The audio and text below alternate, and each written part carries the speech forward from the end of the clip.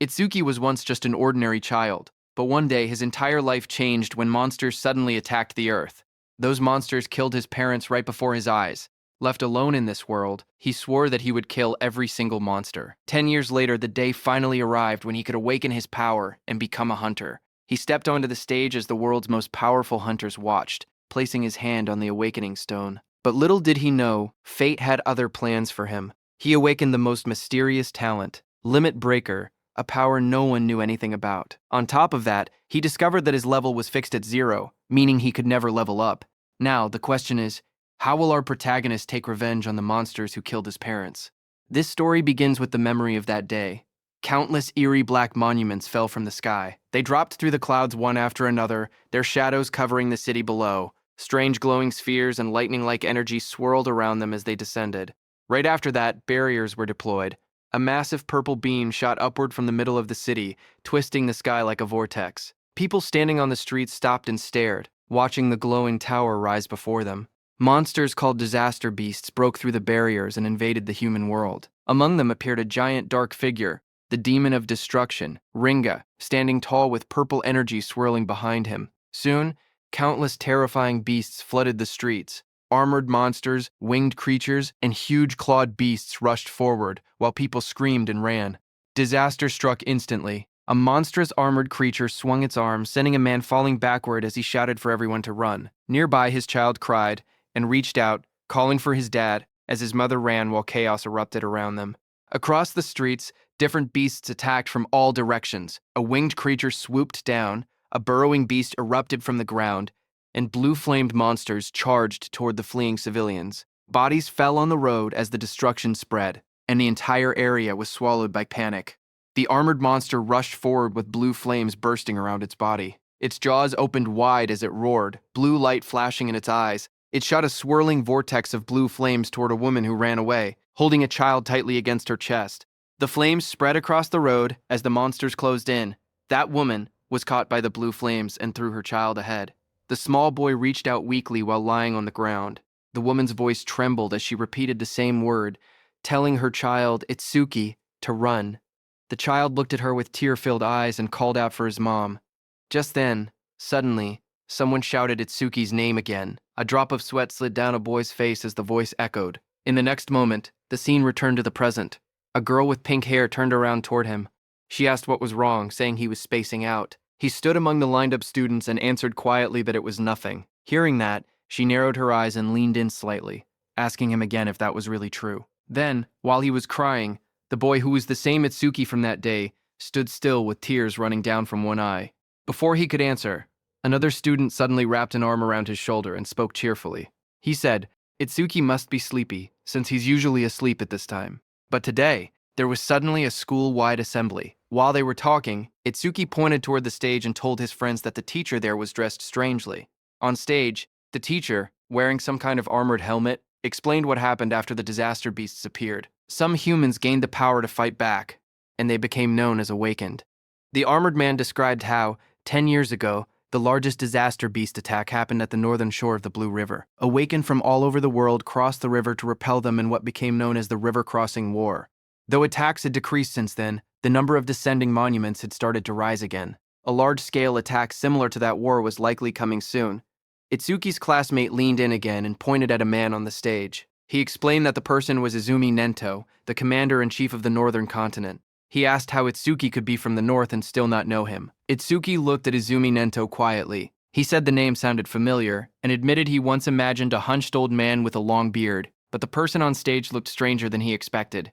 Itsuki's classmate grinned and told him he understood. But despite the odd appearance, Izumi Nento was the first awakened. It was thanks to him that humanity knew about the monuments and the disaster beasts. Itsuki's friend spoke excitedly, saying that this man was the strongest awakened. He added that even Tewa Jin, known as the Light of Humanity, was his student. The scene shifted back to the armored man as he explained that recent research showed even ordinary people who had not yet awakened had a chance of gaining power by touching a monument. Izumi Nento stood on the stage, his long cloak spreading like black flames. He told the students he had come to let them try to awaken. He urged them to devote themselves to the fight against the disaster beasts. Just as he said that, glowing blue blades slashed across the stage as the monument burst open. Light shot outward, scattering fragments, while a guard in sunglasses stood nearby, watching. Seeing this, the students reacted with loud excitement. One of them shouted in shock as a monument rose from the ground, wondering if it was magic. Another yelled that this was not the time to be surprised. They clenched their fists, saying it felt like a dream, praying to become awakened. In the crowd, Itsuki's friend grabbed his arm in excitement. He told Itsuki that they finally had a chance to become awakened. His eyes shined as he said the word finally. Saying that, he started walking toward the stage. Seeing this, Itsuki's friend grabbed his shoulder, shouting that he shouldn't be left behind. The pink-haired girl called out to them, telling Itsuki to get back in line properly. But Itsuki walked past her, and a red glow flashed across his eyes. The girl looked at him in shock as the light streaked through the air. A close-up showed Itsuki's expression changing. His eyes shined red with excitement as he said that the day had finally come. On stage, a student touched the large black monument, but nothing happened. A guard immediately called out that it was no good and told the next person to step forward. The students watching reacted nervously. One boy pointed out that the previous student had broken the school's athletic record in his first year. He said that if even someone like that couldn't awaken, then there was no way he could. The girl beside him replied that athletic ability probably wasn't related and that it was too early to give up. More students reached out to touch the monument one after another. The guard repeated the same word. Next, as the line kept moving forward, the students crowded together anxiously. One boy with white hair nervously pointed out that not a single person had awakened yet. Others muttered in worry. A girl with short brown hair said she thought it would be easy. The boy beside her trembled, wondering if their entire school would be wiped out. The guard called out the next name loudly, Oishi Hikaru. Nearby, a group of students whispered their concerns. One girl said she didn't want him to awaken. Another explained that he was already a habitual bully, and if he gained powers, they would be in trouble. A boy suddenly pointed toward the monument and shouted that something was happening. Lightning erupted violently from the monument, blasting outward. Oishi Hikaru's body was lifted off the ground as crackling blue electricity surrounded him. The sudden burst drew everyone's attention. A glowing blue screen appeared beside him, showing his information as he grinned excitedly. He thought to himself that both Izumi Nento and the woman beside him would surely recognize him now. The screen displayed Oishi Hikaru, Human, Level 0, Job, Elementalist, Lightning Gift Grade 2. Undisclosed. Status, Attack 3, Agility 4, Defense 2, Magic 3, total 12 stat points. Watching from beside the monument, the blue-haired woman spoke softly. She told her father that they finally had one. She explained that Level 0 stats usually totaled only 5, but this boy had reached 12. Her father, Izumi Nento, remained calm. The girl said it was still better than nothing. The school courtyard grew silent as Oishi Hikaru raised both arms triumphantly. Confetti sparkled around him while he grinned proudly. He muttered to himself, wondering if the old man Nento had anything to say to the first awakened student. But before he could boast further, someone grabbed his shoulder from behind. He turned sharply, surprised to see Itsuki stepping past him. Oishi Hikaru spun toward Itsuki angrily, shouting at him. He demanded to know why Itsuki was touching him with dirty hands, yelling if he had a death wish. The watching students whispered among themselves. One girl asked who the boy was, noticing that he had cut the line. Another replied that it was Tenma Itsuki from Class 5. Someone else muttered that he was finished. Once Oishi targeted someone, it was over. From above, the blue-haired woman and Commander Nento observed quietly. The woman narrowed her eyes and said she sensed incredibly intense emotions coming from that student. Itsuki stood before the towering monument, placing his hand on the stone. His eyes glowed red as dark memories flashed through him.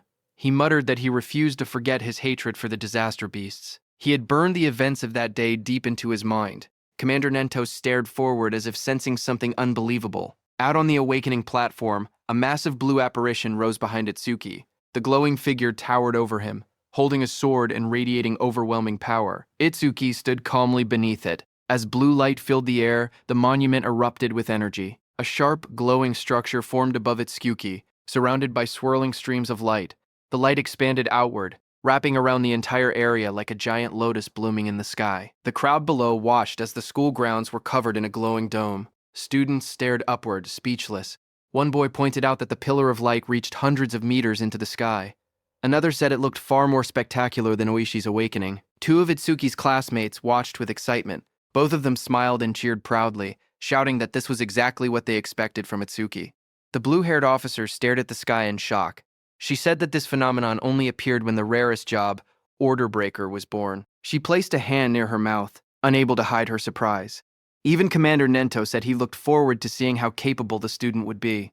Seeing that, Oishi's expression twisted with frustration. as he glared at the overwhelming light. Itsuki opened his eyes in confusion. Surrounded by shimmering blue energy, he wondered where he was and asked himself if he had awakened.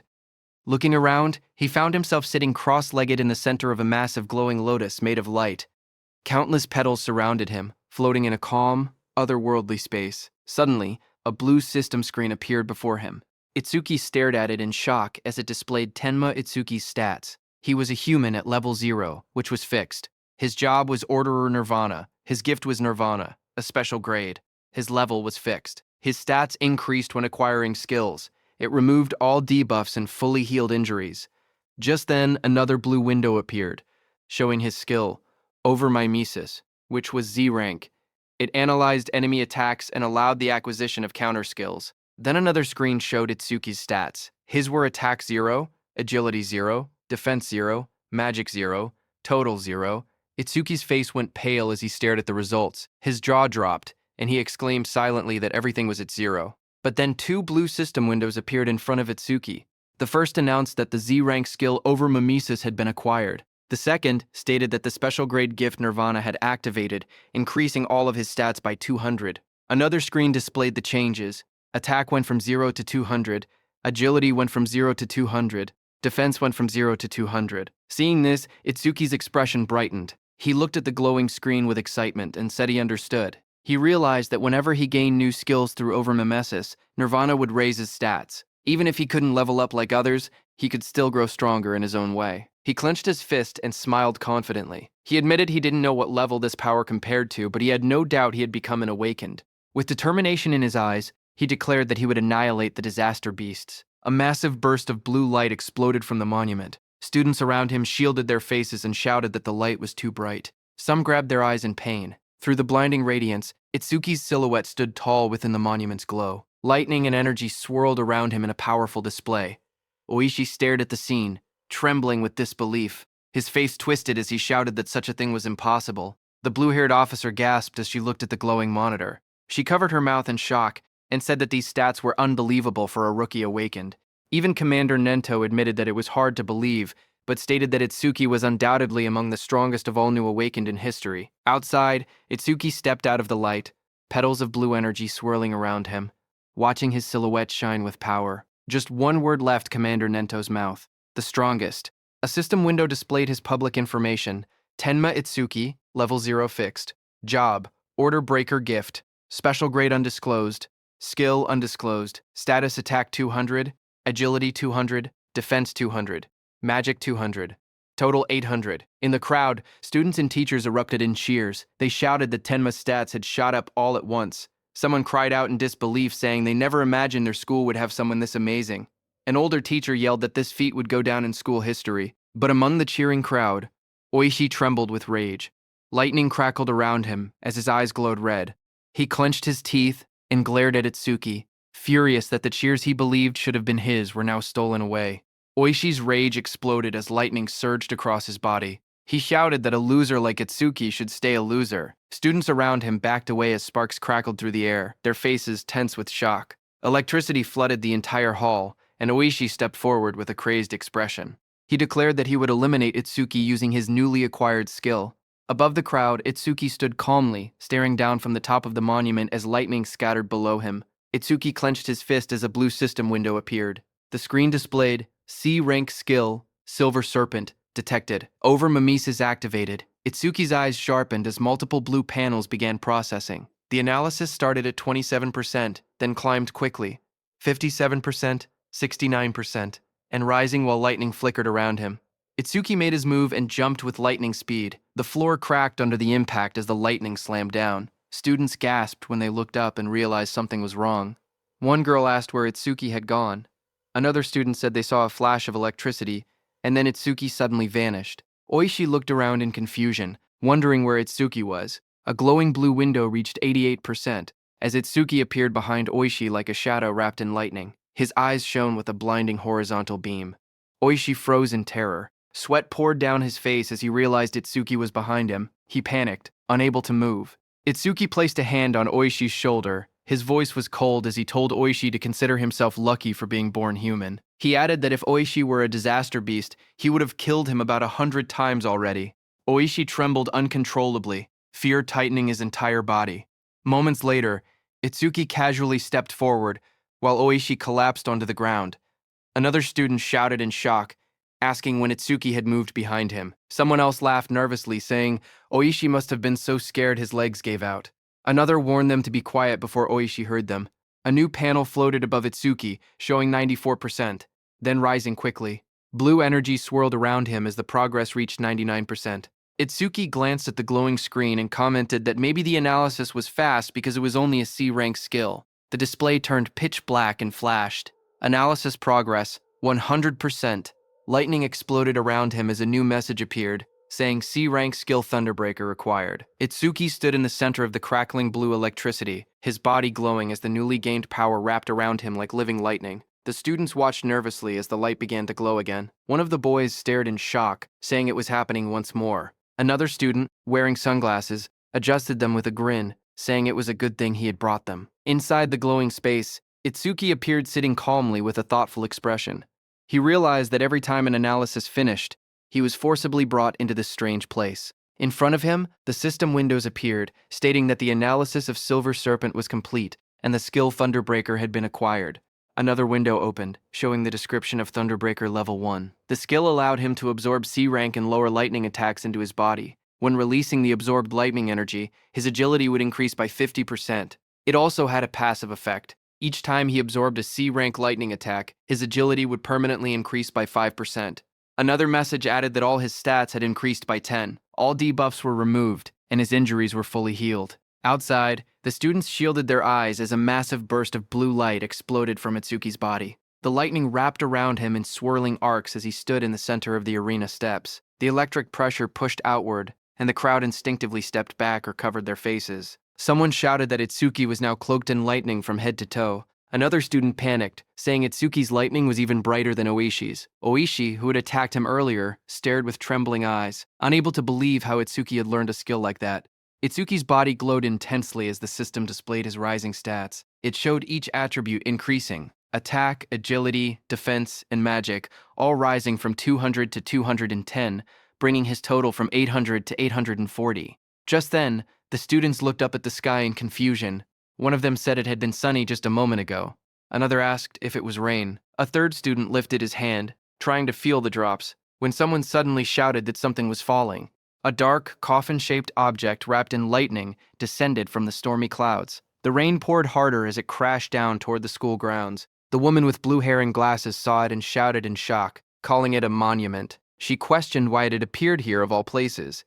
Commander Nento quickly announced that the school-wide assembly was canceled and ordered everyone to evacuate outside the school grounds.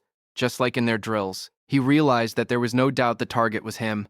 The woman turned to Commander Nento and told him that they should escape too, since combat wasn't their specialty. But Commander Nento beside her shook his head. He warned that if they ran, everyone else would panic. He pointed ahead, telling her to look, because the boy standing there was calmer than both of them. Ahead of them, lightning exploded around the descending object. Students ran in all directions, fleeing in fear.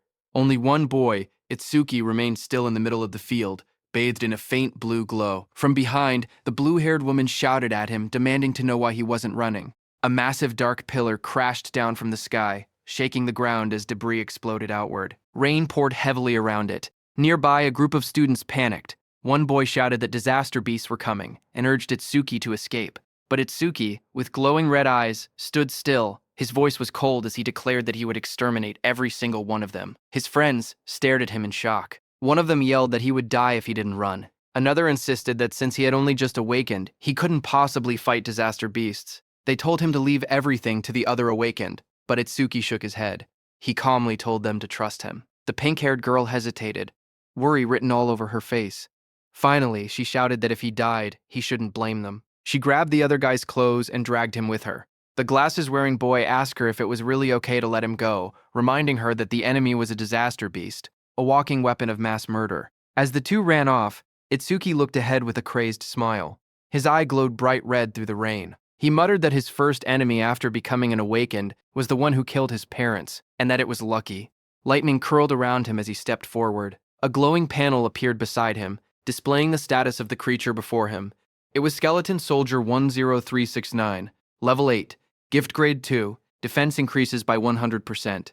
If the enemy's attack exceeds its own defense, the gift becomes invalid.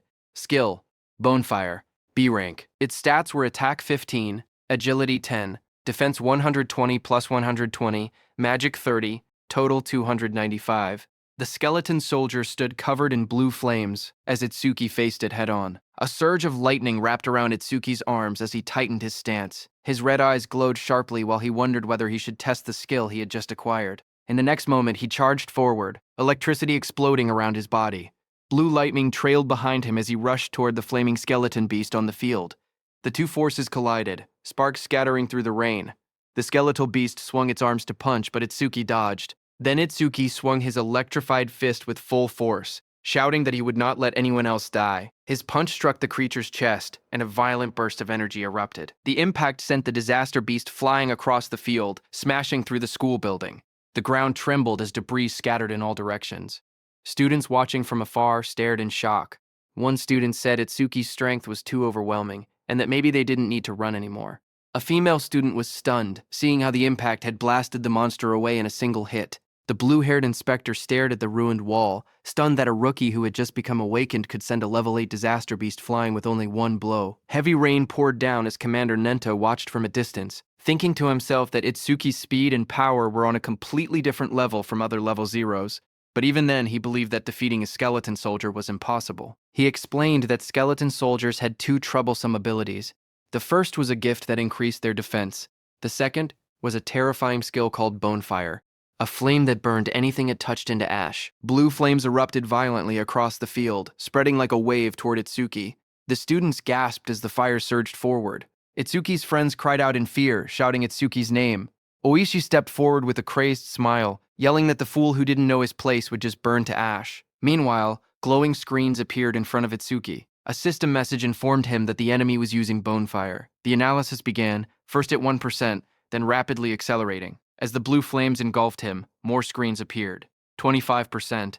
Itsuki stood firmly inside the blazing Bonefire, surrounded by data streams. He calmly observed that the analysis speed increased whenever the enemy's skill struck him. The blue-haired instructor watched with widening eyes. She said that even a level 10 awakened wouldn't stand a chance if they took a direct hit.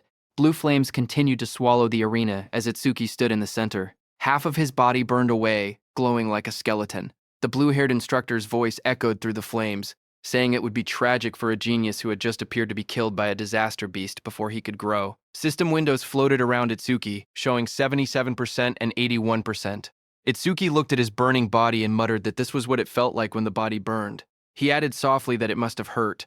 A memory flickered through the flames. He saw his mother's face, half burned away. He realized that it hurt so much, but even in her last minutes, she smiled so as not to scare Itsuki. Commander Nento peered out with a sharp gaze, wondering if Itsuki hadn't used his full power yet. The blue fire swirled violently as the progress bar climbed. Itsuki's skeletal hand tightened, and he said that once the analysis was complete, the enemy was finished. The system window flashed. Analysis progress, 100%. Outside the flames, the students whispered nervously. One asked if it had been too soon to hope for a rookie who had just become awakened. Another admitted he had been stupid to expect anything. But suddenly, someone pointed forward in shock. He shouted that the blue lotus flower had appeared again. He said Itsuki might show them another miracle. Blue light swirled around Itsuki as he stood inside the burning aura, wondering what kind of skill he would gain this time. The flames around him continued to fade, revealing his burned and cracked body beneath the blue energy. Then a system window appeared, showing that the analysis of Bonefire was complete. It stated that a new skill, Black Wall, had been acquired. More windows followed, explaining the skill.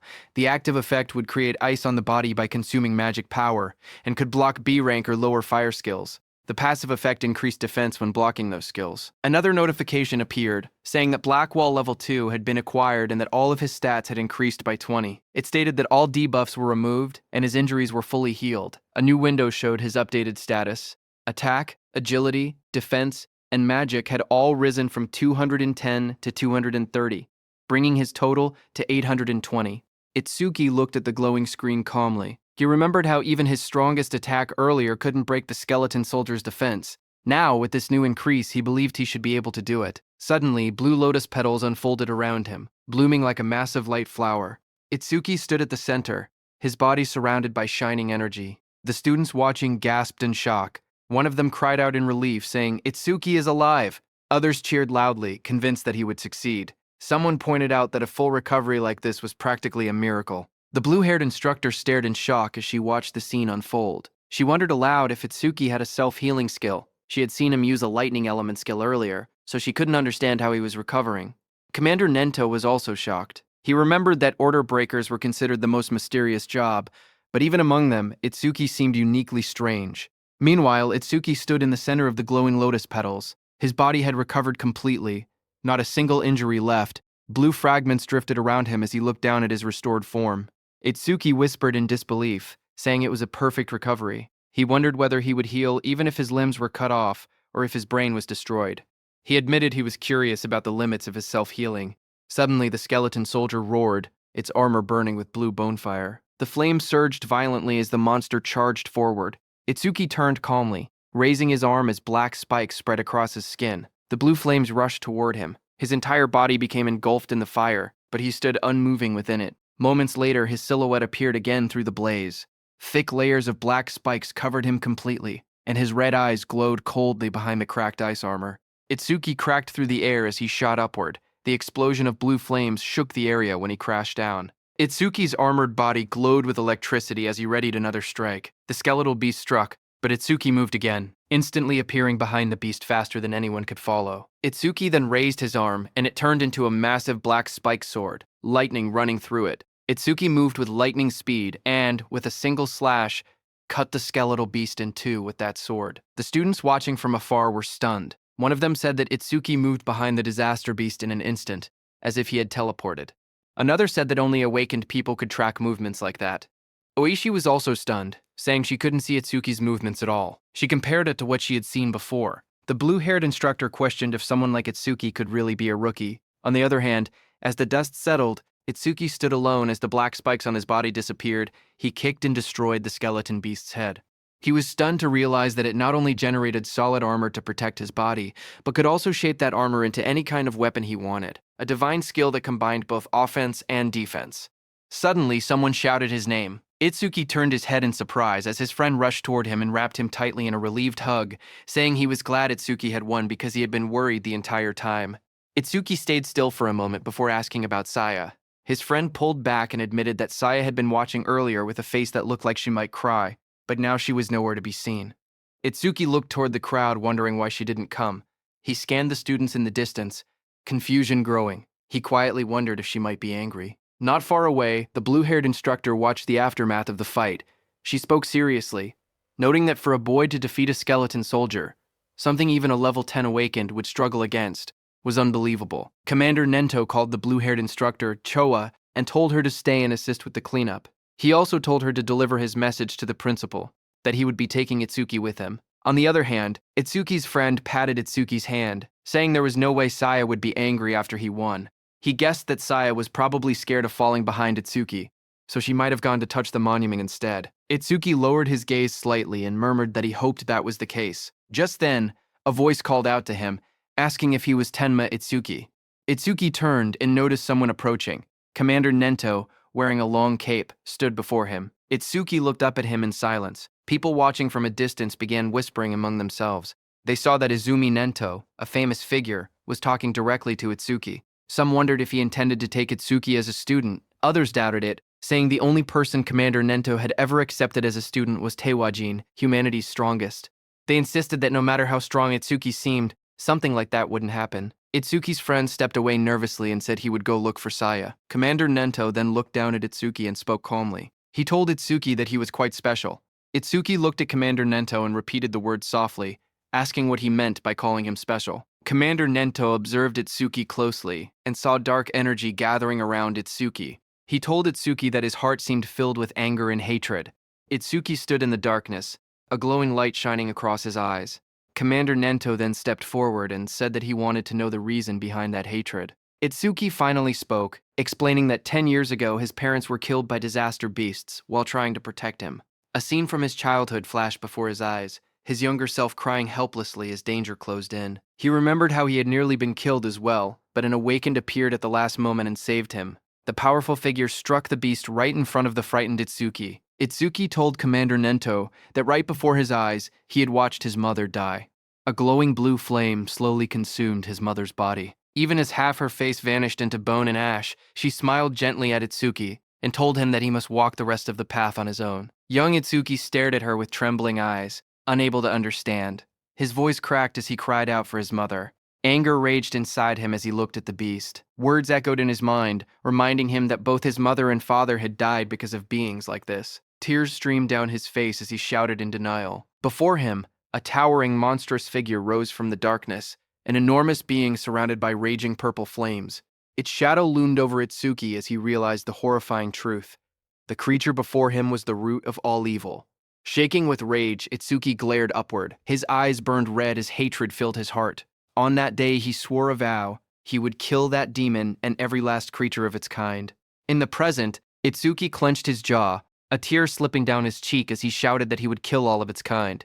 Commander Nento looked at him and commented that even with a heart consumed by hatred, Itsuki still shed tears. Itsuki raised a hand to his face and explained calmly, ever since he witnessed the tragedy of his mother's death, his left eye had stopped producing tears, but his right eye had begun crying on its own. Thanks to that, he said he never forgot his hatred for the disaster beasts. Commander Nento then asked if Itsuki would become his student. He promised to get him into the Salvation League and help him gain the immense power needed to take revenge on the disaster beasts. Itsuki repeated the words quietly, asking what the Salvation League was. Commander Nento then explained. He told Itsuki that to counter disaster beasts more efficiently and scientifically, the governments of the 5 continents had gathered strong awaken from around the world and created an official organization. The members of this organization were called saviors, he continued, saying that saviors were provided with resources such as dedicated training grounds and powerful weapons. They were also guaranteed high compensation. Even trainee saviors received 10,000 gold per month. Itsuki listened in surprise, realizing that 10,000 gold was enough to buy a car. Commander Nento then warned that such generous treatment was not given for free. Saviors were expected to constantly fight disaster beasts on the front lines and protect people's safety. Itsuki stood shirtless, his expression calm as he spoke. He said that he did not care about high pay or special resources. What mattered most to him was something else. Determination filled his eyes. His gaze sharpened as he clenched his fist. He declared that what mattered most was fighting disaster beasts on the front lines. With unwavering resolve, he announced that he wanted to become a savior as well. Commander Nento then explained the process. He said that the Salvation League held an exam every February known as the National Salvation League Tournament, with more than 10,000 participants. Each contestant earned points based on performance, but only those who ranked within the top 100 were allowed to become saviors. Hearing this, Itsuki asked what the highest record in history was. Commander Nento told Itsuki that it would not be very useful as a reference. He explained calmly that the record was 115,000 points, set by Taewajin 11 years ago. He added that passing required only 30% of that score, while securing first place required at least 50%. Itsuki silently recalled the name Taewajin, the strongest awakened, known as the light of humanity, the one Rikaru had mentioned. Commander Nento told Itsuki that Jin was special, and that comparing himself to Jin would only bring despair. But even so, Itsuki should still have confidence because he believed Itsuki could one day stand shoulder to shoulder with Jin. Itsuki stood shirtless on the training ground, his expression steady. With unwavering determination, he declared that he would surpass Taewajin. Hearing those words, Commander Nento's eyes widened inside the helmet. Reacting with surprise, he remembered something from the past, a time when he had stood with Taewajin and told him that he had become incredibly popular. The younger generation was trying to follow in his footsteps, but Taewajin warned that following alone would never win the war against the disaster beasts. Someday, someone would surpass him, just as a new sunrise replaces the setting sun. Taewajin said that he looked forward to that day, seeing Itsuki's resolve. Commander Nento thought that the sunrise Taewajin had been waiting for had finally appeared. A few hours later, Commander Nento took Itsuki to another place. When Itsuki saw the massive dome-shaped structure rising in the distance, glowing under the sky, he asked quietly what it was. Commander Nento explained that these monuments acted as passages connecting the human world to the world of disaster beasts. He said that if the beasts were killed but the monuments were left untouched, new beasts would simply appear again. He pointed at the massive dome-shaped building and explained that this facility was created to isolate monuments that couldn't be destroyed. Awakened individuals periodically entered it to sweep out the disaster beasts that emerged. This kept the danger under control and also served as training. Itsuki looked at the building and asked if it was a training facility. Commander Nento, standing beside him, confirmed it, saying they called these places stages. He explained that the number and strength of the beasts inside couldn't be controlled, making it extremely dangerous. Commander Nento told Itsuki that the beasts in this specific stage were especially strong. Among all rookie-level stages, this one had the highest mortality rate.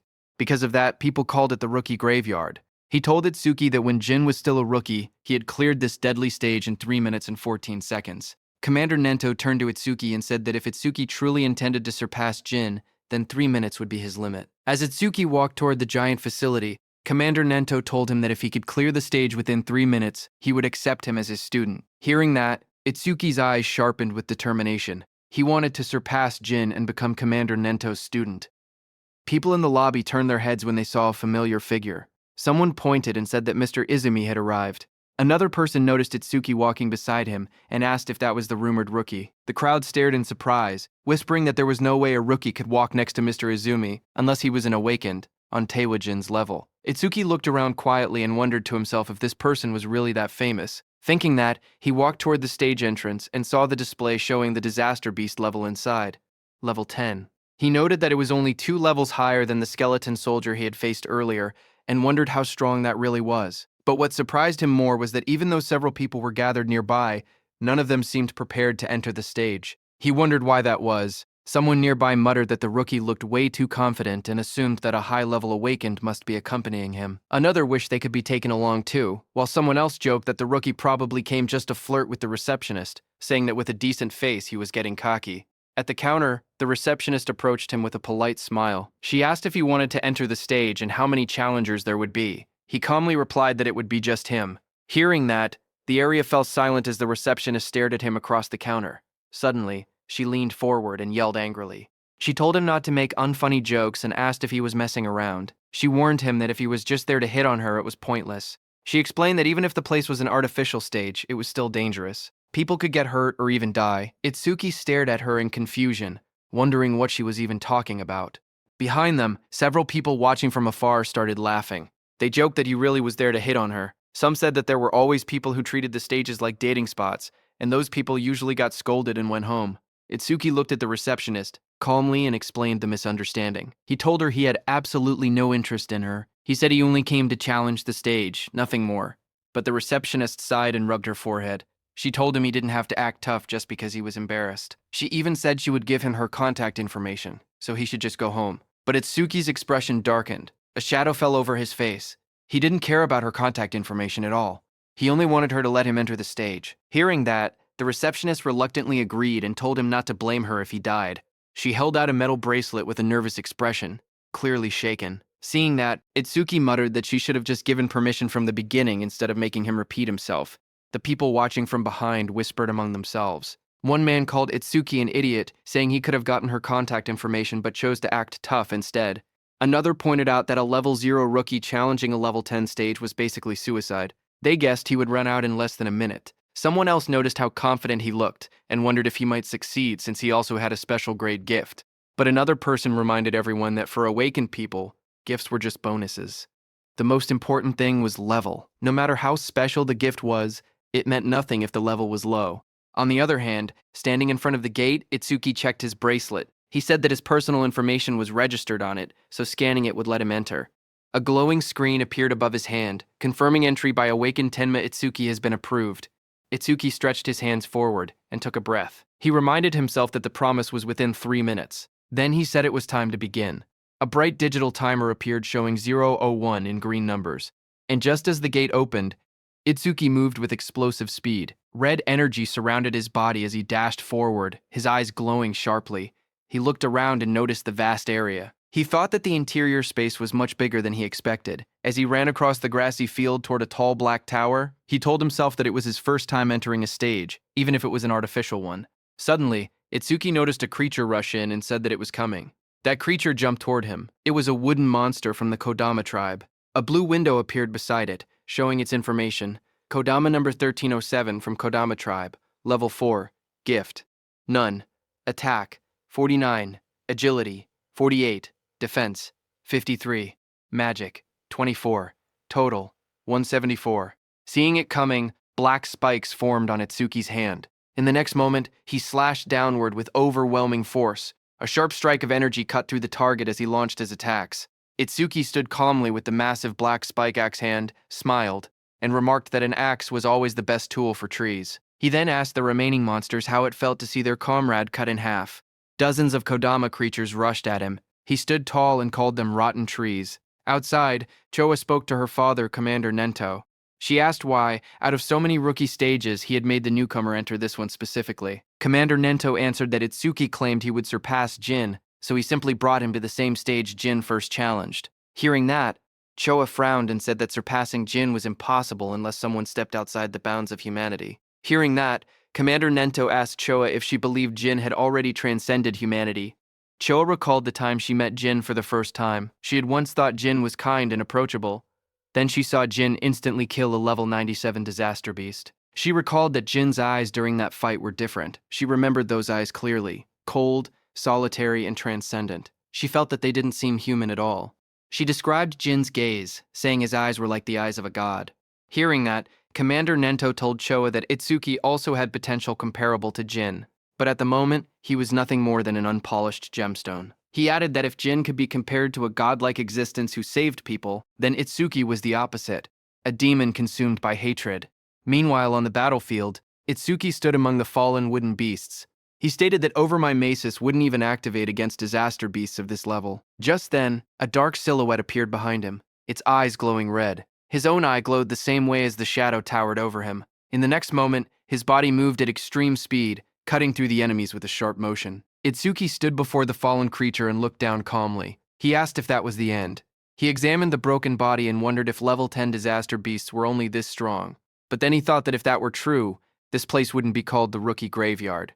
There had to be something else. Just then, a blue system window appeared before him. It displayed B rank skill, self-regeneration detected. Over mimesis activated. Another window followed. Analysis progress 5%. Itsuki turned as a sudden sound caught his attention. His expression shifted slightly. The level 10 disaster beast rose again behind him, its entire form twisting upward with glowing green eyes. Its long vine-like limbs burst outward and lunged at him. Itsuki braced himself, thinking in surprise that he had cut off half its head, yet it had regenerated. The moment the towering monster regenerated, Itsuki narrowed his eyes and muttered that he knew things wouldn't be straightforward. A glowing blue system window appeared in front of him, revealing the creature's details. It identified the monster as Regenerated Kodama, number 520 of the Kodama tribe, a level 10 beast with a grade 2 gift. Its defense had dropped by 50%, but its self-healing ability had greatly increased. Another blue window listed its stats clearly. Attack, 110, Agility, 100, Defense, 60, Magic, 180, Total, 450. As the creature's roots and branches whipped wildly, Itsuki tightened his fist. A system alert flashed. Black wall activated. The next second, his hand was covered by black spikes cutting through the roots. Itsuki jumped at the monster. While dodging the monster's attacks, he quickly analyzed the situation. He realized the beast couldn't regenerate if he damaged it fast enough. He told himself that he had to deal massive damage in a short amount of time. The analysis window appeared beside him. Itsuki smashed forward with his armored arm, splitting through the Kodama's defenses as sparks and debris burst around them. His eyes glowed red as he moved like a shadow slicing through the forest of wooden limbs. Each step sent shockwaves across the ground, and each strike pushed the progress window higher. Itsuki surged forward again, his blade-like arm shining with a cold blue light. Then he shot upward before crashing down like a falling spear, splitting the monster's giant body in half. Light from his attack cut straight through the Kodama, illuminating the entire battlefield. The towering creature's body split down the middle, a glowing crack running from its head to its torso. Its golden eyes shone through the gaps as its massive frame began to fracture. Itsuki watched with sharp red eyes, a grin forming on his face. He said he wasn't done yet. He said he would mince the creature completely so it wouldn't regenerate. In the next moment, he raised both arms. A blinding vertical slash of light tore downward, cutting the giant monster clean in half. Cuts spread across the creature's body, and the wooden shell shattered into countless pieces.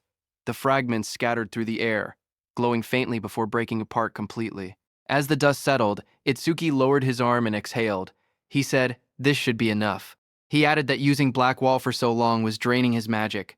But before he could rest, vines and roots twisted together again in front of him. The wooden creature's form surged upward with glowing yellow eyes, rising from the remains and preparing to attack. The glowing display in front of Itsuki showed 60%, but the fight still raged on. Wooden tendrils whipped toward Itsuki as he moved between them with sharp, fluid steps. He glanced back with an annoyed expression, thinking that even after all of this, the monster still refused to die. He quietly muttered that it was becoming a real pain. The attacks continued to strike from every angle. As he dodged, he noticed something important.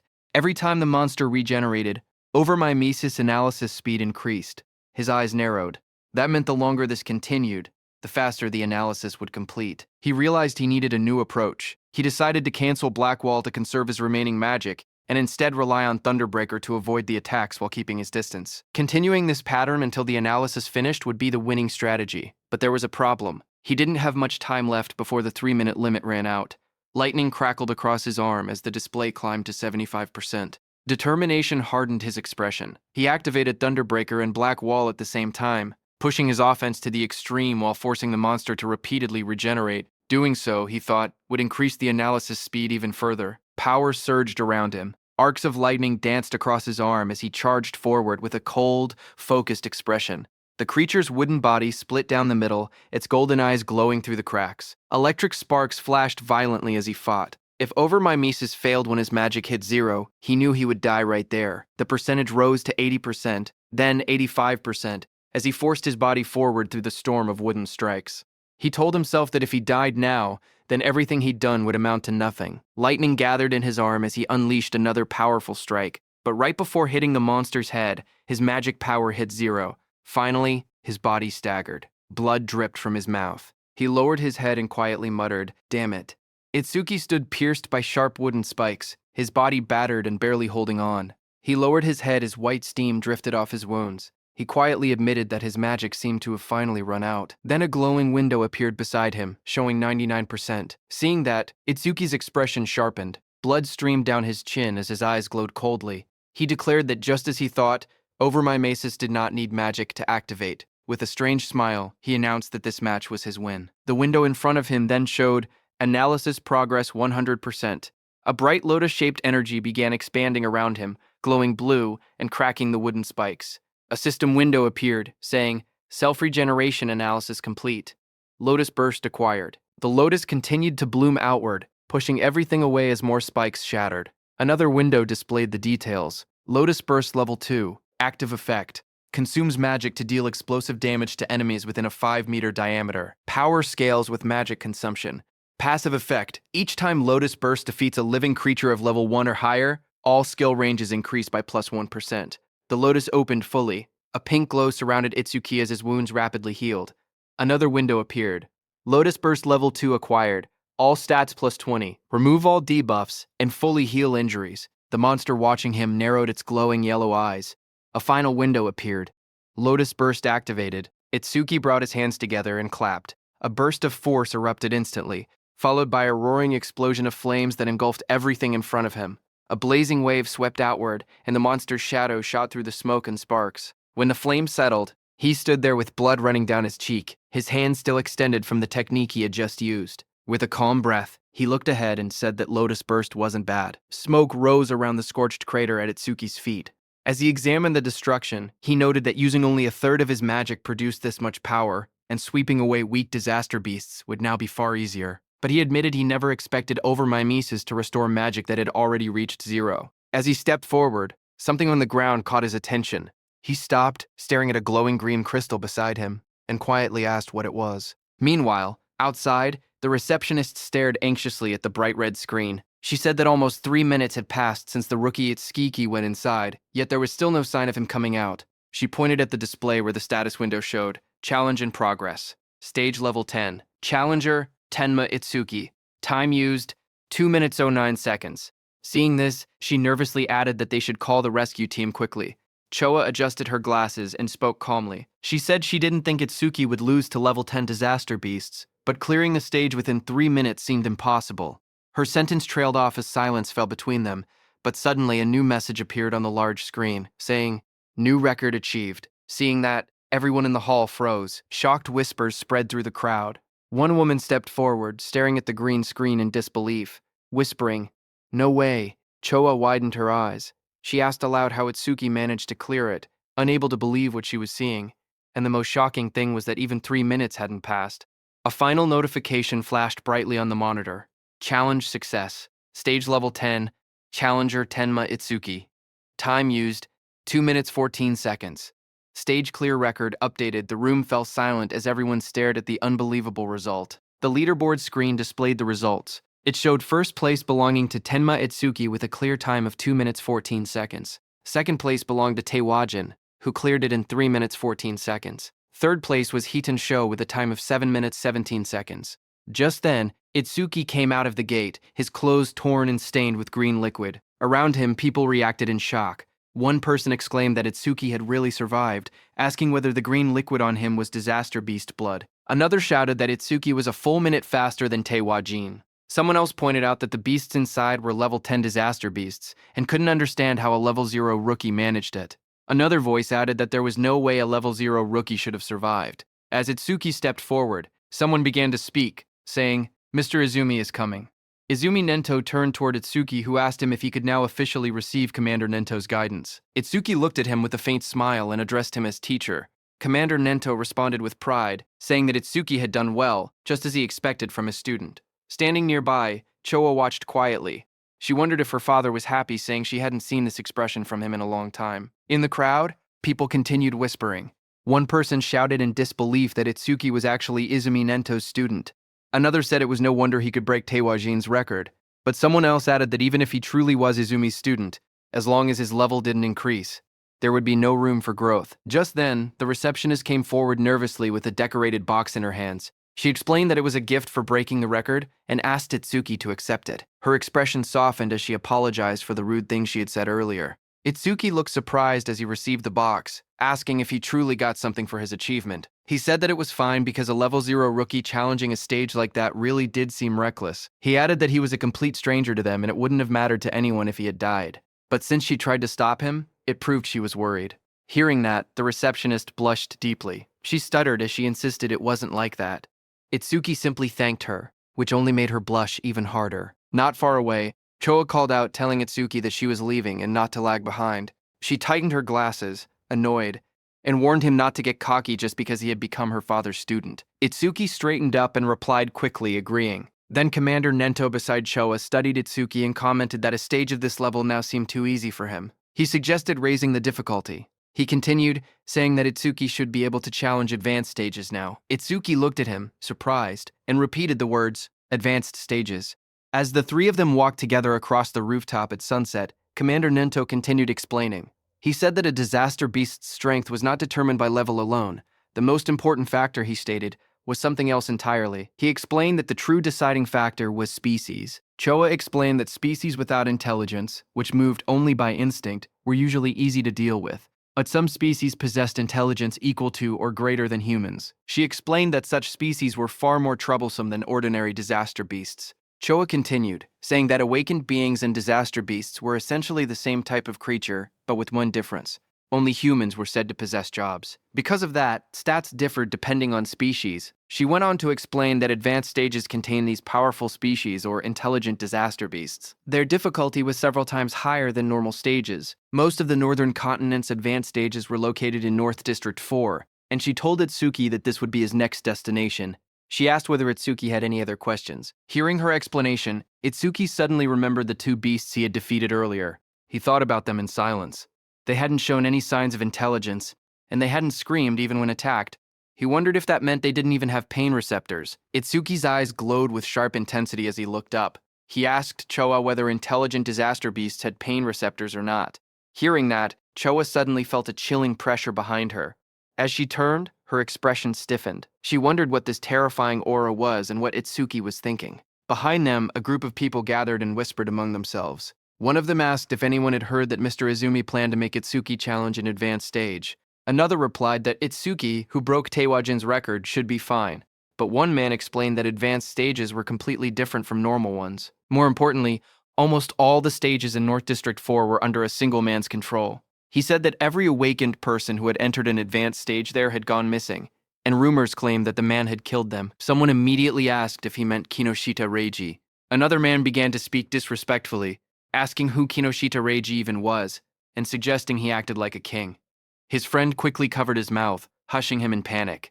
He warned him that he would be killed too if that man heard him. After all, he said, that man was the son of the North District 4 governor, Kinoshita Reiji. The scene shifted to a luxurious room. A young man lounged confidently while servants stood around him. He was the infamous Kinoshita Reiji. A subordinate asked him when he would be departing. Kinoshita Reiji smirked as he answered. He said that all the stages in North District 4 were under his control, so he would go whenever he wanted. To him, waiting in line was something only commoners did. He lifted his glass with a satisfied smile. After they left that spot, Itsuki opened the small, ornate box. Inside, a shining stone rested on a red cushion. The three of them sat together beneath the shade of the trees, as Itsuki gazed at the stone and murmured that it was from that time. Hearing this, Commander Nento, who was beside him, asked if he had seen a karma stone before. Itsuki nodded and calmly explained that after defeating the disaster beasts inside the stage, something identical to this had dropped. Then he paused and added that there was a slight difference. He took out a green crystal, stared at the one in his hand, and said the color was green, but something about it wasn't the same. Upon hearing that, Choa's eyes widened in shock. She exclaimed that it was an intermediate karma stone appearing inside a beginner stage. She stepped closer, adjusting her glasses to get a better look. Itsuki asked what exactly a karma stone was. Choa turned to him and began explaining. She reminded him that he had been a rookie. She said karma stones were also called experience stones. She explained that when a disaster beast or an awakened being died, karma, an invisible energy similar to experience points, emanated from its corpse. Absorbing this energy increased a person's level. In other words, a karma stone was an object that contained karma. A figure glowing with energy appeared in her explanation, demonstrating how someone could use a karma stone to absorb the karma inside. She continued, saying that karma stones did not occur naturally, which made the situation strange. Choa wondered aloud why such a stone had appeared in that stage. Beside her, Commander Nento quietly said it was probably because of Itsuki's gift. Hearing this, both Itsuki and Choa looked confused and asked again about the so-called gift. Commander Nento explained that normally the karma of a defeated enemy would be absorbed by the one who killed them, yet, even though Tenma had defeated 2 disaster beasts, he never leveled up. That meant the karma had not been absorbed. He added that manifested karma never disappeared without a reason. He continued, saying that if his speculation was correct, the karma of the disaster beast that had attacked the school had been absorbed by the awakened individuals present, meaning the people standing there. He explained further that a stage was an enclosed space. Because Tenma was unable to absorb the generated karma and there was no other recipient inside, the leftover karma clumped together and formed a karma stone. Hearing this, Choa looked startled. She asked how Itsuki's stats increased if he truly could not level up. Upon hearing that, Commander Nento suddenly stood up and reminded Choa that an awakened person's gift was top secret and could not be disclosed. Startled, she apologized immediately. Commander Nento then turned back to Itsuki. He told him that he could choose whether to keep the karma stone or sell it. He added that he would be leaving soon for a commander-in-chief meeting of the 5 continents, and that during his absence, Choa would look after him. Before departing, he said there were several things he wanted him to remember. Commander Nento spoke calmly as he listed out the rules. He told Itsuki to keep their relationship confidential, then added the second rule, never disclose his gift to others. The third rule followed. Itsuki had to clear at least 6 advanced stages before the teacher returned. A fourth instruction echoed after that. He told Itsuki to do what he believed was right without hesitation, promising that no matter what happened, he would be behind him. Hearing this, Itsuki smiled with determination and answered, "Yes, teacher." At the same time, at North District 4, Flaming Rock Execution Ground, groups of students argued with suited guards, blocking an entrance. One of them shouted that they had arrived first and demanded to be let in. The guards refused. They said the stage had been reserved by the Kinoshita family's son, telling everyone to go home. The students grew angry. One yelled that having money did not give someone the right to do whatever he wanted. Another pointed out that the privileged boy was not even there yet and insisted they should be allowed in first. Their frustration rose. One threatened to report the situation to the Awakened Guild, saying he did not care who the rich kid was. But before he could finish, a dark figure with glowing red eyes appeared behind them, cutting off their complaints. In the next moment, a powerful attack blasted forward. The students were thrown aside as a muscular fighter struck with overwhelming force, scattering them in an instant. Another student rushed forward, attacking the muscular man. A sharp, white arc cut through the air as it struck with full power, but the attack landed directly on the muscular man's body and bounced back, sending shockwaves bursting outward. The impact echoed loudly across the ground. The blonde student watching from behind stared in horror. He muttered in disbelief that his B-rank skill, Earthspine, had not worked at all. The muscular man turned, his face shifting into a terrifying form with glowing red eyes and metallic markings. He shouted that the attack did not hurt or even itch. The blonde student trembled. He thought to himself that Earthspine was a technique meant to pierce anything. He wondered if the man in front of him was actually a monster. Before the student could react, the monstrous man lunged forward and grabbed him, his red aura flaring violently as he towered over the frightened student. The muscular man smacked the blonde student's head. The blonde student slammed down violently.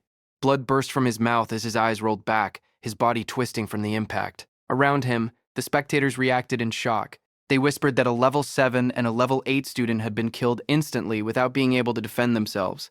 They said the big guy was far too strong. Someone identified him as Oga Takeru, one of Kinoshita Reiji's 4 pillars and a level 12 gold elementalist. Hearing that, the crowd understood why things had turned out this way. Takeru held one of the defeated students by the neck and warned everyone. He said he would not forgive anyone who tried to enter the stage without Reiji's permission. If anyone resisted, he would treat them the same way he treated the 2 lying on the ground. The other students watched nervously as Takeru lifted the struggling blonde student off the floor.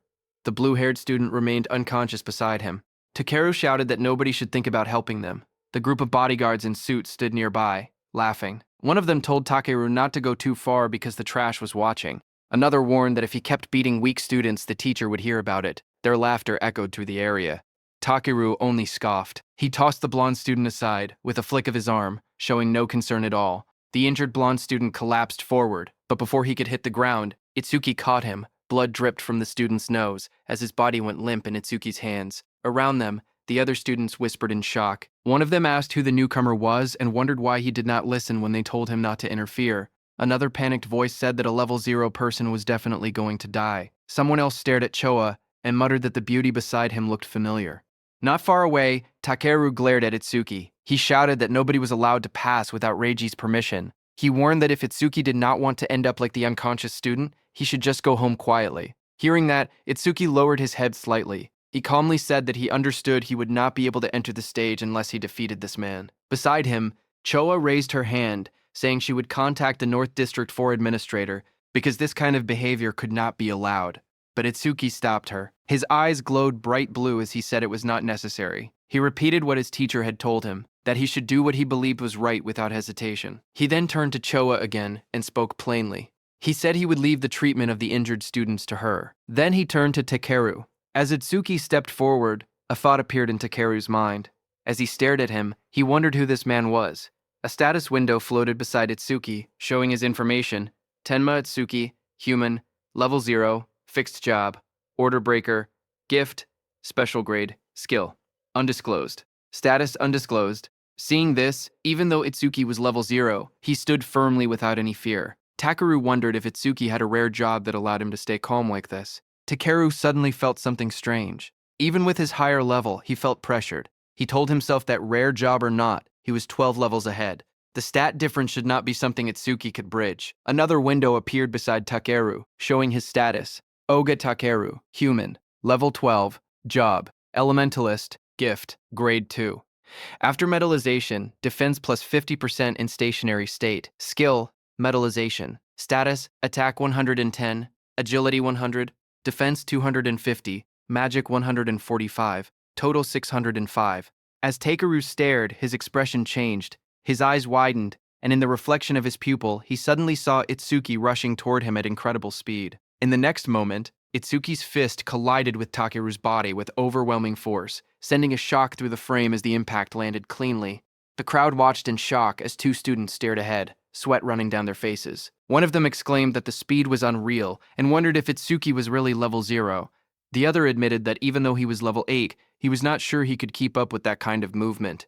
But as the dust settled, it was revealed that Itsuki's fist had struck Takeru's metal head, sending steam rising from the impact. Takeru had blocked the blow with his metallization skill, his face hidden behind the shining metal layer. Seeing this, Itsuki pulled back slightly, his eyes narrowing as he realized the strike had been stopped. Takeru then raised both hands, his arms transforming completely into polished metal. He looked down at Itsuki and commented calmly that the speed was good. Then he moved and lunged forward with overwhelming force, shouting that Itsuki's attack still lacked power. The floor shattered beneath him as debris exploded outward. Itsuki braced himself, analyzing the situation in silence. He thought about what it would take to successfully land a surprise attack on an enemy above level 10. As his body blurred into motion again, he concluded that he needed to further increase his agility using Thunderbreaker. Just then, a system window appeared. The display showed Tenma Itsuki's status. It listed him as a human at level 0 with a fixed job called Order Breaker. Nirvana gift, a special grade ability. His Nirvana skills were shown: Overmimesis Z rank, Thunderbreaker level 1, Blackwall level 2, Lotus Burst level 2. All of his stats, attack, agility, defense, and magic, were listed as 250, totaling 1,000. Then another screen appeared. It detected a C rank skill, metallization. At the same moment, Overmimesis activated and began analysis. The progress bar rose to 1%. Itsuki crouched on the ground, watching his opponent. He wondered if the threat level was high enough for Overmimesis to activate. He decided he needed to get serious. A new screen showed the analysis increasing to 5%. Itsuki observed Takeru's metal-covered body in front of him and thought that normal attacks could not break through the metallized areas. He concluded he would have to aim for the parts that were still flesh.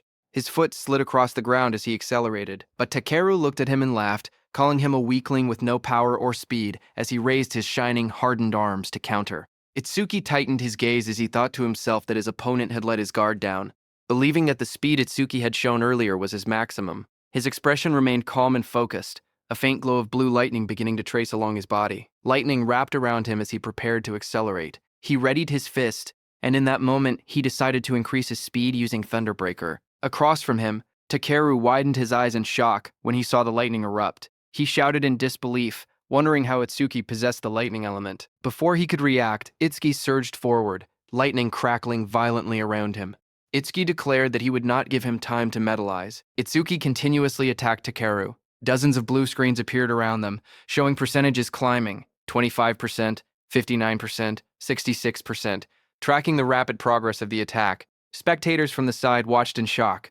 One man asked why Itsuki could use skills from another job. Another said the speed was too fast for his eyes to follow. Someone else muttered that the level 0 boy might actually defeat Takeru. Takeru himself struggled to react. Sweat ran down his face as he realized he had no time to metallize. He gritted his teeth, questioning how a level 0 could move so fast. Desperation grew inside him as he admitted that at this rate, he would lose. Electricity wrapped around his entire body, trapping him. He could not even scream. Panic overtook him as he shouted in his thoughts for the others to stop watching and help him. As the lightning surged around him, Takeru clenched his teeth, his expression twisted in desperation, and he thought to himself that he had no choice left. He would have to try that technique. With a loud shout, he suddenly tore off his shirt and released a burst of power. Waves of force exploded from his body as he activated his ultimate skill. Before Itsuki, Takeru's entire body turned metallic from head to toe. Itsuki stared in shock, realizing that his opponent had managed to metallize his entire body at once. A system window flickered beside him, showing C-rank skill, metallization, analysis progress 88%. Takeru glared down at Itsuki with glowing eyes. He said he was grateful he had never managed to metallize his entire body before, but Itsuki had pushed him enough to finally achieve it. He explained that metallized areas increased his defense by 50%, and his personal gift added another 50% whenever he remained still. With both effects combined, his current defense exceeded 500. His face twisted into a cruel grin as he looked at Itsuki. He said that he had originally planned to cut Itsuki in half, but as thanks for helping him complete his new skill, he would at least allow Itsuki to die easily. Watching from the sidelines, the other trainees were stunned. One of them exclaimed that a defense over 500 at level 12 was impossible to break. Another admitted that they had thought the level 0 newcomer would win, but the opponent was too much of a monster. Suddenly, a glowing blue aura wrapped around Itsuki. He looked ahead with calm eyes and said that if his guess was right, a full-body metal transformation required a large amount of magic. The screen beside him showed the analysis reaching 98%. Itsuki continued, saying that if Takeru had used most of his stat points on defense, then his magic should not be very high. The percentage rose again, reaching 99%. Across from him, Takeru growled and denied it, calling Itsuki's reasoning nonsense. Even while refusing to believe it, he wondered if Itsuki was truly level 0. Surprised by his sharp intuition, Itsuki kept his relaxed smile. He said he would not bother using a boring tactic like draining Takeru's magic down to 0. Instead, he declared he would finish the fight quickly.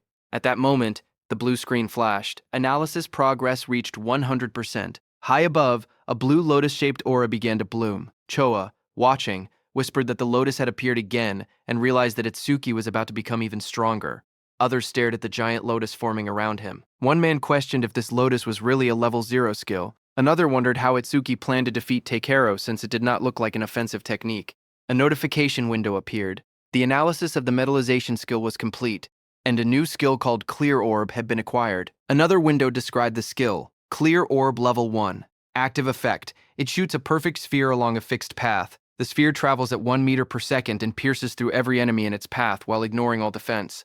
Passive effect: every time an enemy with higher defense than the user is defeated with Clear Orb. Seeing that this new skill had defense ignored, Itsuki thought that if he hit with this, he could definitely deal damage. But the problem was flight speed. At 1 meter per second, even ordinary people could dodge it, so timing was crucial. But then Itsuki thought that against that sandbag Takeru, who would not even move, he did not even need to think about timing.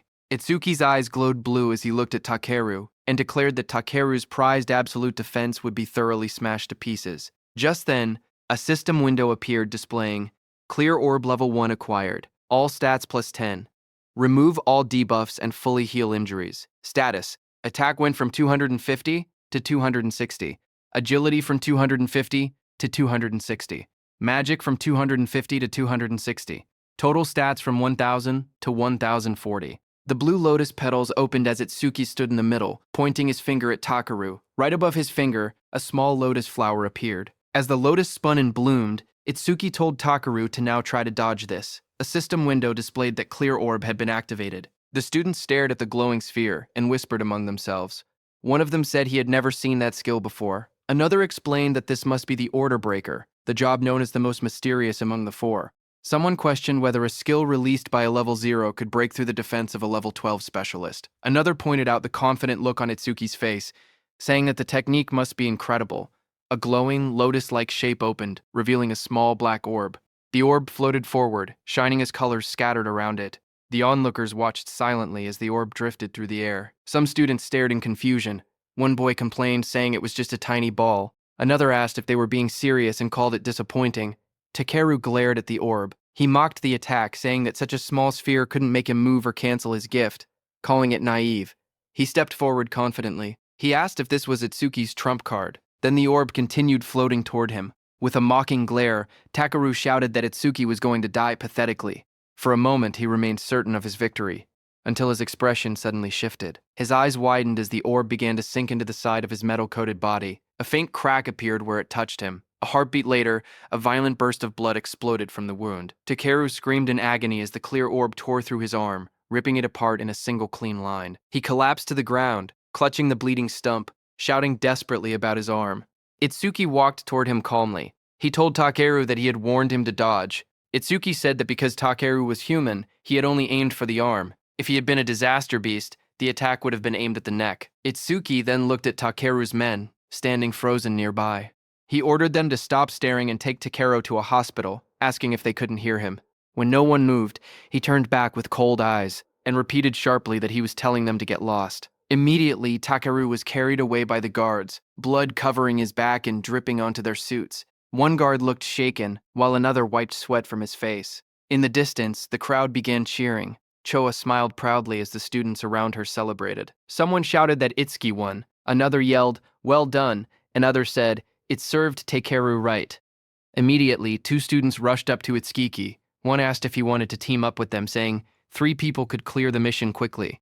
The other quickly insisted he should join their team instead, explaining that with only 2 members he would get more experience points. They argued again, asking if he planned to challenge the Flaming Rock execution ground with 3 people. They warned that all the disaster beasts inside had defense equal to Takeru. One of them added that their team had a healer who could restore his magic and let him fire the orbs endlessly. Itsuki looked ahead calmly. He thought that beasts with defense equal to Takeru were perfect. He reminded himself that Clear Orb's flight speed increased each time he defeated an enemy with higher defense. He decided he would increase the orb's speed inside that stage. The 2 boys leaned forward eagerly, asking Itsuki to let them know which team he would choose. Itsuki lowered his gaze and spoke quietly. He said he was going alone. Around him, the others reacted in shock. One person shouted in disbelief that he was challenging a level 15 advanced stage by himself.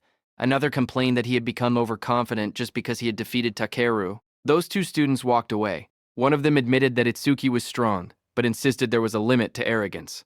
The other added that they must not meet his standards and suggested they look for someone else instead. Choa stepped forward and spoke calmly. She explained that all the disaster beasts in this place had defenses similar to Takeru. She said she understood he had a way to defeat them, but questioned whether his magic would last long enough. Itsuki turned toward her with a small, confident smile and told her not to worry, he would be fine. Hearing that, Choa's face immediately blushed. She replied sharply that she wasn't worried. She said she only asked because her father would blame her if he died. Then she turned away, saying she would go treat the injured and that he could do as he pleased. Before she left, she adjusted her glasses and added one more warning. She explained that the Stone Tribe had no intelligence, but they moved in groups.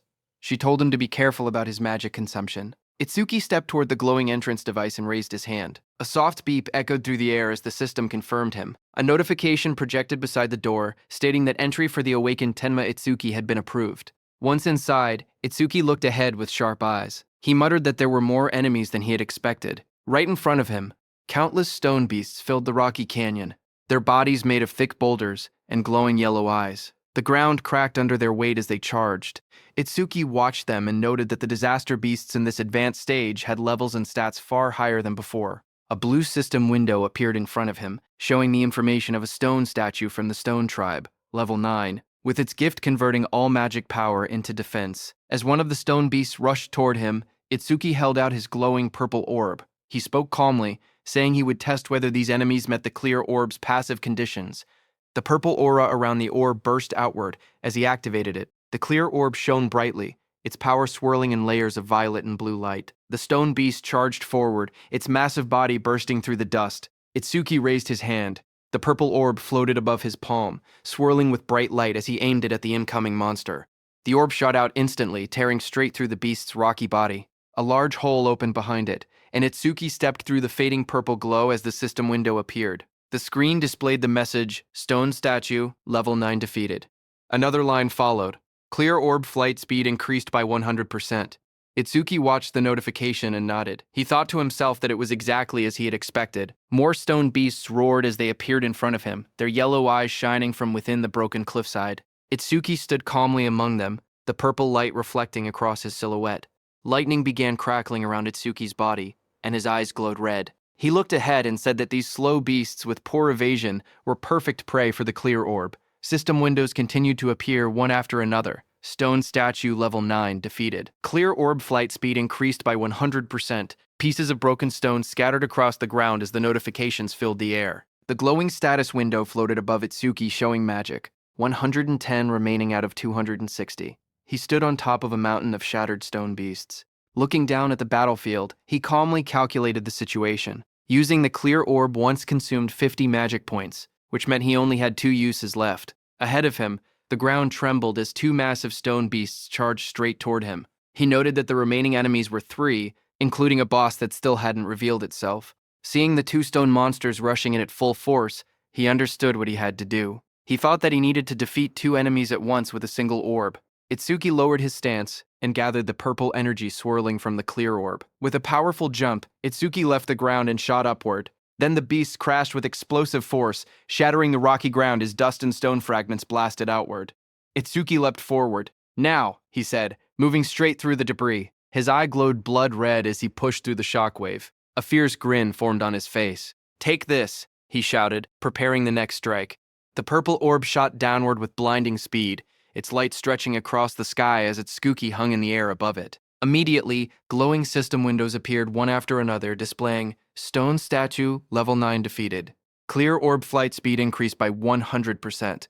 After the impact, Itsuki collapsed on the ground, panting heavily. Sweat dripped down his face as he lay flat on the rocky floor. He muttered that the exhaustion he felt right before his magic ran out was rough. He hoped he would someday get a magic recovery skill. He slowly sat up and looked at the glowing screen in front of him. He said that with the orb now flying at 5 meters per second, he could catch up to running enemies. The system window displayed the details of the skill. Clear orb, level 1, active effect. Fires a perfect sphere with a fixed trajectory. The sphere flies at 5 meters per second and penetrates all enemies in its path, ignoring defense. Passive effect. Each time an enemy with higher defense than yourself is defeated with clear orb, flight speed plus 100%.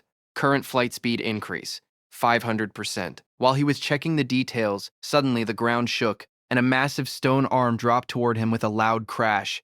Itsuki looked up in surprise as the enormous mass slammed into the earth, sending dust and rock exploding in every direction. A massive stone giant charged forward, its rocky body trembling with each step as dust exploded around it. A system window appeared, detecting a B-rank skill and revealing the monster's details. Giant Stone Man 2008, level 15. Stone Tribe, grade 2. Gift. Converts all magic power into defense. Attack 239, Agility 60, Defense 478, Magic 0, total 770. Itsuki looked up at the towering creature and gasped that it was huge. Lightning wrapped around his body as another window announced. Thunderbreaker activated. Agility plus 50%. Crackling with blue electricity, he sprinted toward the giant. As he dashed below the monster's massive frame, he wondered if he could defeat it with a single clear orb hit. He looked up at the stone giant's head and thought that maybe aiming for the head would work. Lightning trailed behind him as he climbed the monster's rocky body. He spotted a moment of opportunity and shot a clear orb at the monster's head. However, Itsuki soon realized something troubling. He told himself the orb was too small, and even if it penetrated, it wouldn't deal much damage. The massive stone giant swung its enormous arm, and the impact sent wind blasting through the air. Itsuki leaped upward, light and energy swirling around him as he tried to avoid the attack. His eyes widened when he realized he was stuck in the air. He clenched his teeth and thought that this was bad. He couldn't dodge while mid-air. A system window appeared as dark spikes wrapped around his arm. Black wall activated. Just as the giant's blow landed, Itsuki smashed into the rocks with a violent explosion, kicking up dust and debris across the rocky ground. When the dust settled, Itsuki was wedged into a stone wall. Breathing heavily, he muttered that this big guy was tougher than he expected. Another system window flickered in front of him. A B-rank skill, Gigantification, was detected. Over-mimicry activated and began progressing at 1%. Seeing that, Itsuki looked up with a confident grin. Realizing the monster grew huge because of his skill, he said this would be easy. With one hand, he grabbed onto the giant stone body and prepared for his next move. Meanwhile, outside, one of Kinoshita Reiji's men got the news of what had happened to Takeru and froze in shock. Behind him, Kinoshita Reiji, dressed in a golden vest, sat calmly. He narrowed his eyes and warned his man not to make noise in front of him. The suit-wearing man bowed his head and apologized, saying it was just so unexpected. Kinoshita asked him what had happened. The man reported urgently that someone had defeated Takeru and forced their way into the stage. Hearing that, Kinoshita clenched his teeth and broke the wine glass in his hand. He questioned what Takeru was even doing. He reminded himself that Takeru always bragged that no one below level 30 could break through his defense. He wondered if a level 30 or higher awakened had shown up, but his man quickly explained that with the recent surge in descending monuments, all awakened above level 30 were busy dealing with them and shouldn't have time to come here. He added that challengers at the Flaming Rock Execution Ground were mostly level 10 rookies. Hearing that, Kinoshita shouted that there was no way a level 10 could beat Takeru. His guard behind him looked down with a serious expression and said that if he was given some time, he would gather detailed information. Kinoshita adjusted his vest and tie and said that gathering information was unnecessary. Even if the opponent was level 30, he himself was already here. He mentioned that the Flaming Rock Execution Ground was known for its stubborn disaster beasts that slowed down challengers. He added that if they headed there now, they would make it in time. However, his guard said that since the opponent's identity was unknown, they should still be cautious. Hearing that, Kinoshita's expression grew sharp. His glasses glowed as he told the guard that he had already said they were heading there now and that he shouldn't have to repeat himself. The guard stiffened, sweating nervously, and replied with a quiet, yes. Kinoshita then threw his arm upward confidently and declared that he would make them regret opposing the Kinoshita family. At the same time, in the dungeon, blue energy lotuses surged around Itsuki. A glowing screen appeared behind him, showing 100%. Seeing that, Itsuki smirked and said that he no longer had to run around like a mouse anymore. He was standing on top of the massive stone beast, and a bright blue lotus had formed on the beast's forehead. At that moment, a system window opened in the air, announcing that the B-rank skill Gigantification had been fully analyzed. Itsuki looked at the window in surprise. He muttered that instead of gaining a new skill, something else had happened. He realized that Clear Orb had leveled up to level 2, and he checked for new effects. Another set of windows appeared, explaining the changes. Clear Orb, level 2, now fires a perfect sphere at 5 meters per second, piercing all enemies while ignoring defense. New effect. After activation, the orb size can now be adjusted by consuming additional magic power. Passive effect. Each time an enemy with higher defense than your own is defeated using Clear Orb, flight speed increases by 200%. Itsuki stared at the window, shocked that the passive effect had risen from 100% to 200%. More importantly, he was excited that he could now control the size of the orb with magic. Power surged around him as the blue energy lotus opened. Itsuki said he wanted to try the new ability immediately, and glowing energy surrounded his body. Another window appeared confirming the upgrade. Clear Orb level 2 acquired. All stats plus 20. All debuffs removed. Injuries fully healed. A second window showed his new status. Attack from 260 to 280. agility from 260 to 280. Itsuki then jumped above the massive stone beast, and a massive dark glowing flower appeared beside him, pulsing with power. He thought to himself that it was consuming all his magic to create the maximum orb it could produce right now. The stone beast glared up at him with bright yellow eyes as cracks of energy spread across its body. Itsuki shouted, telling the stone beast to take the biggest clear orb. The giant flower opened like petals and released a powerful clear orb. The massive orb shot downward and struck the stone beast, blasting through its body as Itsuki unleashed the attack with full force. After landing the blow, Itsuki lowered his hand and smiled. He joked to himself, asking if he had pushed it a bit too far. A small window beside him showed that his magic had dropped to 0 out of 280. As the stone giant was destroyed, a system window appeared, announcing that the level 15 stone giant had been defeated and that the clear orb's flight speed had increased by 200%. Amid the collapsing debris of stone, Itsuki looked at the destruction around him. He realized that the orb he had created by consuming all of his magic had grown this huge, and he calmly examined its power. The orb's flight speed had reached 7 meters per second. He thought to himself that if he cleared this stage 2 more times, it would become as fast as a car. Just then, a new system panel displayed the skill information. Clear orb, level 2. Active effect, fires a perfect sphere on a fixed path. The sphere travels at 7 meters per second and penetrates all enemies, ignoring their defense. After activation, the orb's size can be adjusted by spending more magic. Passive effect. Each time he defeats an enemy with higher defense than his own using Clear Orb, the orb's flight speed increases by plus 200%. The current total increase had reached 700%. Itsuki held a glowing green crystal in his hand while reading the information. He admitted that he had ignored passive effects until now, but now saw how useful they actually were. Dust settled around him as he walked forward. He then thought about another passive skill. Lotus Burst's passive expanded the range of all skills. That meant Clear Orb's range should also increase along with it. He then checked Lotus Burst's passive effect. Each time Lotus Burst defeats a living creature of level 1 or higher, the range of all skills increases by plus 1%. Seeing this, Itsuki smiled slightly as he looked at the system panel floating beside him. He imagined to himself that if he kept increasing Lotus Burst's passive effect, he could eventually defeat disaster beasts from thousands or even tens of thousands of meters away. Then outside, a bright green display screen lit up. It showed the result of the challenge. The challenge was successful. The stage level was 15. The challenger was Tenma Itsuki, and the time used was 3 minutes and 1 second. The stage clear record was updated. Seeing that, the crowded group reacted immediately. One man shouted in disbelief, saying that 3 minutes and 1 second was impossible.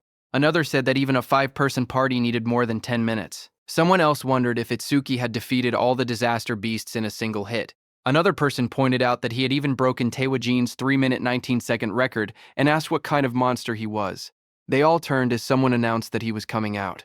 More voices followed. One person questioned why he was still level 0 and wondered if the clear notification was a bug. They looked at him and said he wasn't even injured, only a little dirty. So they didn't believe he had cleared it at all. Choa, in her armor, stepped forward with a smile as a green butterfly flew around her. She was happy that he had cleared the stage unscathed again and that he had broken Jin's record again. She admitted that he always managed to surprise her. Choa then adjusted her glasses and, with a restrained tone, admitted that the challenge had ended unexpectedly quickly. Itsuki answered casually. He said the disaster beasts inside were weak against defense, so he had taken them down easily. The glowing butterfly hovered in front of Itsuki. He looked at it with surprise and asked what it was. Choa explained calmly. She said that her job was a Shikigami user, and the glowing butterfly was her Shikigami.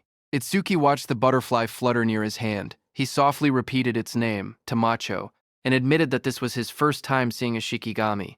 To him, it looked beautiful. Curious, he asked Choa what kinds of awakened jobs existed. His question startled her, and she asked why he didn't know something so basic. She then began explaining. Jobs, she said, were divided into 4 major types. According to her, he should have already encountered 3 of them by now. She raised her hand and continued her explanation. The first type she mentioned was elementalist. Elementalists controlled 7 elements: fire, water, wood, metal, earth, wind, and lightning. She said elementalists had the largest population among awakened jobs and also possessed the highest minimum combat capability.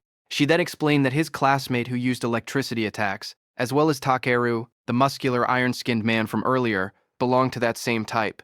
She then introduced the second type, Shikigami user. She explained that Shikigami users could summon Shikigami that obeyed only their master. A blue system window appeared beside the butterfly, displaying that it was Tamacho, B rank, level 15.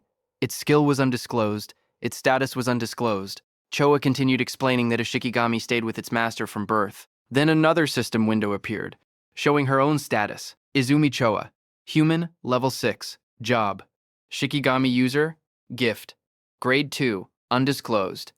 After explaining everything, she asked him if he had any questions so far. Itsuki looked at her Shikigami and then asked why her own level was lower than her Shikigami's level. He wondered aloud if she was really a veteran awakened. His words hit Choa like arrows. She wondered to herself if Itsuki had no concept of sugarcoating. Choa touched her forehead with a tired expression and explained that Shikigami also absorbed experience and leveled up. Because of that, they were basically always at a higher level than their master. Hearing that, Itsuki's expression darkened. Half of his face sank into shadow, and his eyes glowed coldly. He stated that in that case, when fighting a Shikigami user, it was faster to target the person themselves.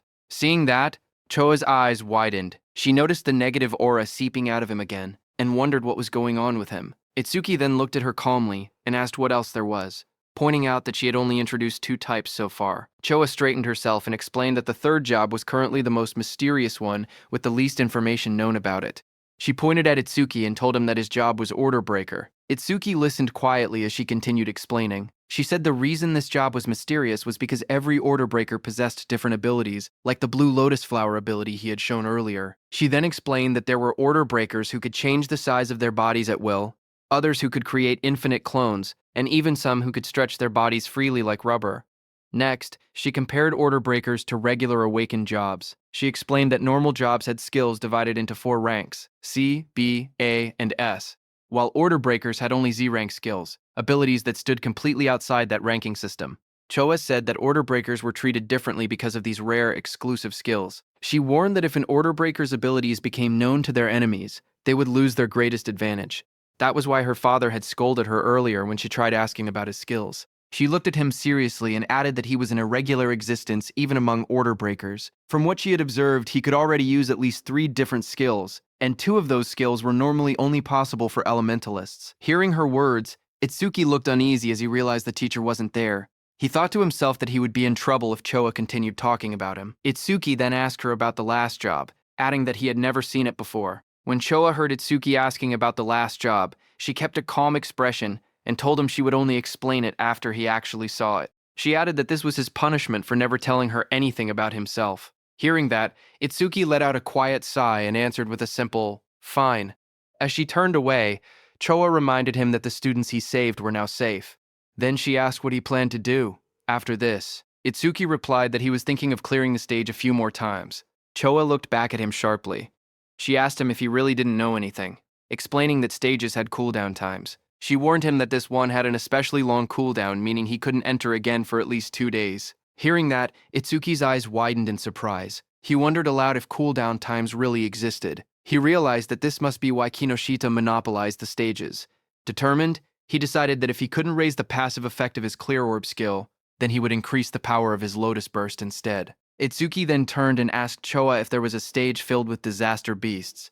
Choa thought for a moment, trying to remember any stage filled with disaster beasts. She then smiled confidently and chose a stage for him. She explained that in that stage, the levels of the disaster beasts were not very high, but the number of them was enormous. The place was called Locust Wasteland. She explained that there were at least 100 locust-type disaster beasts, even by a conservative estimate, and many awakened people backed out just from seeing how many there were. She then looked at him seriously and asked what he planned to do, since it would be difficult without AoE skills. Itsuki answered firmly that he was going. In his thoughts, he remembered that he hadn't used Lotus Burst in front of her yet, so she didn't know he actually had an area attack. A shocked Choa asked him again if he was really going. She reminded him once more that without AoE skills, he would have a really hard time, but Itsuki told her not to worry, saying he would be fine. Some nearby awakened individuals became shocked as they listened. One of them asked if he was really going to the Locust Wasteland and said he must not know fear. Another person whispered that once Kinoshita Reiji heard about Takeru, he would definitely come. The group decided to leave quickly. They said they should get out before getting caught in the crossfire. Then, a few minutes later, Kinoshita Reiji arrived there and looked around the empty area. He asked in shock why there wasn't a single person present. His bodyguard in a suit stood behind him and reported that the target had gone somewhere. Kinoshita Reiji asked how it was possible. It had only been 30 minutes since the target entered, yet the target had already cleared the Flaming Rock execution ground. His bodyguard said it was hard to believe, but seemed to be true. He then asked what Kinoshita planned to do now. Kinoshita Reiji gritted his teeth and said the target was making a fool out of him. He then said that if the target had used skills, there should still be magic traces left behind. He ordered his bodyguard to contact the hound and make it track the target. Kinoshita Reiji shouted angrily for them to capture the target alive no matter what, saying he would make the target taste what living hell was. At the same time, inside a dim alley lined with machinery, a man pressed his back against the wall, hidden in the shadows. His panicked thoughts echoed as he regretted taking the assassination request. He muttered to himself that he never knew Kinoshita Reiji had such a strong subordinate, and cursed himself for accepting the job. That same man slumped to the ground, exhausted and trembling. He breathed heavily and admitted that without his earth escape technique, he would have been killed. Sweat dripped down his face as he caught his breath. He slowly peeked around a corner, whispering that he should be safe now that he had gotten this far. His eyes widened with fear as he carefully watched his surroundings. Suddenly, a massive beast lunged toward him, with its jaws wide open. The monster's sharp teeth and glowing red eyes filled his vision as it attacked. Before he could react, the creature pinned him to the ground. He choked as its fangs pressed against him. A voice spoke nearby, calm but cold. The speaker approached and looked down at the scene. He ordered the beast called Death to loosen its grip, saying the man seemed to have something to say. The giant wolf-like creature eased up slightly as the man lay helpless beneath it. The wounded man lay on the ground with blood on his face. With fear in his trembling voice, he asked how they had managed to find him. In front of him, the long-haired man in the coat explained calmly. He said that their beast, Death, had a sharp sense of smell. The creature could sense the scent of death coming from people like him.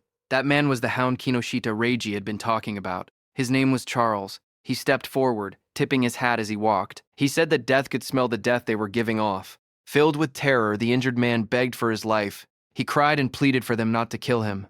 Charles looked down at him with a cold smile. He said that the request was difficult because Mr. Kinoshita would get angry. He added that Death had not eaten human flesh in a long time. Then, Charles's eyes glowed red. He gave a sharp command, telling Death that it was mealtime. The massive black wolf lunged forward with its jaws wide open, fangs bared as it roared fiercely. A moment later, it ate the man. The wolf stood beside the long-haired man in a trench coat. The man looked at it calmly and said that it had finally leveled up. A glowing blue panel appeared, showing the creature's details. Deathhound, B rank, level 16, skill 1, death smell, C rank, detects all magic traces in an area and identifies the magic source. Skill 2, respawn desire, B rank, after the Shikigami dies, its respawn time is greatly reduced. Status, attack 250, agility 250, magic 150. Just then, the man's phone began vibrating. He glanced at the screen and answered the call. He told the person on the other side that he had finished things there. As he listened, his expression changed. He asked if Takeru had been badly injured. He wondered aloud if someone had struck that stubborn Takeru's weak point. Finally, he replied that he understood and said he was on his way. He ended the call and turned back toward the wolf. With a small gesture, he told it that a new prey had appeared, and ordered it to move. Sometime later, in a bright golden field labeled as the Locust Wasteland, a dome-shaped building stood in the distance. Itsuki and Choa approached it along a narrow dirt path. Itsuki looked at the structure and asked softly, "Here?" He stared across the endless wheat fields and wondered aloud whether there were really that many locusts in a place that looked so quiet and peaceful. Walking beside him, Choa explained calmly. She said that disaster beasts always chose environments that suited them when invading this world. Because of that, predicting the type of beast based on the surrounding terrain was an important skill for awakened individuals. Hearing that, Itsuki nodded. As they moved closer, he noticed there wasn't even a reception desk. Choa touched her forehead and explained that the danger level of this stage was extremely high. So high that it had already reached the point of a dismantlement resolution. Confused, Itsuki compared it to the Flaming Rock execution ground, noting that the stage was actually below level 13. He asked why such a drastic decision was made. Choa replied that in normal stages people could still escape if they couldn't win, but here, the disaster beasts were unnaturally aggressive and appeared in overwhelming numbers. As they studied the stage's environment, Choa explained the danger. She said that if an awakened person let their guard down even a little, they would quickly be surrounded by countless locusts. She continued, saying that anyone caught like that would be devoured completely, down to the marrow of their bones. Hearing all of this, Itsuki only smirked. He said that it was perfect if there were really so many disaster beasts here. His excitement made Choa stare at him in disbelief. She asked if he was in a rush to die. He calmly replied that he wasn't desperate enough to die by being eaten by bugs. Moments later, he stepped toward the entrance of the glowing stage gate. Choa watched him, noting from his attitude that he seemed confident enough. She reminded herself that he had entered this stage by his own choice, and she had already given him all the advice she could. With a quiet sigh, she accepted the situation. If something happened inside, it would be entirely his own responsibility. But Choa suddenly froze as worry washed over her face. She wondered what she should do. She realized she had forgotten to tell Itsuki an important detail. Locusts inside the stage would continue spawning endlessly unless the boss was defeated. Panic rose as she decided she had to enter the stage and warn him herself, but suddenly, she heard some noise from behind. Just as she turned, her expression stiffened. Someone had appeared behind her. She saw a tall man wearing a hat, with glowing red eyes, standing beside a giant hound. The man looked at her and spoke with a cold smile, saying he was looking for someone. On the other hand, inside the stage, Itsuki stepped across a ruined field. Dirt and trampled crops surrounded him. He looked around and muttered that it was a mess. Then he clapped his hands together lightly and smiled with confidence. He called out to the unseen swarm, telling the pests to wake up. He had come to exterminate them. A lone scarecrow stood in the middle of the dry, cracked wasteland as countless small insects flew around it. Itsuki looked at the scene and noted that the enemy's individual levels were surprisingly low. He said that since they met the requirements for Lotus Burst, there would be no problem. Information windows appeared one after another. Evil Locust 2231 from Insect Tribe. Level 1. Gift. None. Status. Undisclosed. There were also some Level 2 evil locusts mixed in. Itsuki stared at the dark sky as an enormous swarm of locusts covered everything. He commented on the incredible number of enemies. But instead of being worried, he said that this worked in his favor. Flames rose around him as he formed a glowing lotus of light in his hands. He explained that the more the locusts clustered together, the less effort he needed. Once they entered the range of Lotus Burst, he said he would crush them all at once. The ground shook as a vortex of locusts formed around him. When the moment was right, he shouted a single command, "Now." A bright red explosion ignited in the air as the system message appeared, stating that Lotus Burst had been activated. Then there was a huge explosion. Right after the blast, notifications flashed one after another. Each one reported that an evil locust had been defeated by Lotus Burst, increasing all of the user's skill ranges by 1%. More messages followed, showing both level 1 and level 2 locusts being wiped out instantly. When the smoke cleared, Itsuki stood calmly in the middle of the scorched ground. Sparks drifted around him while charred insect bodies lay scattered at his feet. Another notification floated beside him, confirming the defeat of a level 2 locust and awarding another 1% increase. New windows opened, explaining Lotus Burst's abilities. The active effect consumed magic to deal explosive damage within a 10.5-meter range, its power proportional to how much magic was spent. The passive effect stated that every time Lotus Burst killed a living creature of level 1 or higher, all skill ranges increased by 1%. Itsuki glanced at the numbers and made a small comment. He had defeated 110 enemies, which meant a 110% increase, therefore receiving 110% at once. Lotus Burst's range had now expanded to 10.5 meters, which he considered impressive. He analyzed the situation calmly. Against disaster beasts of this level, consuming 10% of his magic to output 10% of his firepower should be enough. Taking his remaining magic and recovery speed into account, he could probably use about 10 more shots. If he gained even 100 kills per use, he could increase his total skill range by 1,000%. Another screen displayed his magic level, 250, 2 out of 280. He looked at it and muttered that things would go much more smoothly if stages didn't have cooldown times. But suddenly, Itsuki noticed something. He stared at his bracelet with a confused expression. He noticed that the usual challenge success notification was missing. He muttered that something felt odd. As he frowned, a thought crossed his mind, and he wondered if the reason was something unexpected. Just then, a system window suddenly appeared. It reported that a C-rank skill called Mother's Will had been detected. It also stated that overmimesis was activated and that the analysis progress was at 1%. Itsuki looked up sharply. He realized that one locust had survived. Dust and broken ground swirled around him as more locusts flew through the air. He turned, watching the locust swarm gather again. He questioned whether Mother's Will was the boss monster's skill. At that moment, several locusts lunged at him. He jumped back and blocked the attacks with the crystal armor covering his arms. He admitted to himself that he had let his guard down. He had truly believed there was no boss monster in this area. He narrowed his eyes, thinking aloud. He said it was good that he could still expand his skill range by using Lotus Burst again, but he also stated the bigger problem. He had no idea where the boss actually was. The glowing lotus-shaped energy expanded from Itsuki's hands. As he activated his skill, his expression hardened with resolve. He declared that he would defeat all the small enemies first and force the hidden boss to reveal itself.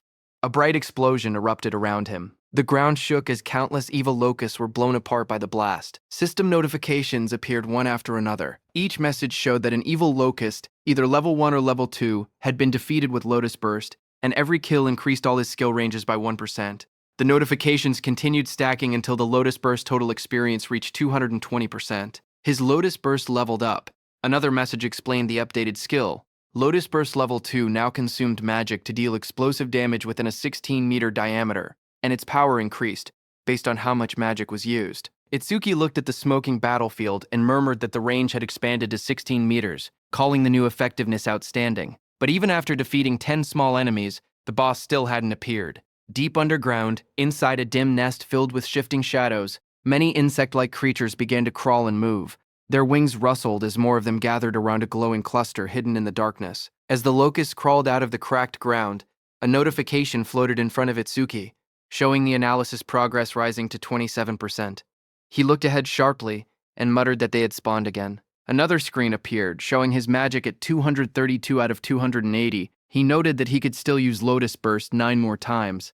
Fire erupted around his hand as he stepped forward, declaring that no matter how many times the monsters appeared, he would thoroughly deal with them. His arm swung through the flames, and he shouted that he would sweep them all away. A fiery explosion burst across the battlefield, and several notifications appeared one after another, stating that evil locusts of level 1 had been defeated with Lotus Burst, and that all skill ranges increased by 1%. More screens stacked up endlessly, showing the same message again and again. A blinding explosion tore through the ground as Lotus Burst activated again, scattering debris in every direction. Bright light flashed across the stage, and the blue notification window appeared with the same message, Lotus Burst. Another massive blast followed right after, engulfing the area in a wave of yellow flames and flying rubble. The screen repeated the skill name, Lotus Burst. A new system panel displayed the updated description of the skill. It stated that Lotus Burst Level 2 consumed magic to deal explosive damage within a 54.5-meter diameter, its power tied directly to magic consumption.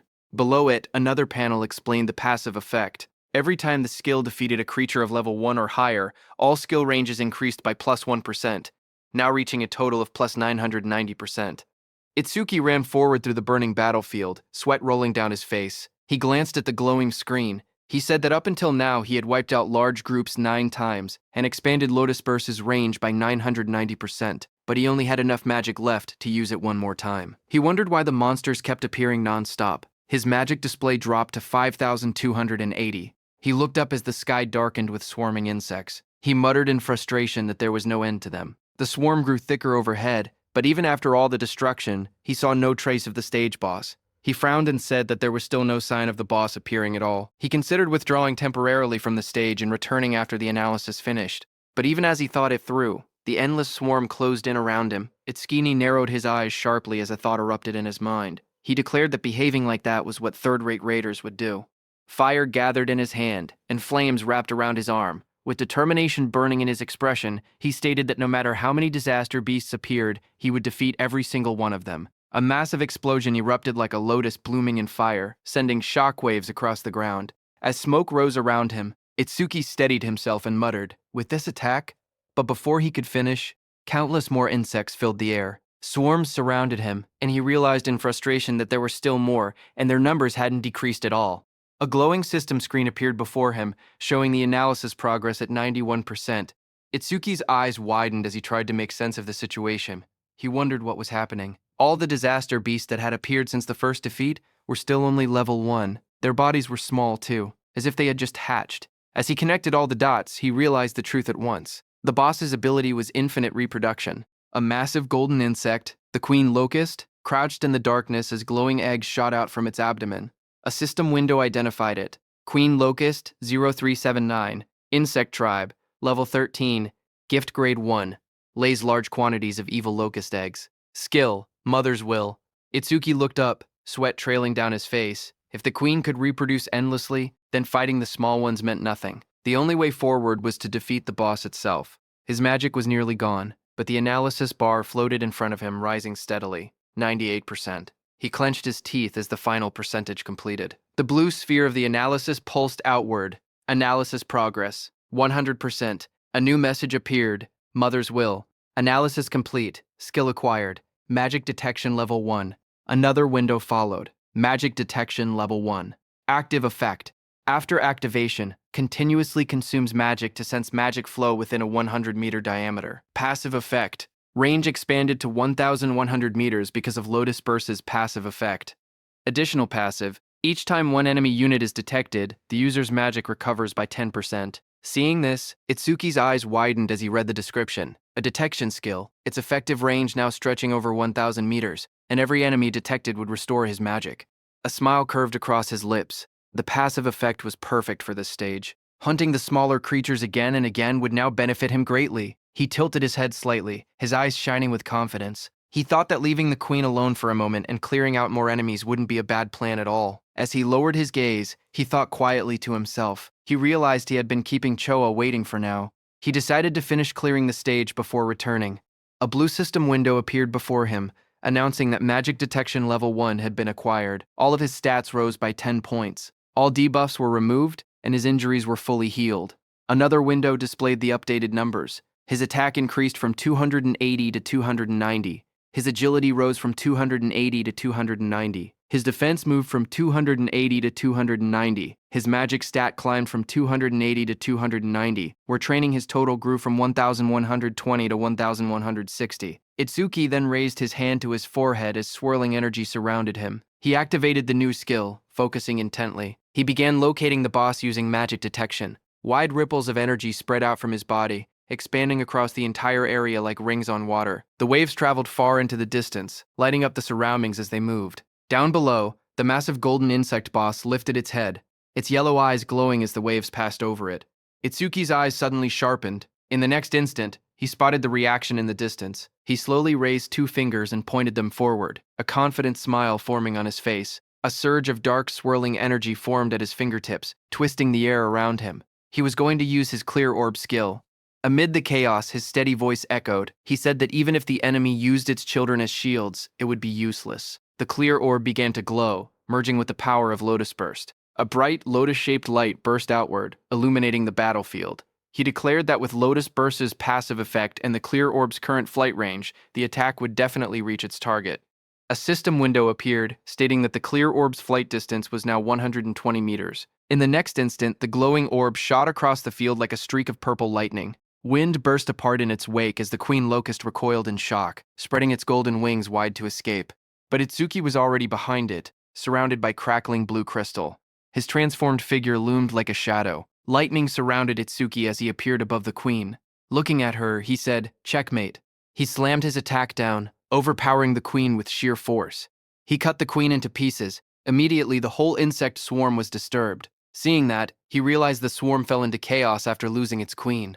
Itsuki turned toward them with cold eyes. Flames erupted from his crystal-covered arm as he promised to send the remaining creatures to their mama right away. After the Lotus Burst explosion, all insects fell to the ground. Itsuki stood in the settling dust, looking at the battlefield calmly. He stated that all his skill ranges had increased by 210%, that Lotus Burst's explosion radius now reached 65.5 meters, and that the clear orb's flight distance had expanded to 131 meters. A system window appeared describing Lotus Burst at level 2. It explained that the active skill consumed magic to cause explosive damage within a 65.5-meter diameter, its power tied to magic consumption. The passive effect showed that every time Lotus Burst defeated a living creature of level 1 or higher, all skill ranges increased by 1%, now totaling plus 1,210%. A second notification appeared, showing the flight distance of the true orb, 131 meters. Itsuki looked at the result and smiled, saying it had been a good harvest. He held a green leaf in his hand while sitting on the ground, surrounded by rising dust. He then thought to himself that when the cooldown ended, he would challenge it again and raise Lotus Burst's passive effect to 5 digits. As he returned to exit the dungeon, a new notification appeared, stating, "New record achieved." Another line reported time used, 17 minutes, 7 seconds. Standing in front of a glowing blue portal, Itsuki looked at the timer and noted that it had taken 17 minutes. He thought that Choa must be worried.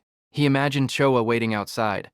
He believed that when he returned safely, she would probably act aloof again. Yet, he knew she was actually kind and considerate. He thought her inability to be honest was somewhat cute. Stepping out of the portal, surrounded by a swirl of blue energy, he lifted his hand and greeted her, saying he was back and sorry for worrying. But then his eyes widened sharply, shock filling them. Right in front of him, Choa appeared injured, blood on her lips. A man with glowing red eyes held her up by the collar. He looked down at Itsuki and spoke coldly. He said that going solo and coming out of the stage safely could mean only one thing. Itsuki was the guy Reiji had been looking for. Charles, in the wide-brimmed hat, looked at Itsuki and spoke calmly.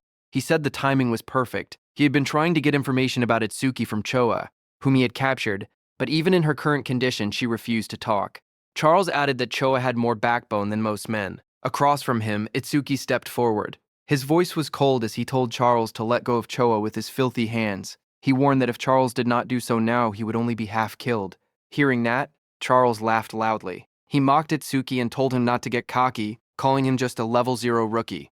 But in the next moment, blue electricity burst from Itsuki's body as he shot forward with incredible speed. His eyes glowed with a sharp red light as he charged toward Charles. Charles flinched in fear, shouting that he was fast, then called out to Death. Before Itsuki's blow could land, Death, a giant black beast, suddenly leapt between them. Itsuki's lightning-covered punch slammed into Death instead, sending sparks and force blasting outward as Death roared. Just as Death appeared in front of Itsuki, a glowing system window appeared, announcing that a B-rank Shikigami called the Death Hound had been detected. Another window followed, showing that over-mimesis had activated, with analysis beginning at 1%. When Itsuki saw the notification, he realized the truth. This dog was a Shikigami, which meant the man wearing the hat was its user. The analysis window continued to rise, reaching 12%. Charles narrowed his eyes as he watched Itsuki move. He noted that there were no wasted movements and that his opponent's speed was extremely high. He understood now why Takaru had lost. Takaru likely did not even have enough time to metalize before being defeated. But Charles showed no fear. He grinned and declared that he had Death in a hostage. Behind him, Choa struggled weakly in his grasp. Hearing this, Itsuki shouted her name, his expression tightening in alarm. Itsuki, who stood firm and was holding Death's snout with one hand, got distracted. Death broke free from his grip and roared, baring its sharp teeth as it lunged. The monster's glowing red eyes locked onto him. Charles smirked as he spoke. He said that Death's bite force could crush any enemy with a defense lower than 30. At best, he said, Itsuki would get his arm bitten off. But the next second, Charles's expression suddenly froze. His eyes widened in shock as he looked ahead. In front of him, black spikes grew around Itsuki's body, blocking the beast's bite.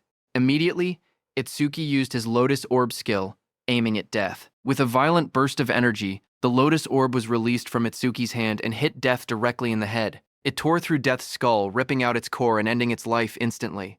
A blue window appeared, showing the analysis progress climbing.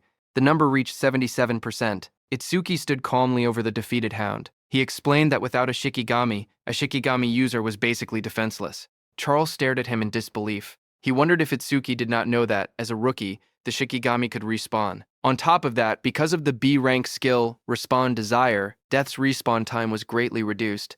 The next second, Death respawned and attacked Itsuki from behind.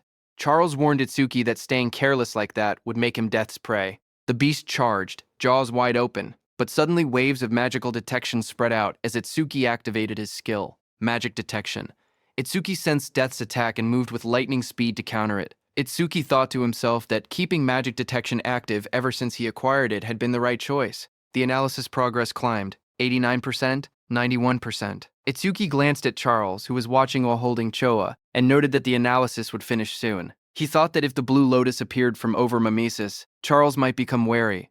The progress bar reached 95%. Seeing Itsuki move and kick Death without even looking back, Charles started sweating. He realized the truth. This opponent had more power and more speed than Death, and even possessed detection skills. He panicked, realizing he could not launch a surprise attack at all in this situation. Charles pulled Choa in front of him and tightened his grip around her neck.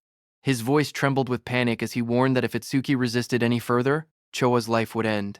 Itsuki watched quietly. He wanted to finish his analysis without revealing the blue lotus, but the situation made it difficult. Just then, a bright system window appeared before him, showing analysis progress, 100%. Another screen followed. Death Eater analysis complete. Shikigami Eater has been acquired. It explained the active effect. By directly touching a Shikigami, he could take ownership of the opponent's Shikigami. Itsuki looked at the result and realized he could even control whether the blue lotus appeared, because the analysis had completed without revealing it. More system messages appeared, saying, Shikigami Eater Level 2 acquired. All stats increased by 20. Then a system notice explained that because over-mimesis had activated incompletely, debuff removal and full recovery had failed. Itsuki's updated status flashed. Attack, Agility, defense and magic increased from 290 to 310, and his total stat points increased from 1160 to 1240. Seeing the notification, Itsuki thought to himself that skipping the Blue Lotus came with a price, since it lost its recovery ability. But he had already fully recovered once during the last stage. Because of that, he could still fight at almost full strength, even without recovering now. Just then, Death charged forward with its jaws wide open, roaring as it rushed toward Itsuki. In that moment, Itsuki realized something important.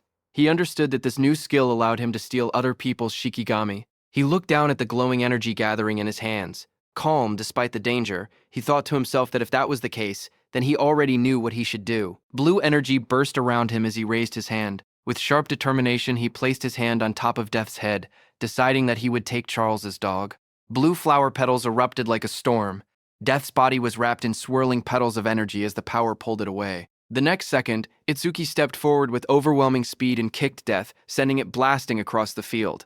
Death went flying and fell behind Charles. Seeing that, Charles panicked. He stared at the scene and cursed angrily, calling Death a useless mutt. He shouted in frustration, demanding to know what he had fed it all that experience for. Charles tightened his grip on the injured Choa and shouted in rage. He warned that if Itsuki resisted any further, he would snap her neck. Choa, battered and barely conscious, forced her eyes open. With a trembling voice, she told Itsuki not to worry about her. Across from them, Itsuki slowly raised both his hands and surrendered.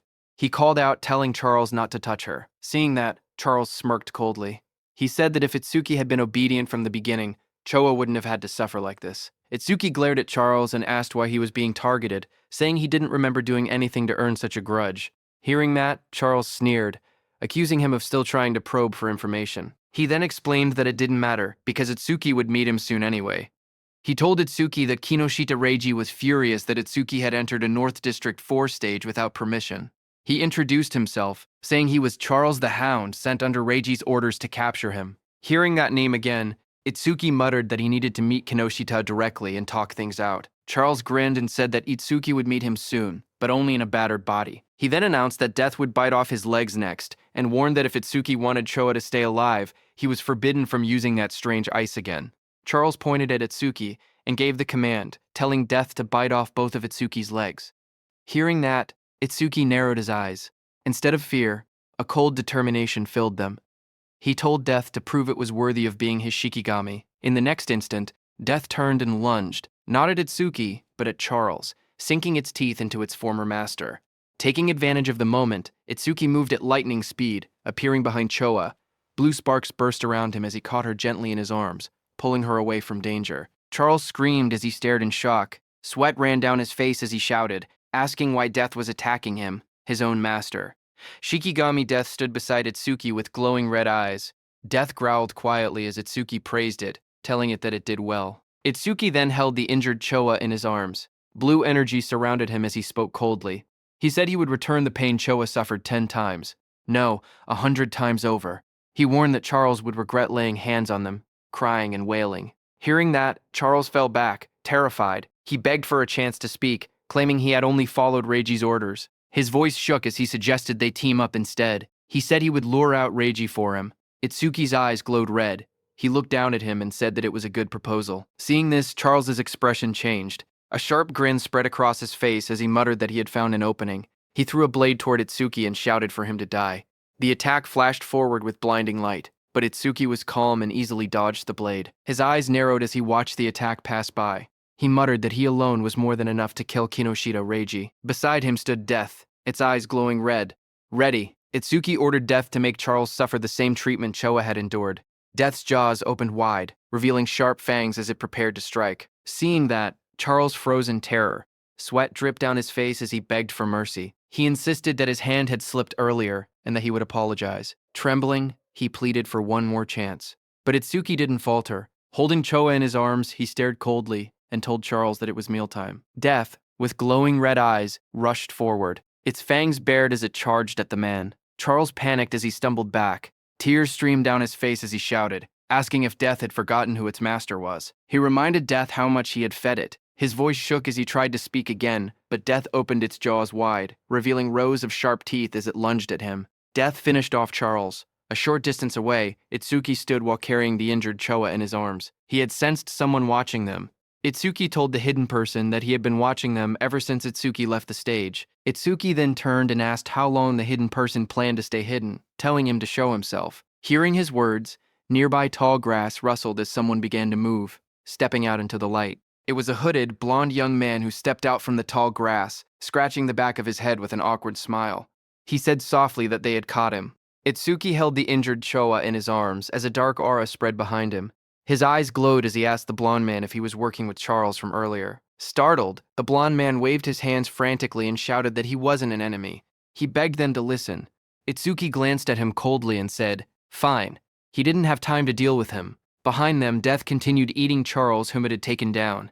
Itsuki ordered Death to follow him after finishing the meal. The blond man watched in shock. Even a savage beast like Death obeyed without hesitation. He thought that someone like Itsuki might actually be able to help him. He quickly approached and introduced himself as Iberia, asking for Itsuki's name excitedly. He said, "The fight earlier was amazing, even though there were some terrifying moments." He added that Itsuki must be the mysterious man who defeated Ogatakeru. Itsuki answered calmly. His name was Tenma Itsuki.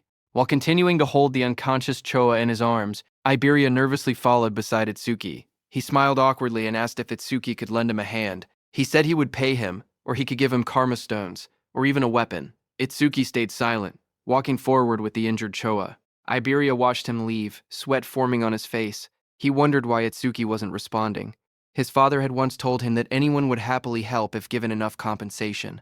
Now he questioned if that had been a lie. A memory surfaced, his father hammering steel in front of a blazing forge. His father explained that compensation required creativity, just like how a cup of water was more valuable than treasure in the desert. His father said that for someone seeking revenge, one must offer a blade. For someone injured, offer medicine. He said that was enough compensation for them. Back in the present, understanding flashed across Iberia's face. He clenched his fist with excitement and said he finally understood. Iberia called out from behind, reminding Itsuki that he had come on foot. He said that with an injured person, it was impossible to move quickly, and that the nearest hospital was dozens of kilometers away. He warned that if Itsuki walked that slowly, the woman he was carrying would die. Iberia then reached into his bag and held up a glowing scroll. He said that he happened to have healing items. But even hearing that, Itsuki continued walking. Iberia shouted in a hurry that he could save her. Hearing this, Itsuki stopped and turned his head, asking if that was really true. Iberia explained that he couldn't fully heal her right away, but he could save her life. The two of them knelt beside the injured Choa. Itsuki asked if the healing could be done through her clothes. Iberia replied that the bandage he was using wasn't ordinary. He wrapped the glowing bandage around her, explaining that it was a rare karma tool made from bandages worn by the Shadow Tribe and bark taken from the Kadama Tribe. Itsuki looked at Iberia and repeated the unfamiliar term, asking what a karma tool was. Iberia studied him and said that at his level he must have just become an awakened. He explained that it was no surprise Itsuki didn't know. Iberia explained that modern weapons didn't work on disaster beasts. Guns were useless against them. So, firearms couldn't be used in real combat. However, crafters were able to forge special anti-disaster beast items known as karma tools, created from monument materials and the body parts of disaster beasts. He said that karma tools were divided into 4 ranks depending on the crafter's skill and the materials used. The 4 ranks were normal, rare, epic, and unique. Iberia then explained using a simple longsword as an example. Normal karma tools weren't much different from regular weapons, except they were capable of damaging disaster beasts and awakened beings. The sword was labeled an ordinary longsword. The next weapon was the ocean sword, rare, which increased agility and magic. Iberia said that rare karma tools boosted their owner's stats. The third weapon was the blood sword, epic, which increased attack power and absorbed blood to raise the blade's temperature and reduce an enemy's self-healing by half. Iberia explained that epic karma tools not only boosted stats, but also possessed special effects. Iberia continued by explaining the final rank of karma tools, which was the holy sword, unique. It granted increased attack and agility. Its unique effect allowed the user to obtain the inexhaustible magic sealed inside it, enabling infinite magic usage. Iberia said that the ultimate goal for every crafter was to create a unique karma tool, weapons with massive stat boosts and powerful one-of-a-kind effects. Iberia went on to explain that crafters themselves didn't have much combat power, and there were very few of them. But because they could forge karma tools, all awakened people respected them. Hearing that, Itsuki asked Iberia if his father was a crafter. Iberia smiled and replied that his father wasn't just any crafter. He explained that countless crafters couldn't create a unique karma tool even once in their entire lives. Across the 5 continents, there were only 10 crafters who had achieved that level. Then he proudly added that 3 of those 10 unique tools were made by his father. That was why everyone called his father the crafter king of the northern continent. Saying that, he grinned proudly. Finally, he turned and saw that Itsuki wasn't even looking at him. He got angry and shouted, asking Itsuki if he was even listening. He complained loudly that he was explaining everything kindly while Itsuki was being rude. He shouted at him not to ignore him, but Itsuki didn't respond. Instead, he quietly examined the crossbow in his hands and said that it was the same crossbow Charles had been using. Iberia was shocked, seeing that even after hearing about his father, Itsuki didn't look surprised at all. He muttered that any normal awakened person would have already been flattering him. Meanwhile, Itsuki kept studying the weapon and thought that having it would let him reduce how often he needed to use the clear orb and also lower the risk of exposing his abilities. Iberia looked at it and told Itsuki that this weapon was a rare karma tool. Hearing that, Itsuki commented that it was unfortunate there were no arrows left. Iberia explained that projectile karma tools didn't need normal arrows. Any ordinary ammunition could be assimilated into karma tool ammunition, so there was nothing to worry about. Just then, a screen appeared showing the name Hunter's Crossbow, Rare, with an agility increase of +50. Then the crossbow vanished. Itsuki looked surprised and asked why it disappeared. Iberia told him that this was another feature of karma tools. Once a karma tool linked with its owner, it would be stored away and reappear whenever the owner wished to use it. Hearing that, Itsuki said it was convenient. He thanked Iberia for the treatment and told him to let him know if he ever needed help. He added that once he finished his own business, he needed to go find Kinoshita Reiji.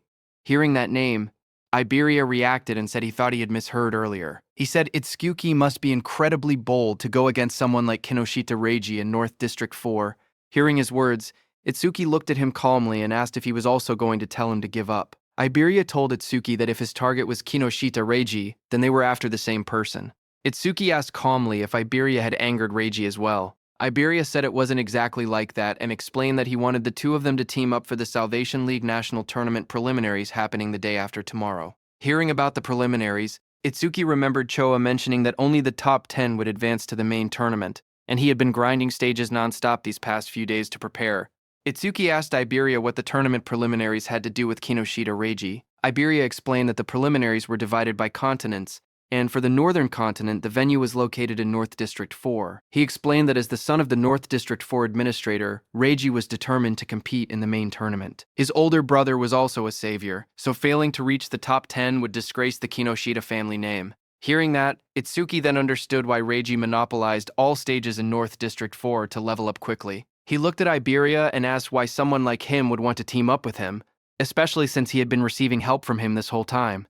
Iberia raised his voice confidently, saying it was because Itsuki was strong. He believed that if they teamed up, they would definitely pass the preliminaries. Itsuki then asked why Iberia was so fixated on this year, pointing out that he was younger and had plenty of opportunities ahead. Hearing Itsuki ask that, Iberia looked tense as he clenched his fist. Then he answered softly that there was a reason. He recalled his childhood. Since he was young, he had watched his father create karma tools right in front of him. His eyes had always sparkled as he watched. Every completed karma tool looked perfect, like a piece of art. His admiration for his father kept growing. He remembered his dream. He had always wanted to become an awakened one someday. He imagined himself fighting disaster beasts using the karma tools his father made. A month ago, he finally awakened. Excited, he begged his father for a karma tool. But his father refused, telling him it was too early. His father said that only saviors could use his karma tools. Iberia didn't give up. He kept begging. Finally, his father set a condition. If he passed this year's preliminaries, he would receive one. Iberia clenched his fist tightly. With determination in his eyes, he declared that this was why he had to win this year's preliminaries no matter what. Itsuki looked at Iberia and spoke calmly. He said that with such an amazing father, Iberia should have plenty of options. There was no need for him to team up with someone like a level 0. Iberia lowered his eyes and replied that his father had thought of that too.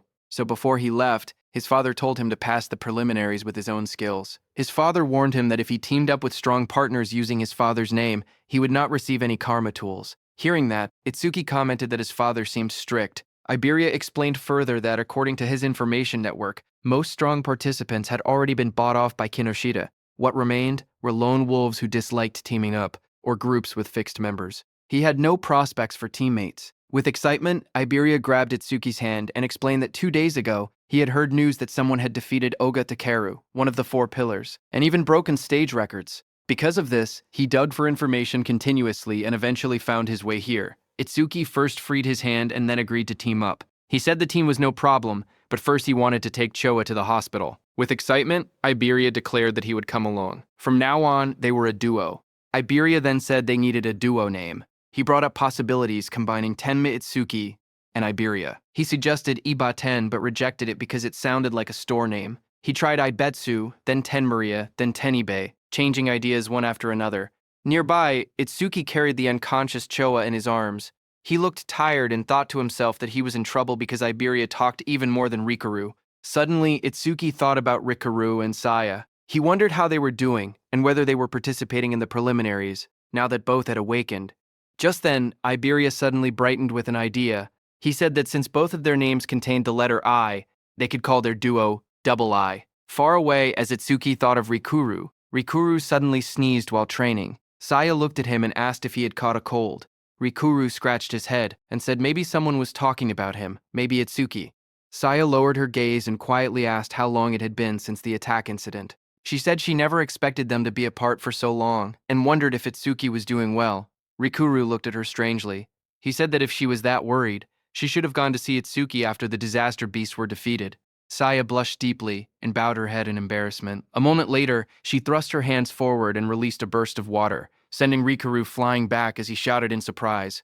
Rikuru shouted that attacking suddenly was unfair, but Saya quickly replied that fair or not, it was sparring practice, and he was the one who left an opening. Just then, their teacher appeared behind them.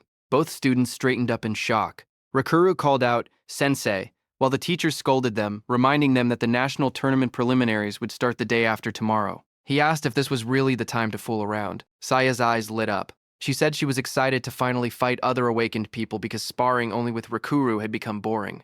A glowing screen appeared beside her, revealing her stats as an awakened water elementalist. Rikuru looked at his own status window as well. He said he had never been to North District 4 and had heard it was a prosperous town.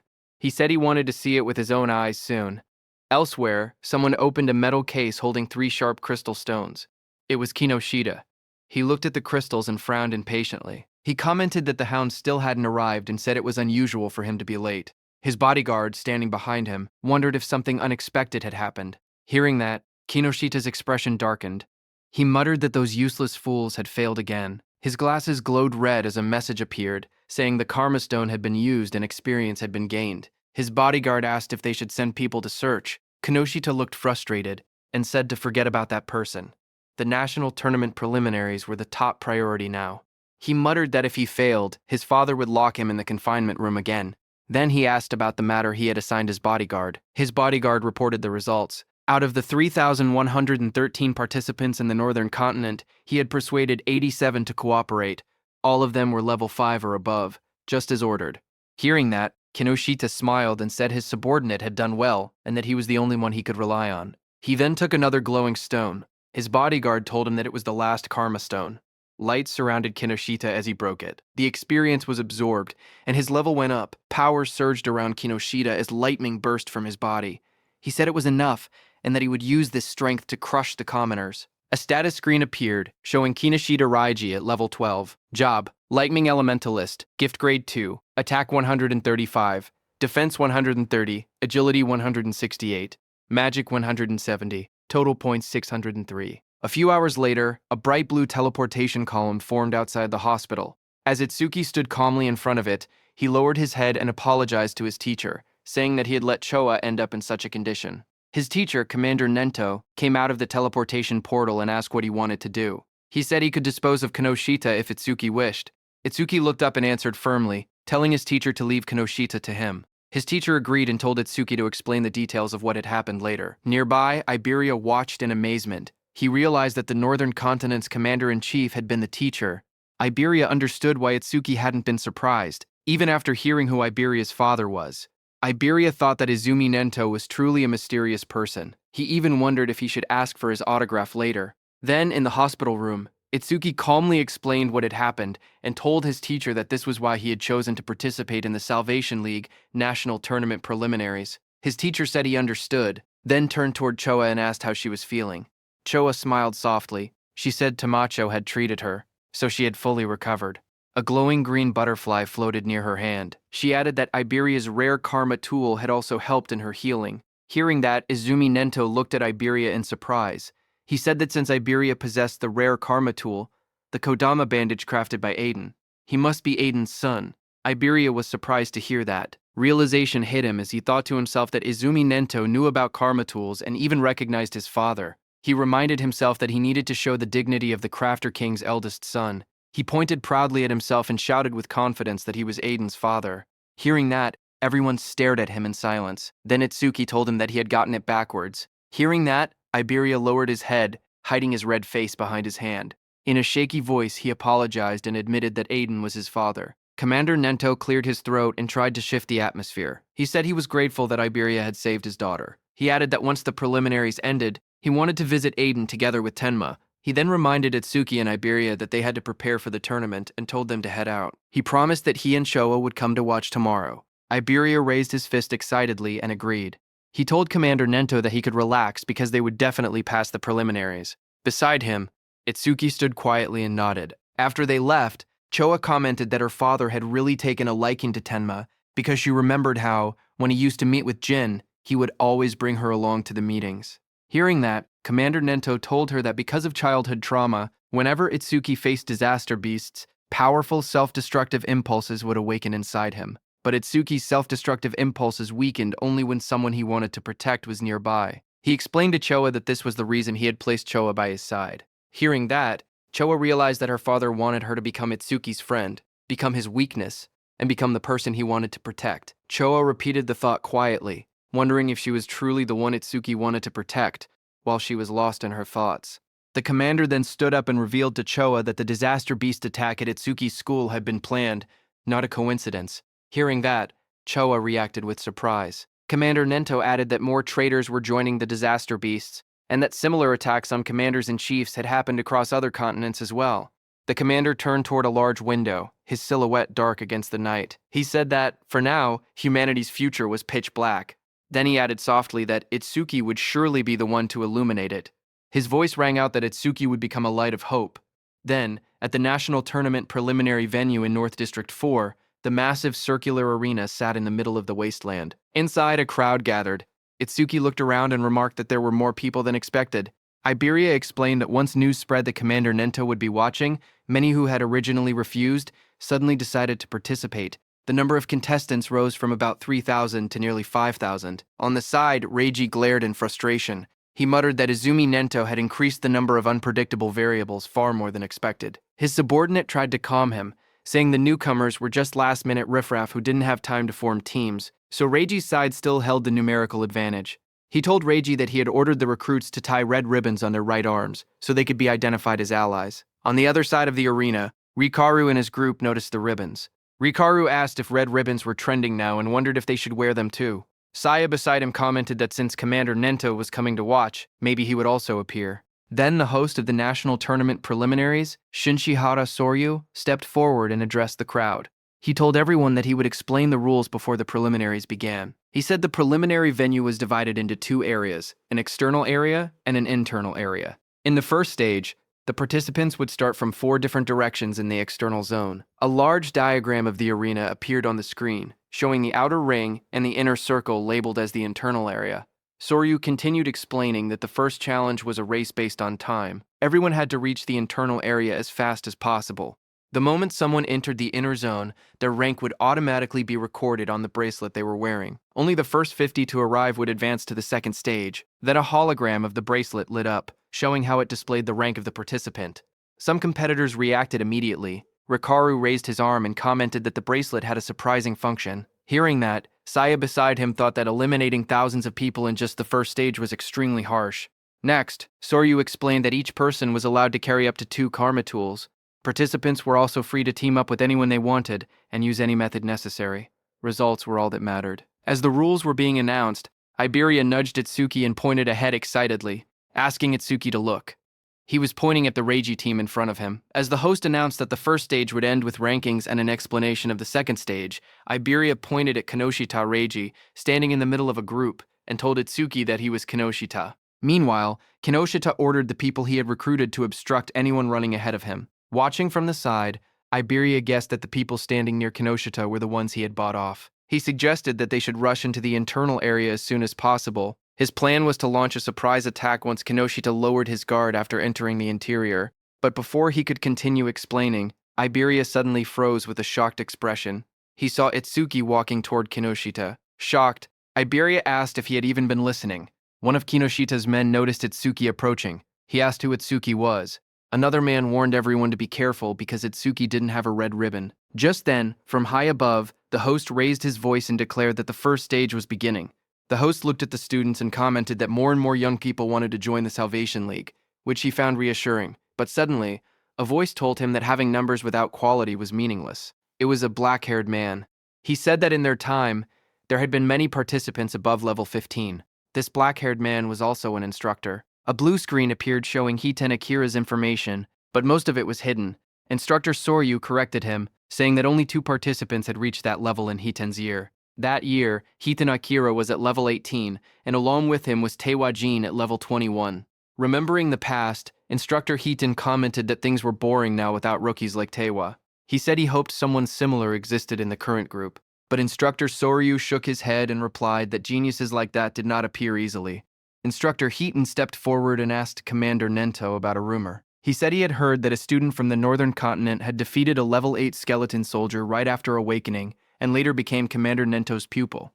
Instructor Soryu widened his eyes and asked if it was true, calling it ridiculous for someone to defeat level 8 monsters immediately after awakening. Commander Nento, covered in dark flames, answered calmly, saying that the rumor was true. Hearing this, Instructor Hiten asked if that person was in the group they were watching. Instructor Soryu thought that since this was Izumi's second recognized pupil after Taiwa Jin, it meant the student must possess exceptional talent. Examiner Soryu looked at the participants list and wondered who the mysterious participant could be. The tablet displayed the first candidate. It showed Harino Rikuru, a level 10 metal elementalist. Examiner Soryu noted that Rikuru's gift was only an ordinary grade 2 and decided it couldn't be him. Another profile appeared. Kisaragi Saya, a level 11 water elementalist with a grade 1 gift. She specialized in support-type abilities, so he assumed she wasn't the one either. The next image revealed Hanyu Kana, a wood elementalist at an unusually high level 16. Seeing this, he guessed she must be the hidden talent. But when he looked at Commander Nento, he didn't say anything. Seeing that, Instructor Soryu realized that his guesses seemed incorrect, even though Hanyu had the highest level among all participants. Just then, Instructor Hiten pointed out that among this year's participants there was even someone at level 0. But Instructor Soryu didn't think much of it, and remarked that there was always one person every year who joined the tournament out of curiosity, only to get beaten badly and withdraw soon after. On the other hand, Kinoshita's group burst into laughter as Kinoshita pointed toward Itsuki, shouting in disbelief that a level 0 had really joined the competition. His team laughed loudly, mocking Itsuki and asking if he had gotten lost. Hearing them, Itsuki stepped forward silently and raised his hand, showing the mechanical glove of Charles on his hand. Kinoshita froze when he saw the glove. He stuttered, recognizing it as something belonging to Charles. Fear spread across his face as he demanded to know who Itsuki was. Itsuki stared directly at Kinoshita and asked if Kinoshita was the one who had been looking for him this whole time. Hearing that, Kinoshita grew furious. He refused to believe it. He shouted that there was no way a level 0 could have defeated Takeru. He insisted that Itsuki must have been sent by someone just to shake him up. He then pointed forward and yelled for his group to attack. The men beside him grinned confidently and stepped forward. They said they would handle it and make Itsuki regret provoking them. While Kinoshita's men stayed back to block Itsuki with a burst of purple lightning, Kinoshita rushed toward the center, saying he didn't have time to deal with trash like Itsuki. As Kinoshita left, his remaining men formed a circle around Itsuki, ready to attack him. From the watchtower, Instructor Hiten watched everything and thought that there were 3 level 6 fighters and 2 level 7 fighters present, so there was no need to wait for the results. He thought that if Itsuki just begged for mercy now, he might survive on the ground. Iberia also grew nervous and started calculating the situation. He thought he could take down one opponent, but even with Itsuki's strength, fighting 4 enemies at once would be impossible. That meant he had no choice but to use a certain technique. Thinking that, he stepped forward slowly while reaching toward the item at his side. Suddenly, one of Kinoshita's men, a red-haired man, smirked as he looked at Itsuki. He said he had expected a strong opponent to appear, but the first one they encountered was just level 0 trash. Hearing that, Itsuki lowered his head slightly, his face hidden in shadow, as he told the man in front of him to move. The red-haired man widened his eyes in surprise, not having expected such blunt words. For a moment, he froze, then burst into loud laughter. Throwing his head back, he mocked Itsuki's attitude, but instructor Hiten smirked instead when he heard Itsuki. He said he liked that attitude and offered to step in later, claiming he would save Itsuki when things got bad. Then the red-haired man leaned forward with a twisted grin. He told Itsuki to let him crack open his head and see what was inside. Itsuki didn't reply to him. Instead, the next second, Itsuki struck. His fist slammed into the red-haired man's face with overwhelming force, sending blood and broken teeth flying as the red-haired man fell backward, screaming. Itsuki repeated in a cold voice that he had already told him to move. Instructor Hiten was shocked to see that Itsuki's opponent had been 7 levels higher than him, yet Itsuki had defeated him instantly. He couldn't believe that Itsuki had instantly killed the red-haired man. Kinoshita's other fighters stared in shock. One man shouted that Honda was level 7 and couldn't understand how a rookie had defeated him. Another tried to calm him, suggesting that the rookie must have caught Honda off guard. Flames swirled violently in the hands of that fighter as he growled that he would burn the rookie to a crisp. A system window appeared beside him, showing that he was using the B-rank skill Flamethrower at full output. A massive wave of fire shot out. Iberia, watching, gasped, saying the attack was so fast he couldn't even use his karma tool in time. The flames roared across the arena. One of Kinoshita's fighters commented that the attack was overkill for a level 0, but the fighter who threw the fire said deaths in the preliminaries were common. He added that if the rookie wanted to resent someone, he should resent himself for acting cocky at level 0. But another fighter suddenly pointed forward, shouting that something wasn't right. As the flames cleared, everyone looked toward the center of the blast. Itsuki had created a huge black ice wall. Flames danced around it. One fighter stared at the scene and yelled, asking what this was. Inside the black ice wall, Itsuki and Iberia stood unharmed. Iberia stared at the scene with wide eyes. He shouted in shock that Itsuki had blocked such a wide-range flame attack completely. To him, it was exactly what he had expected from someone that strong. Itsuki didn't react to the praise. Instead, he looked to the side and told Iberia to get away from him. A system window appeared beside him. It stated that he had blocked a B-rank fire skill using Black Wall, and his defense increased by 10%. Another window listed his updated stats: attack 310, agility 310, defense 310. Seeing that, Itsuki noted that his defense had increased by 31. He thought to himself that he needed to confirm whether Black Wall's passive effect would activate again if he blocked the same skill more than once. From a distance, one of Kinoshita's fighters pointed at Itsuki in disbelief. He asked how Itsuki was still unscathed, and wondered if that strange ice-like shield was really his ability. He looked around in confusion, saying there wasn't even a water elementalist present. So how could Itsuki use ice skills? Itsuki then stepped forward and raised a finger. His voice was steady as he told the fire user to use that technique one more time, adding that this time he wouldn't block it. Hearing this, the fire user glared angrily at him as flames rose around his hands. He asked if Itsuki was making fun of him. He shouted that Itsuki shouldn't go back on his word. Itsuki calmly replied that he promised. Hearing that, the fire user gathered even more flames. He yelled that he would finish Itsuki for sure this time using his strongest technique. A massive fiery blast formed in front of him as he used his B-rank skill, Flamethrower Overheat. Seeing the fireball coming, Itsuki just stood there unfazed in front of the swirling firestorm. He noted that the power was stronger than before, but it was still just a fire attribute skill. A wave of flames roared forward, engulfing Itsuki in the whole area around him. Seeing that, the fire user pushed both hands out desperately. Another fighter behind him looked shocked and said he was taking things too seriously, but the fire user muttered that the attack's power probably rivaled level 8. Sweat dripped down his face as he felt his magic drain instantly. He thought to himself that this was his ultimate technique. It felt wasteful to use against a level 0, but he declared that the farce would end now. But the next second, the fire user fell back in shock, his eyes wide and sweat dripping down his face. He stared at Itsuki standing calmly before him and shouted that it was impossible. Across from him, Itsuki examined the black ice covering his arm. He muttered to himself, realizing something. When the same skill came from the same target, Black Wall's passive effect no longer activated a second time. With a quiet nod, he said that he understood. He stepped forward confidently. Cracks of heat and smoke spread across the ground as he declared that the verification was over, and now he would finish this. Seeing this, the fire user trembled. He couldn't believe that his ultimate technique had been defeated so easily. Standing beside him, another fire user clenched his burning fists and insisted that he had already figured out the weakness behind the ice skill. He charged in with blazing attacks. Flames burst around him as he unleashed his B-rank skill. Fire Barrage. Fireballs shot toward Itsuki from every direction. Surrounded by heat and swirling flames, Itsuki looked unfazed. He asked calmly if they were planning to win just by numbers. His whole body became covered by black ice as a glowing notification appeared, saying Black Wall had been activated. The explosion of flames erupted across the arena, shaking the ground. The large fire user shouted confidently that even if their opponent had a powerful skill, a level 0's magic capacity was meaningless. He claimed that if they drained all of Itsuki's magic so he couldn't produce water anymore, they would win. As the flames roared, suddenly someone grabbed that large fire user's hand. The fire user's eyes widened in shock as he asked what was happening.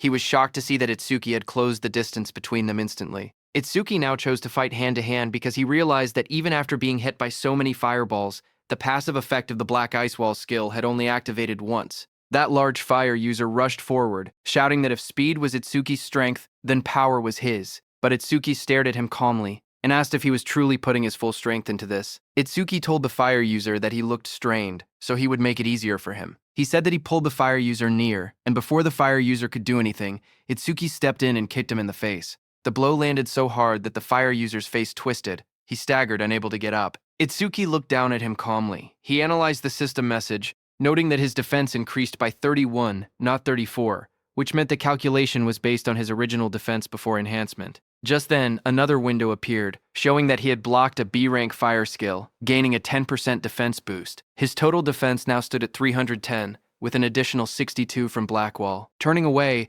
Itsuki noticed two lightning users standing nearby. He muttered to himself that lightning elementalists were perfect targets and decided to increase Thunderbreaker's passive effect next. Seeing this, those two lightning users panicked, watching both of their allies fall. They shouted that Itsuki's stats must be fake. One of them cried out that they should run. Itsuki glanced back with cold eyes and asked if they really thought they could escape. The two lightning fighters roared in desperation. Lightning burst around their bodies as they charged at Itsuki, yelling that this wasn't a fire attribute and the same trick wouldn't work. Their combined skill, C-rank Silver Serpent, activated in a surge of electricity. As the lightning attack hit Itsuki, a system message appeared again, showing that Itsuki had absorbed the C-rank lightning skill with Thunderbreaker, raising his agility by 5% twice in a row. His new stats displayed: attack increased to 310, agility to 341, defense to 310, making his total 1,333 points. Instructor Hiten, watching from the control room, was shaken. He realized that Itsuki before him was defeating awakened individuals several levels higher than himself, and he was doing it as if it were nothing. On the battlefield, Itsuki stood calmly among unconscious enemies, lightning wrapping around his body. Instructor Hiten, watching him, trembled and wondered what kind of monster he was facing. Itsuki analyzed the situation. He thought about how Thunderbreaker's passive effect worked the same as Black Wall. It only increased once for the same skill coming from the same target. Nearby, Iberia checked the fallen enemies and was surprised to see that everyone had been knocked out. He admitted that he had expected a difficult battle, but never imagined Itsuki would be this strong. Just then, one of the fire users, who was badly injured, asked from behind what ability Itsuki was using. His voice shook as he shouted, insisting that Itsuki wasn't level 0 at all. Hearing the fire user ask who they were, Iberia stepped forward with a grin. Seeing that, Itsuki realized that Iberia was going to do something. Iberia looked back as his smile widened. He proudly declared that together they were double I and that one day they would become the strongest duo on the northern continent. He told the fire user to remember them, but before he could finish his proud introduction, Itsuki cut him off and said they should stop talking and chase Kinoshita. Iberia flailed in frustration, shouting that what he was going to say next was the good part of his speech. From the side, the fire user whispered double I to himself in disbelief. He muttered that it sounded lame. On the other hand, Kinoshita, who was running at full speed surrounded by crackling purple energy, noticed the commotion. He assumed that the level 0 participant was probably being beaten badly by now, but then he hesitated. He remembered the crossbow he had seen on Itsuki earlier. It had definitely belonged to Charles. He told himself that he needed to investigate later because he knew that, other than the saviors, there shouldn't be many people on the northern continent capable of capturing Charles. While he was lost in thought, something in flames passed him. It was another participant who shot into the sky. Kinoshita's eyes widened in surprise as the fiery trail blurred past his face. That brown-haired participant, moving with extreme confidence, smirked as he rushed forward. He thought to himself that he had passed another opponent with ease and had overtaken yet another one. Unlike the brute force types, he considered himself someone who specialized in pure speed. But before he could enjoy that pride, a violent surge of purple lightning hit him from behind. It swallowed him completely. The brown-haired boy screamed as the electricity tore through his body. He crashed onto the ground, coughing out smoke. Still stunned, he muttered in disbelief wondering how an attack managed to hit him even while he was running at full speed. He struggled to understand who could possibly land such a blow. Just then, a shadow appeared behind him, followed by a sharp kick smashing that brown-haired boy's head into the ground. It was Kinoshita, wrapped in purple lightning, stepping forward. He looked down coldly and declared that this was what happened when someone dared to run ahead of him. He then turned and shouted at the group he had hired, telling them to get it together. He reminded them that they needed to conserve stamina for the second stage and ordered them not to waste time on the trash in front of them. Commander Nento, seated in the control room, looked down at Kinoshita and asked Instructor Soryu if that arrogant boy was the son of the North District 4 Administrator Kinoshita Genko. Instructor Soryu said yes and wondered what kind of education he had received to act like that. Choa was also there and was very angry. But Instructor Soryu told them that what Kinoshita was doing wasn't against the rules, so they couldn't intervene. Kinoshita stood surrounded by flames and crackling power. He said that thanks to the others clearing obstacles for him, their stamina was almost full. He confidently declared that they could pass the second stage easily like this. He looked at the gigantic blue barrier ahead and said that the internal area was right in front of them. He called the entire process surprisingly easy. But suddenly, lightning burst across the sky, and someone shouted, calling Kinoshita's name. Kinoshita's eyes widened in shock. A cold sweat rolled down his cheek as he turned his head sharply, startled by the sudden shout calling his name. He asked who had called him by name. The group behind him immediately panicked. Some of them raised their hands in fear, insisting it wasn't them. One man stuttered that he hadn't done anything. Another voice said the call came from behind. Just then, someone suddenly pointed, saying it was the level 0 rookie. Whispers spread through the crowd as they cleared the way to look back. From behind, two shadows appeared, moving forward. Hearing that it was level 0, Kinoshita was shocked, thinking it shouldn't be them. But as those two figures came forward, they turned out to be Itsuki and Iberia. Kinoshita recognized Itsuki instantly and shouted that it was that guy. Kinoshita froze. His eyes trembled as he realized that his men had been taken down. He gritted his teeth, saying there had been too many enemies for just a level 0 and level 7 to handle. But then, his expression twisted. He convinced himself that Itsuki must have bought them off. Kinoshita leaned forward with a furious glare. His voice dropped into a snarl as he demanded to know how far a level 0 piece of trash planned to follow him. Rain poured heavily as Itsuki and Iberia stood side by side. Itsuki told Kinoshita that he would stay here until the matter was settled. Standing beside him, Iberia admitted that he had made it this far only because of Itsuki. Every enemy they met had been taken down instantly, and without Itsuki he would have been defeated long ago. Ahead of them, Kinoshita turned and raised his hand. He said he was too busy to deal with them himself, but he would prepare some playmates to handle them.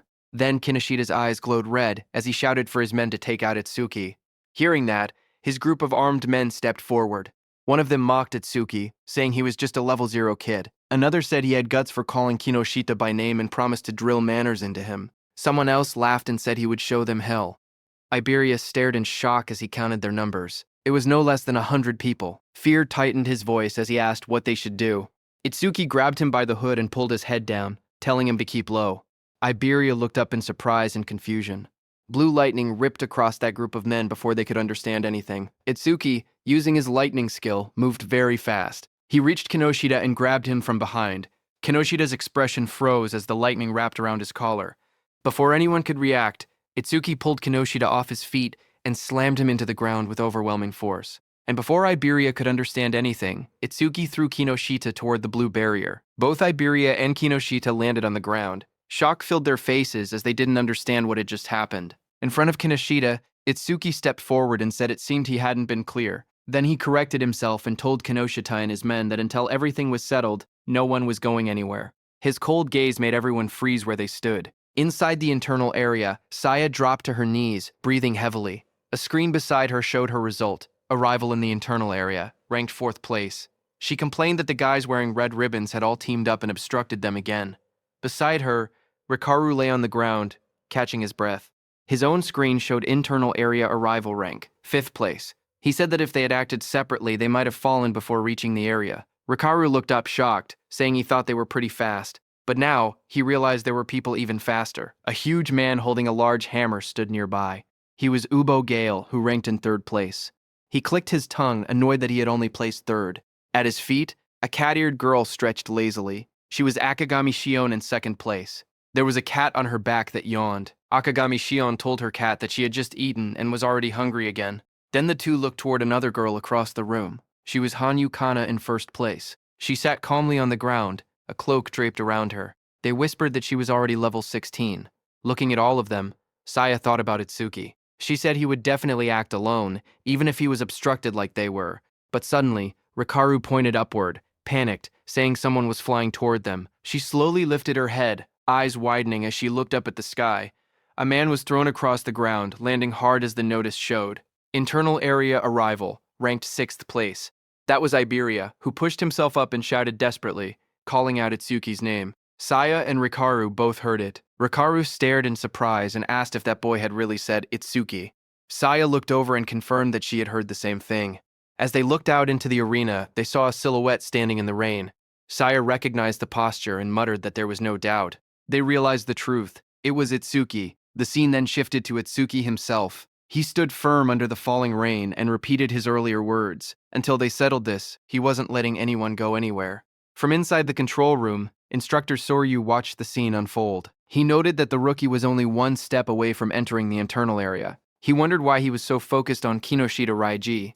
Choa watched Itsuki with a worried expression. Sweat slid down her cheek as she looked toward the scene in front of her. Instructor Soryu then turned to Instructor Heaton beside him and told him calmly to help Itsuki if things became dangerous. But Instructor Heaton's eyes widened slightly as he looked at Itsuki. He muttered the name Tenma Itsuki, remembering how just moments earlier Itsuki had moved with incredible speed. He admitted to himself that he wasn't sure he could have done something like that at the same age. Far away under the rain, Kinoshita was furious. He spoke with frustration, saying that Itsuki kept interfering again and again. So he warned Itsuki to prepare himself. He lifted his gaze and his voice grew heavier. He said that what was about to begin wasn't just a battle, it was complete subjugation. Across the field, a huge group of fighters stepped forward through the rain. Their eyes glowed red as they surrounded Itsuki. Kinoshita's voice explained what it meant, a 100-on-1 group attack. The moment rain slid down his face, Itsuki's eyes narrowed with cold determination. Passing the preliminaries didn't matter anymore. Right now, his top priority was avenging Choa. Across the field, Kinoshita screamed with bloodshot eyes. He pointed forward and yelled for everyone to kill Itsuki. In an instant, dozens of fighters charged toward him, lightning and flames clashing as the battlefield erupted into chaos. One man, covered in blazing fire, rushed ahead of the others. He shouted that nobody was allowed to get ahead of him and claimed Itsuki's head as his own. Flames wrapped around his arms as he used his C-rank skill, Fire Punch, and lunged straight at Itsuki. But Itsuki didn't move. He simply raised his arm and grabbed the fiery fist with his bare hand. The fire user froze, shocked. In the next second, Itsuki swung his fist and punched him in the face. He slammed him into the ground with overwhelming force, ending the attack in a single motion. The others watching were shocked. One of them shouted in disbelief that their companion had been knocked out with just a single punch. Another quickly tried to calm everyone, saying they had many people on their side and there was no way they would lose to someone who was still level 0. More voices joined in, urging everyone to attack together.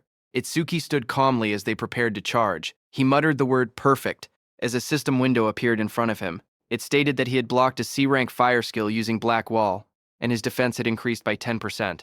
Itsuki then raised his clawed arm, flames swirling around him. He declared that he would end this farce quickly. The fiery lotus in his hand glowed brighter as the system announced, Lotus Burst activated. The flames wrapped around his whole body, spinning wildly. And then Itsuki clapped. A massive explosion erupted. The fire burst outward like a wave, blasting everyone off their feet and sending bodies flying across the arena. The dust settled, and everyone stared at the ruined ground. Rikaru trembled as he looked at the destruction. He asked in shock if this overwhelming attack was really Itsuki's skill. Behind him, Saya covered her mouth, unable to speak. Gaku rushed over, asking what had just happened. Beside him, Shion calmly stroked her small cat, saying that Michin should be able to swallow an explosion of this size without any problem, speaking as if the blast meant nothing. Not far away, Kana sat silently with her sword, her expression unreadable as sparks drifted through the air. From inside the control room, Instructor Soryu stared at the screen in disbelief. He shouted that the explosion had been caused by a level 0. He couldn't understand how someone with such a low rank could use so much power. What shocked him even more was how Itsuki used skills that didn't belong to his job class at all. Instructor Hitten was also shocked. Choa couldn't believe her eyes because she never knew Itsuki had learned an AoE skill. She thought back to the Locust Wasteland incident and finally understood why he had been so confident back then. She looked at him, wondering just how many trump cards he had. On the battlefield, Itsuki stood calmly. His suit was torn, and faint flames glowed around his clawed hand. He thought that 30% of his power would be enough. Since his opponents were human, he reminded himself to hold back and not to kill them. Kinoshita looked at the destruction in front of him. Smoke filled the air as the ground cracked open. Bodies lay scattered across the arena. Itsuki was standing in the middle. He looked straight at Kinoshita and said that he was the only one left. Seeing that, Kinoshita panicked, sweating heavily. He shouted that there had been over 100 people, and they were all taken out instantly. He asked why Itsuki was targeting only him. Itsuki stepped forward through the smoke. He repeated Kinoshita's words and said that it was Kinoshita who had attacked him first and seriously injured his friend. Itsuki said, "Now I will return the pain she suffered back to you." Enraged, Kinoshita released a surge of purple lightning. He called himself the young master of the prestigious Kinoshita family, saying every stage in the area was under his control. He bragged that with his family's karma stones, he could reach levels commoners would never achieve without even fighting disaster beasts. He raised his crackling hand and shouted that he and Itsuki were on completely different levels, and that he would definitely kill him. Purple lightning gathered as he unleashed his B-rank skill, Lightning Cannon Purple. But at the same moment, Itsuki's system activated. It detected the skill, and overmimesis started copying it. The analysis began at 1%. Lightning fired at Itsuki, but he dodged easily. He then moved with lightning speed and punched Kinoshita in the stomach. Kinoshita fell to the ground as shock spread across his face. He couldn't understand how a supposed level 0 could move that fast. Real fear replaced his confidence. He realized there was no way he could win. Desperate, he screamed for help, calling out to 40. A bald man with glowing red eyes suddenly charged forward into the arena to help Kinoshita. He admitted it broke the rules, but he couldn't care anymore. He had to help. Seeing him coming, Kinoshita shouted proudly that 40 was a level 35 awakened and ordered him to tear Itsuki to shreds. Watching from the control room, Commander Nento called out to Hiten. Hiten, who stood in front with a sharp grin, nodded and answered that he understood. Rain poured over the arena as Itsuki's magic detection flared. He sensed something. Someone was rushing toward him at incredible speed. His analysis window appeared again, showing analysis progress, 19%. But before Itsuki could do anything, he suddenly realized that it wasn't just one attacker. Multiple people were coming. A figure crashed down from the sky, landing on Kinoshita's bodyguard, 40, with heavy force. Dust shot up everywhere as Itsuki stood calmly, watching with sharp, focused eyes. His expression didn't change. He simply observed the incoming threat. But then he realized that it was Instructor Hiten who sat calmly on top of Kinoshita's bodyguard. Without even looking back, he told Itsuki to keep going. Itsuki then turned and stood in front of Kinoshita, surrounded by glowing purple lightning. He stared down at the trembling Kinoshita and said that it looked like his lifeline wouldn't be coming anymore. Seeing Itsuki, Kinoshita panicked. He stuttered and begged for a moment, explaining that his father was the North District 4 administrator and his brother was a member of the Salvation League. Sweat rolled down his face as he warned that touching him would cause trouble. Before he could finish, a scream tore through the air, long and painful. The next moment, Kinoshita lay flat on the cracked ground, unconscious. Rain fell lightly around him. Itsuki walked away slowly, his coat swaying in the wind. He then looked up at the control room and muttered softly that this settled the score for Choa. From the control room, Choa looked toward him while blushing, realizing that he had done this for her. Instructor Soryu was surprised to see that Itsuki had really beaten Kinoshita Raiji, but he wondered why Itsuki was suddenly looking their way. Meanwhile, the system window showed Itsuki that his analysis was at 99%. He thought to himself that if he paused it now, he could reset his condition once. During the second stage, he stopped the analysis just before completion. Just then, from the internal area, Saya shouted Itsuki's name. Hearing her voice, Itsuki froze for a moment. His eyes widened as he recognized it. He turned slowly toward the sound. He whispered her name, Saya. As he saw her standing in the internal area with Rikaru and Iberia, Saya stood in the rain, holding her arm as the cold wind hit her. She looked up and softly asked Itsuki to hurry inside. She told him he would catch a cold if he stayed out any longer. As Itsuki came inside the internal area, Saya smiled gently and said it had been a while. In front of her stood Itsuki, whose arrival rank in the internal area was 7th place. Just then, suddenly, Rikaru and Iberia rushed toward Itsuki, shouting his name. Rikaru cried that he wanted to see him, calling him a bastard out of frustration and relief. Both of them hugged him tightly, crying that they were glad he was safe. But when both of them saw each other hugging Itsuki, they glared at each other.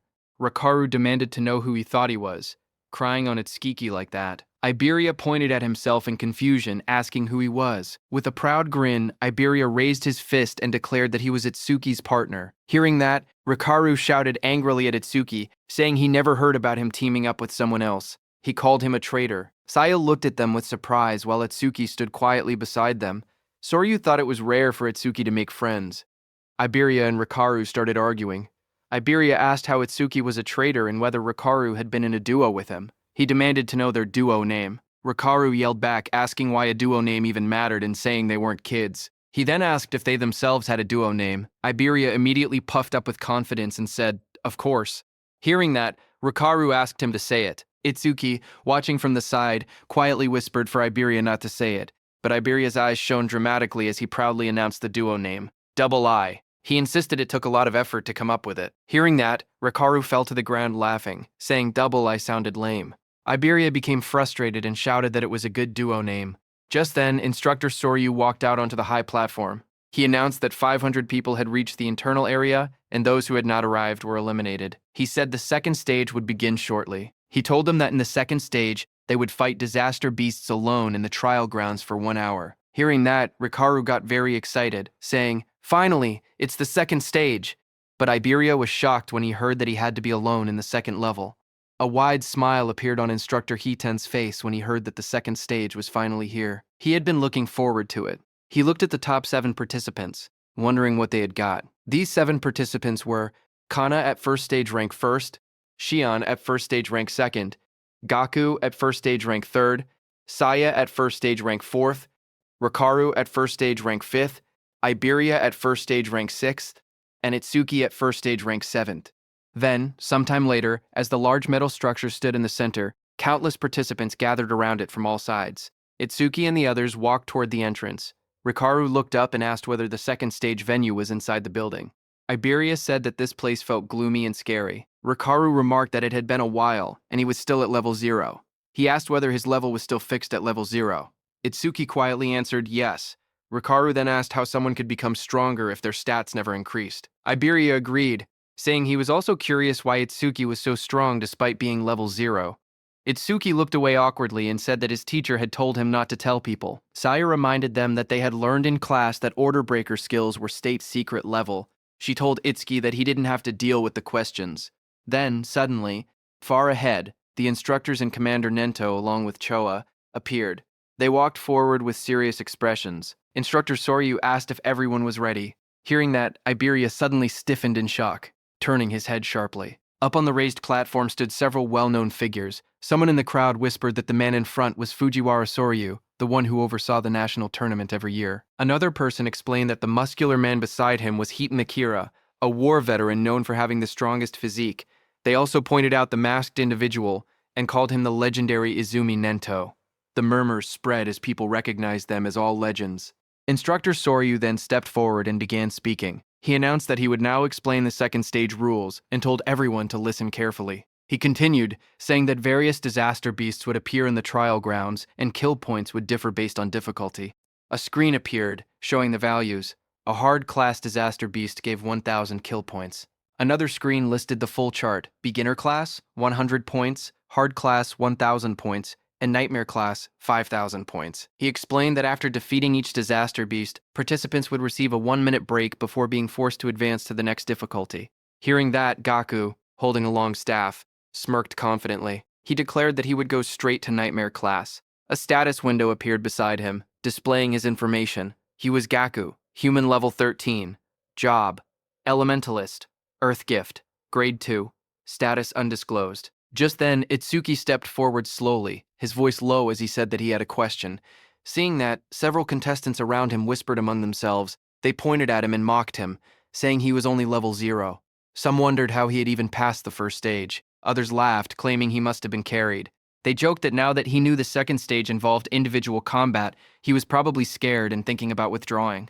Up on the platform, Instructor Soryu looked down and told him not to hesitate. He could ask anything. Itsuki raised his head and asked calmly whether nightmare class was the highest difficulty. His question made several people freeze.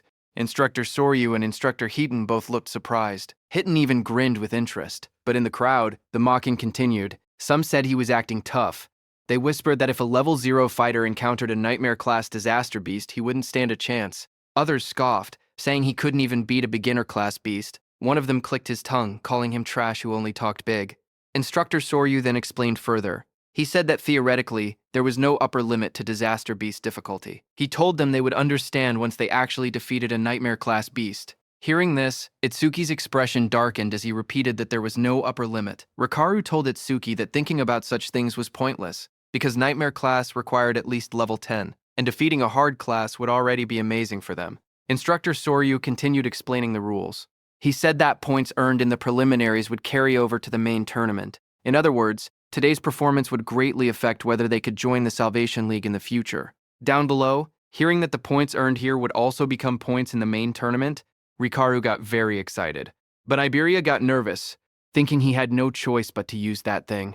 Itsuki watched silently. He thought about Taewa Jin's record of 115,000 points, which included what he had earned in the preliminaries. To surpass him, Itsuki believed he needed to take advantage of this opportunity. Soon, the order was given. The instructor announced loudly for everyone to enter the trial grounds. The announcement echoed through the dome, declaring that the second stage of the preliminaries had begun. Itsuki stepped into the vast arena and quietly noted that the trial grounds didn't look much different from the regular stages. Just then, from the darkness around him, multiple red eyes appeared, watching him. A moment later, disaster beasts rushed out. A system window showed their details: beginner-class disaster beasts, mad dogs of calamity, level 1. There were 10 of them, and killing them gave 100 kill points. Seeing them, Itsuki tightened his stance, saying he could finally fight disaster beasts. A blue notification flashed around Itsuki, showing that Black Wall had been activated. He moved forward, focused, thinking that he couldn't increase his stats with low-level monsters like these, so he needed to finish the battle quickly. Meanwhile, in the control room, Instructor Soryu looked at the screen and asked if Instructor Heaton was monitoring Itsuki again. He added that he also wanted to see that Hanu girl's battle, but Instructor Heaton beside him stared at the screen with a grin. He said that Itsuki was more interesting. Suddenly, he pointed at the screen with excitement and shouted for Instructor Soryu to see. Instructor Soryu beside him looked confused and asked calmly whether it was really so surprising every single time. On the battlefield, Itsuki moved like a flash. In just 1 second, he cut through the pack of disaster beasts. The system window appeared, stating that 1 second had passed and 100 points were earned. Back in the control room, Instructor Soryu stared at the numbers in shock. He muttered that it normally took several minutes. Instructor Heaton only laughed and reminded him that he had already said this.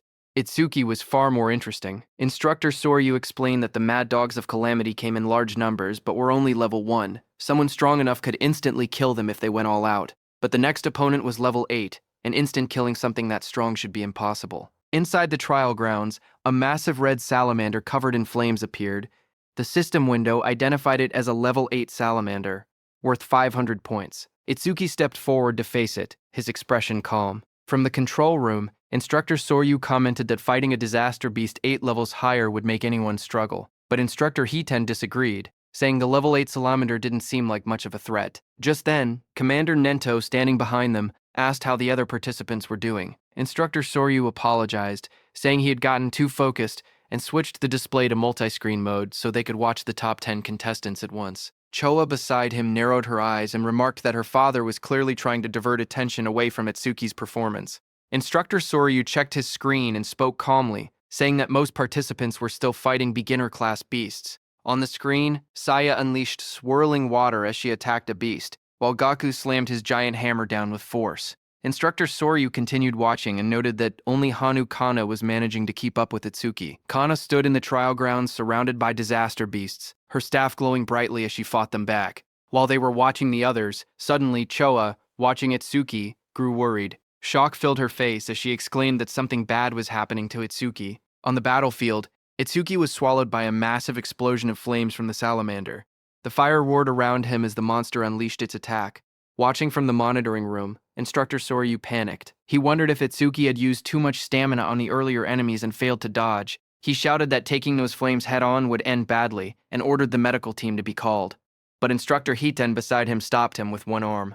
He told Instructor Soryu to wait and watch a little longer. With the speed Itsuki had shown earlier, he believed dodging this level of attack should be easy for him. On the battlefield, as the flames disappeared, Itsuki emerged covered in dark, ice-like armor wrapped around his entire body. A system window appeared beside him, announcing that Black Wall was activated. In the next moment, he rushed forward. Blue flames flared around him as he swung his arm, creating 2 bright arcs of power that sliced past the massive monster. The creature's huge body trembled, a clean cut appearing across its scales. Its giant body split apart. In front of it, Itsuki stood calmly, smoke drifting from his shoulders. A system window appeared in front of him, displaying that the time used was 5 seconds, and he earned 500 points. Watching from the control room, Instructor Soryu stared at the screen in shock. He shouted in disbelief, wondering how Itsuki remained completely unharmed and whether the ice armor covered his entire body. Instructor Hiten beside him narrowed his eyes, questioning why Itsuki had chosen to take the monster's attack instead of instantly killing it. Just then, another system notification appeared beside Itsuki, showing that he had blocked a C-rank fire element skill with Black Wall.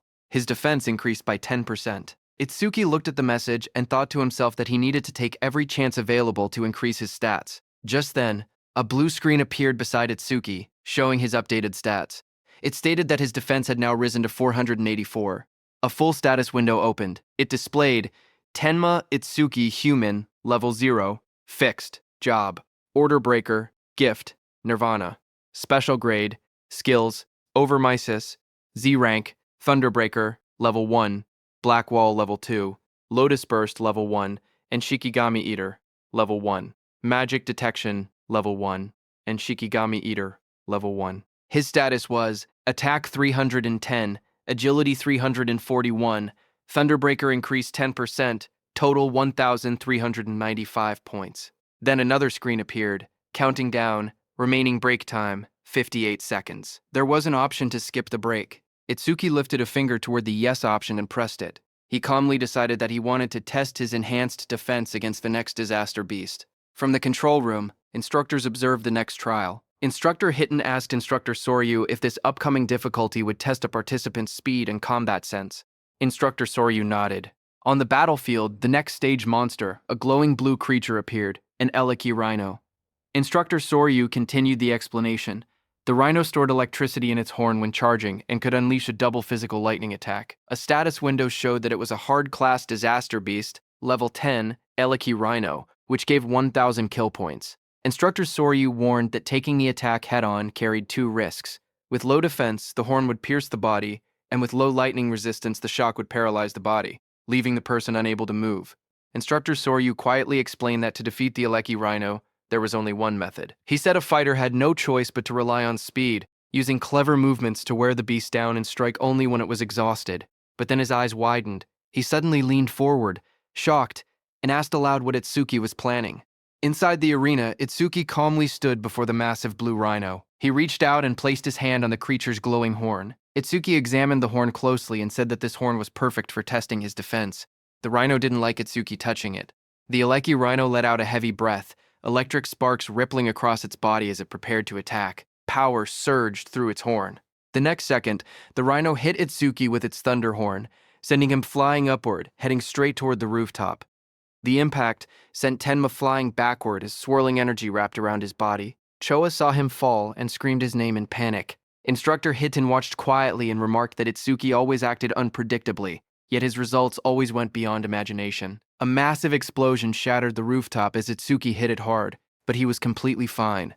A system window appeared, stating that Itsuki had absorbed a C-rank lightning element skill called Thunderbreaker, increasing his agility by 5%. Itsuki crouched amid the broken rooftop and noted that the test was complete. Attacks from disaster beasts below level 10 could no longer injure him. With his eyes glowing red, he lifted his head and declared that it was time to settle this. Lightning wrapped around Itsuki's body as the system announced that Thunderbreaker had been activated. His speed shot upward as his agility increased by 50%, and he launched himself forward like a bolt of blue lightning.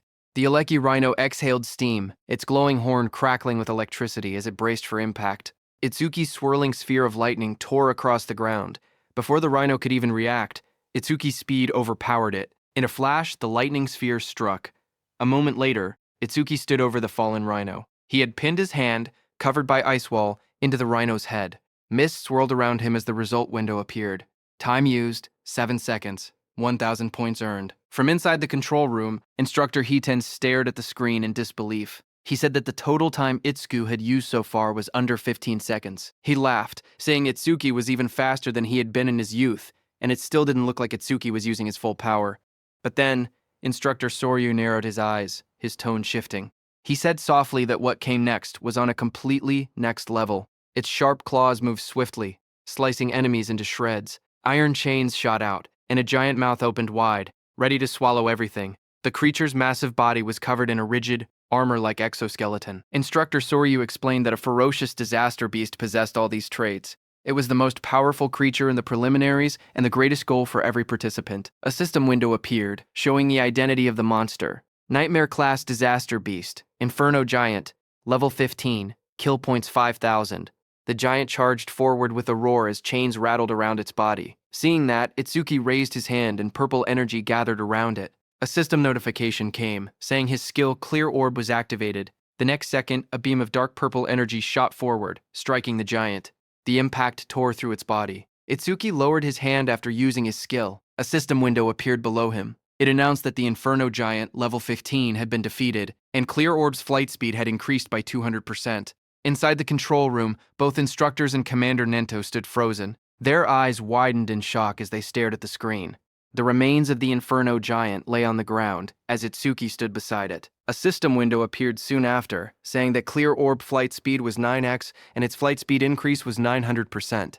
On the giant display screen, Itsuki's face appeared, telling the instructors that he would now move on to the next stage. Instructor Soryu watched in disbelief that even the Nightmare-class Inferno Giant had been instantly killed. Just then, a new window flashed as Itsuki killed another beast. It showed that time used was 3 seconds, and he earned 5,000 points.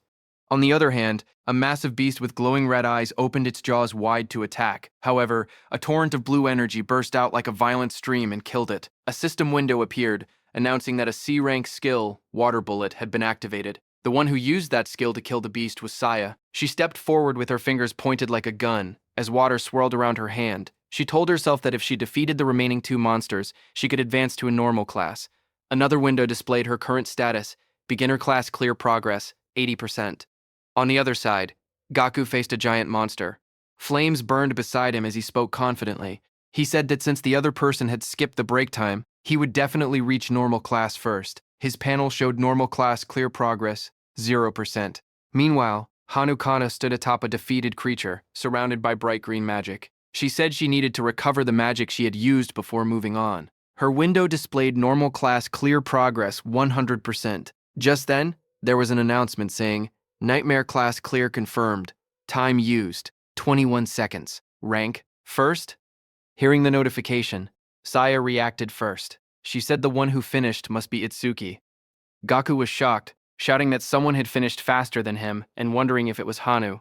Hanu remained silent, only staring calmly ahead. On the other hand, Itsuki stood on the cracked ground and pointed forward. In a calm voice, he told the inspectors to move on. Inside the control room, Instructor Soryu stared at the screen in shock. He couldn't believe that the level 15 Inferno Giant had been instantly killed. He questioned how something could pierce through its armor and wondered what that black sphere was. Instructor Hiton grinned and told Instructor Soryu to raise the difficulty, saying he wanted to see how far Itsuki could go. A new system message appeared, showing Nightmare Class Phase 2 starting.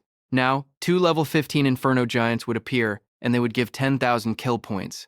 Itsuki looked up as the 2 giant monsters appeared. He said he had been expecting something, but the challenge had only increased in number. Both Inferno Giants roared as they charged, their bodies blurred as they rushed forward.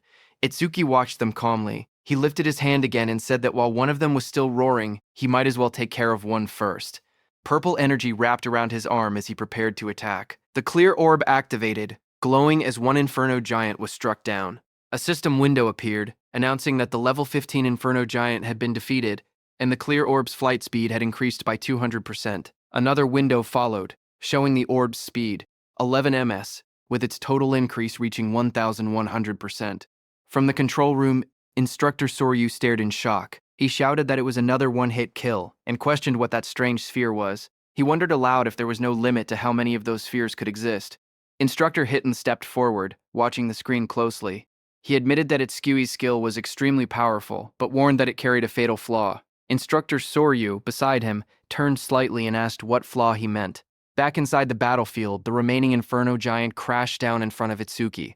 Dust exploded upward as the huge creature roared with glowing red eyes. Itsuki looked at the charging beast and muttered that its speed was faster than any disaster beast he had ever encountered. Watching from the control room, Instructor Hiton explained that Inferno Giants were often mistaken for being slow because of their large bodies, but that assumption was wrong. Instructor Soryu asked what he was trying to say. At that moment, Itsuki moved forward. Purple energy wrapped around Itsuki's arm as he aimed. His eyes glowed sharply, and dark cracks of power spread around him. A system window appeared, announcing that the Clear Orb skill was activated. Itsuki shot, and at the same moment, the Inferno Giant rushed toward him with chains rattling and red light burning in its skull. At the same time, Instructor Hiten explained the Inferno Giant's traits. He said that as a racial trait, the Giants had no magic power, but their other stats were greatly enhanced. Despite their huge bodies, they were technically a speed-type race.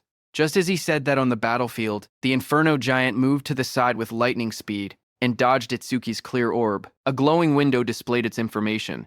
Inferno Giant of the Giant Tribe, level 15. Unable to use magic, but all other stats raised by 25%. Its attack, agility, and defense numbers flashed on the screen. Itsuki stared in shock. He couldn't believe that such a big monster moved that fast and dodged his attack. Back in the control room, Instructor Hiten analyzed the situation. He said Itsuki's black ball caused massive damage but wasn't actually very fast. Itsuki had taken advantage of the giant's habit of roaring before fighting to catch the first ones off guard. He added that Itsuki clearly had good combat sense, but if he couldn't increase the black ball's flight speed, he wouldn't be able to advance any further. As he said that, the Inferno Beast charged at Itsuki with overwhelming force to punch. The Inferno Giant hit with so much power that Itsuki's body shot forward like a cannonball, tearing across the battlefield and smashing into the ground with explosive impact. Dust and shock waves rippled outward as the ground cracked under the force. Through the cloud of debris, Itsuki pulled himself up from the crater. He calmly noted that from mid-range, this Inferno Beast's attack could still be dodged. In the control room, Instructor Soryu commented that even knowing the attack wouldn't land, Itsuki still used it, meaning he probably had no other moves left. But Instructor Hiten didn't believe it. He wondered if that were the case, then why was Itsuki smiling? Lightning flickered around Itsuki's face as he grinned, blood running down his cheek. He admitted that the monster's speed wasn't bad at all. Then he said he would simply close the distance and finish the fight. Saying that, Itsuki moved. A blue notification appeared in the air, stating that Thunderbreaker had activated. Lightning burst across the ground as the shockwave exploded. He shot upward like a streak of blue light, electricity trailing behind him. The giant monster looked up as he rose through the air. The monster swung its massive fist wrapped in spinning force, aiming straight toward him. Its punch landed hard, crashing into the ground as the impact spread in wide circular shockwaves. From the control room, Choa covered her mouth in shock, her eyes trembling as she watched. Instructor Soryu stared at the screen, panic rising in his voice. He said this attack was nothing like the Aleki Rhinos. If Itsuki took a direct hit, even he wouldn't survive unharmed. He ordered the rescue team to be called immediately, but Commander Nento told Instructor Soryu to wait. Instructor Soryu was shocked to hear that. Instructor Hiten watched the battlefield and spoke calmly. He said the monster's strike had tremendous power, but power meant nothing if the attack didn't land. Down below, the monster raised its massive metal fist, but there was no blood. The monster looked at the crater, its red eyes glowing and its chains rattling. It looked around for Itsuki in confusion. Then a voice called out from behind, telling the monster, "I'm here." The monster turned, its jaw opening wide in surprise. Its glowing eyes widened even more when it realized Itsuki had slipped behind it without being noticed. Before the Inferno monster could react, Itsuki's powerful clear orb tore through its neck, purple energy spraying out violently. High above, Itsuki hovered in the air, lightning and violet aura swirling around him. His expression was fierce and focused as he looked at the monster. The Inferno Giant collapsed, its huge frame slamming into the ground. Chains cracked apart, and its body shook violently before falling still. System messages appeared around him, showing Inferno Giant, level 15 defeated. Clear orb flight speed increased by 200%. Itsuki landed lightly amid the dust and smoke, red eyes glowing as he surveyed the fallen foe. More notifications followed saying clear orb flight speed, 13 milliseconds, flight speed increased by 1300%. Then another message appeared beside Itsuki, showing time used, 12 seconds. 10,000 points earned. Watching from the control room, Choa smiled brightly and shouted that Itsuki had done it. Instructor Soryu, watching from the side, commented that it was rare to see Choa so fired up. Hearing that, Choa started blushing. She stammered that she was only praying for everyone's safety. She explained that if young people who carried humanity's future died, it would be a huge loss. Their families would be sad, so she simply wanted everyone to survive. She insisted that she didn't think Itsuki defeating the Inferno Giant was cool at all. Even if it wasn't Itsuki, she would have reacted the same way, so they shouldn't get weird ideas. Instructor Soryu and Commander Nento stared at her silently, surprised. Instructor Soryu muttered that Choa had become quite talkative since the last time he saw her. Instructor Soryu then turned to Instructor Hiten and asked how he knew Itsuki would dodge the attack. Instructor Hiten replied that Itsuki's normal speed wasn't much different from the Inferno Giant's, but when electricity ran through his body, his speed increased dramatically.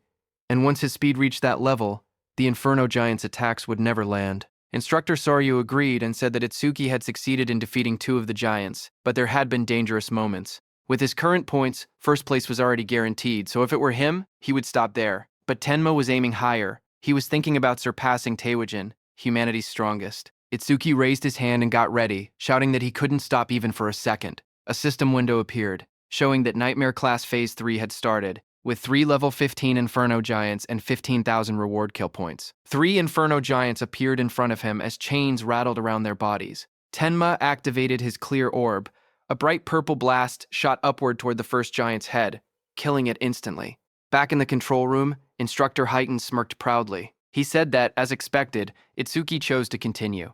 But suddenly, Instructor Soryu turned to Instructor Heaton and asked if he hadn't also gone all the way to Phase 4 in a single attempt. Instructor Heaton replied that he had only gone there once. Hearing that, Instructor Soryu said that even with Instructor Heaton's strongest physique, he had only made it to Phase 3. They both turned to the monitor again, wondering how far Itsuki would go. On the battlefield, another giant lunged at Itsuki, but Itsuki darted forward, lightning exploding from his feet. The monster tried to catch Itsuki in its hand, but Itsuki disappeared from there and appeared behind the monster's back. Itsuki's plan was to increase his agility using Thunderbreaker, get behind the monster, and close the distance. He succeeded and shot his clear orb again. The system window flashed as Itsuki finished his second kill. One more level 15 Inferno Giant was defeated, and his clear orb flight speed increased by 200%. A second notification came, showing that clear orb flight speed was now 17 IMS. Flight speed increase, 1,700%. After killing the second monster, Itsuki floated in the air, breathing heavily because now it was the third monster's turn. That third monster was right behind Itsuki. It opened its massive jaws, its rows of blade-like teeth glowing red. The monster swallowed Itsuki completely and closed its mouth shut, its eyes glowing with bloodlust as the sound of cracking bone filled the air. After swallowing Itsuki, the monster stood up, thinking it had won, but Itsuki was still alive inside it. His eyes burned red as he glared at the creature. Flames curled around his arms as he shouted that he would tear it apart from its guts. A system notification appeared, showing that Lotus Burst had been activated at full output. A burst of fiery light exploded inside the monster's jaws as Itsuki's attack struck. The creature let out a distorted roar as flames erupted through its mouth. A massive explosion followed. A system window appeared, stating that the Inferno Giant, level 15, had been defeated with Lotus Burst, and that all skill ranges had increased by 1%, now totaling a 1,101% increase. Another window showed the results. The time taken to defeat it was 13 seconds, and the kill reward was 15,000 points. Itsuki stood alone on the scorched battlefield, surrounded by smoke and molten ground. Back in the control room, Instructor Soryu stared at the screen. Shocked, he whispered that this was the same skill that had blown away a huge number of participants in the first stage. On the battlefield, Itsuki exhaled weakly. He said his magic had completely run out. His system window showed that his magic power was 0 out of 310. Standing over the scorched battlefield and looking at his status window, Itsuki muttered that as long as disaster beasts kept spawning, the passive effect of magic detection would continue to replenish his magic. His magic detection was at level 1. Its passive effect was that upon detecting one enemy unit, his magic recovered by 10%. Suddenly, multiple Inferno Giants emerged. Another window displayed, Nightmare Class Phase 4 starts with 4 level 15 Inferno Giants. Kill points are 20,000 points this time. As the 4 monsters registered their presence, Itsuki's magic recovered up to 124. For every monster, his magic power recovered by 31 points. With 4 enemy units detected, Itsuki's magic recovered by 40%. Back in the control room, the instructors watched the screen. Instructor Soryu stated that Phase 4 had begun, and if Itsuki passed it, he would surpass Instructor Heaton's past record. Instructor Heaton replied with a simple, yeah, and added that aside from humanity's strongest, Taewajin, no one had ever cleared Phase 4. He said it would be interesting to see how far Itsuki could go. On the battlefield, Itsuki flashed forward, electricity trailing behind him as a giant lunged. He noted that every time the clear orb's flight speed increased, its accuracy also improved. He realized that if he raised the flight speed a few more times, he wouldn't need to get to point-blank range anymore. Another giant swung through the storm of purple lightning on Itsuki's hand as he stared ahead and reminded himself that his magic was limited. He couldn't afford to waste even a single clear orb. Itsuki rushed forward through swirling purple energy. Dark lightning wrapped around his arm as he threw his hand out, aiming the spinning orb in his palm. But before he could shoot, one inferno beast with red glowing eyes lunged toward him, its metal-like jaws wide open. Chains rattled around its body as it shot forward, and grabbed Itsuki's hand. Another similar monster crawled beside it, both towering over him. Itsuki's eyes widened in shock when he noticed the iron chains, as he had completely forgotten about them. The Inferno Beast snapped its head upward, the chains pulling tight across its armored mouth as it roared. Itsuki was dragged by the chains, but as he dashed past the Inferno Beast, at high speed, he struck it with the purple energy clear orb. The monster moved slightly and dodged his attack. The Inferno Beast swung back violently, punching with full force where Itsuki had been standing. The Inferno Beast's massive armored hand pinned Itsuki down. He struggled beneath it, his body crushed against the cracked ground. Then the giant tightened its grip, dragging him upward as dust and debris scattered everywhere. Its claws clamped around his torso, squeezing harder. Itsuki was in very bad shape as he couldn't put any strength into that position. A sickening crack echoed as the giant's grip twisted violently. A skeletal image of Itsuki flashed, showing all the bones in his body snapping under pressure. The giant then slammed him brutally into the ground. The impact split the earth, sending shards of stone flying. His body lay inside the crater, blood covering his clothes as smoke rose around him. Both his arms and legs were completely broken. Back in the control room, Instructor Soryu panicked and shouted for Instructor Hiten to go help quickly.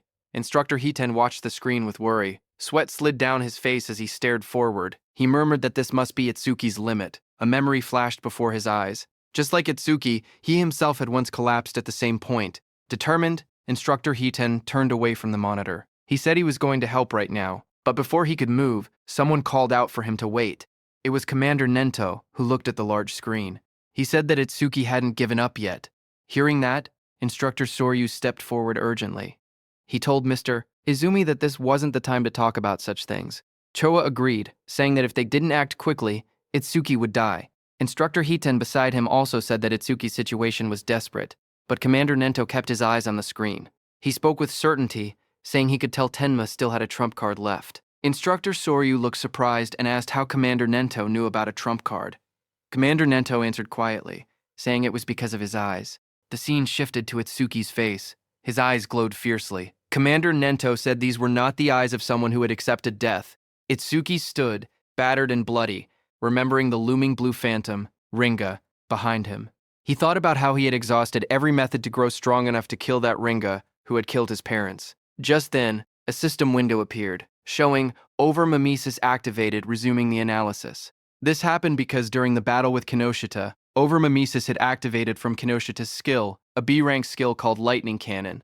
But Itsuki had chosen to stop the analysis at the very last moment. At that time, the system displayed analysis progress at 99% when Itsuki paused it. Now, as the analysis resumed, the progress reached 100%. Blue energy wrapped around Itsuki's body. As he rose upward, he stated that he had prepared exactly for a situation like this.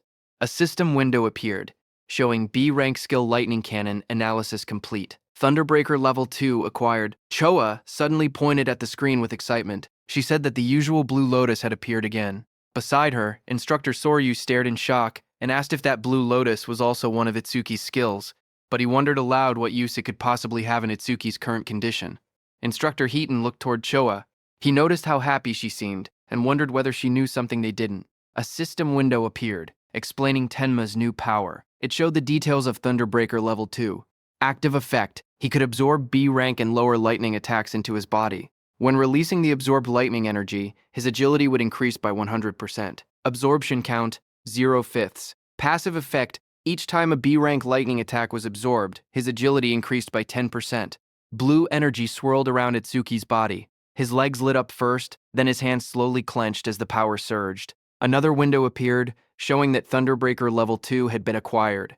All stats plus 20. All debuffs removed and injuries fully healed. Just then, the Inferno Beasts attacked the blue energy lotus as lightning burst outward, but Itsuki pushed himself up from the shattered ground, covered in swirling energy, and blocked their attacks. He declared that his warm-up was over. From that moment on, he said he would be going all out. A status screen appeared beneath him, showing that his attack, agility, defense, and magic had increased from 310 to 330 points each. The total rose from 1,240 to 1,320 points. Instructor Soryu stared in shock. He said that Itsuki had been brutally beaten yet had recovered completely in just a few seconds. He shouted that the healing was stronger than what a dedicated healer could do. He continued, saying that along with that absurd area attack, he couldn't understand how many abnormal skills Itsuki actually had. On the battlefield, Itsuki moved with lightning speed and attacked the inferno beasts with his clear orb before they could even react. A notification appeared, showing that an inferno giant, level 15, had been defeated,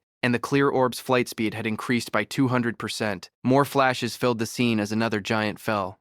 Again, the display said, Inferno Giant, level 15, defeated, and clear orb flight speed increased by 200%. As all the inferno beasts fell, another pop-up appeared above the arena, saying that Nightmare Class Phase 4 had been cleared successfully. The time used was 31 seconds, and 20,000 points were earned. Itsuki stood confidently as two large inferno giants fell down. He shouted that the current him would not lose, no matter how many inferno giants attacked. As time passed, another giant was pierced by Itsuki's purple beam of clear orb. The system message repeated the same result. Inferno Giant, level 15, defeated with another 200% boost. Another notification followed, showing that the clear orb's flight speed was now 27 meters per second. Flight speed increase, 2,700%. Itsuki killed another inferno beast. The Nightmare Class Phase 5 message appeared. The system stated that Phase 5 had been cleared in 57 seconds, earning 25,000 points. Then another beam of clear orb pierced straight through the back of another giant. A second later, Itsuki's clear orb again pierced straight through another inferno giant's body, splitting it from top to bottom as chains shattered around it. A system window appeared, announcing that Nightmare Class Phase 6 had been cleared successfully. The time used was 1 minute and 34 seconds, and 30,000 points were earned. In the control room, the instructors, Commander Nento and Choa, watched the results in shock. Instructor Soryu's eyes went wide, and his mouth hung open. The scene shifted to the battlefield, which looked like a distorted landscape filled with countless Inferno Beast corpses stacked across the ground. Instructor Soryu's voice echoed faintly as he asked, "Is this hell?" Itsuki sat in the rubble of corpses, chains wrapped around his arms, as enormous clawed limbs loomed over him. Instructor Soryu's shaken voice wondered aloud which one was the real monster, Itsuki or the Inferno Giants, admitting he was starting to lose track. Itsuki looked upward, panting heavily, blood covering his clothes as he looked at the camera, and asked about the next phase, saying no Inferno Giants were coming out. Instructor Soryu stared forward in shock. He said it was unbelievable and that he had never thought something like this would happen. Sweat ran down his face as he looked at the scene before him. He slowly reached out his hand and pressed a glowing red button on the platform. With a heavy voice, he spoke into the microphone. He told Itsuki that it was over. On the battlefield, a loud announcement echoed. Instructor Soryu told Itsuki that all the Inferno Giants they had prepared had already been defeated. As the huge pile of fallen Inferno Giants lay scattered across the ground, Instructor Soryu told Itsuki that he had defeated every Inferno Giant they had prepared. Hearing that, Itsuki took off the chains around his body, exhausted and covered in wounds. He asked if he had really beaten them all, reminding Instructor Soryu that he had said the difficulty had no upper limit.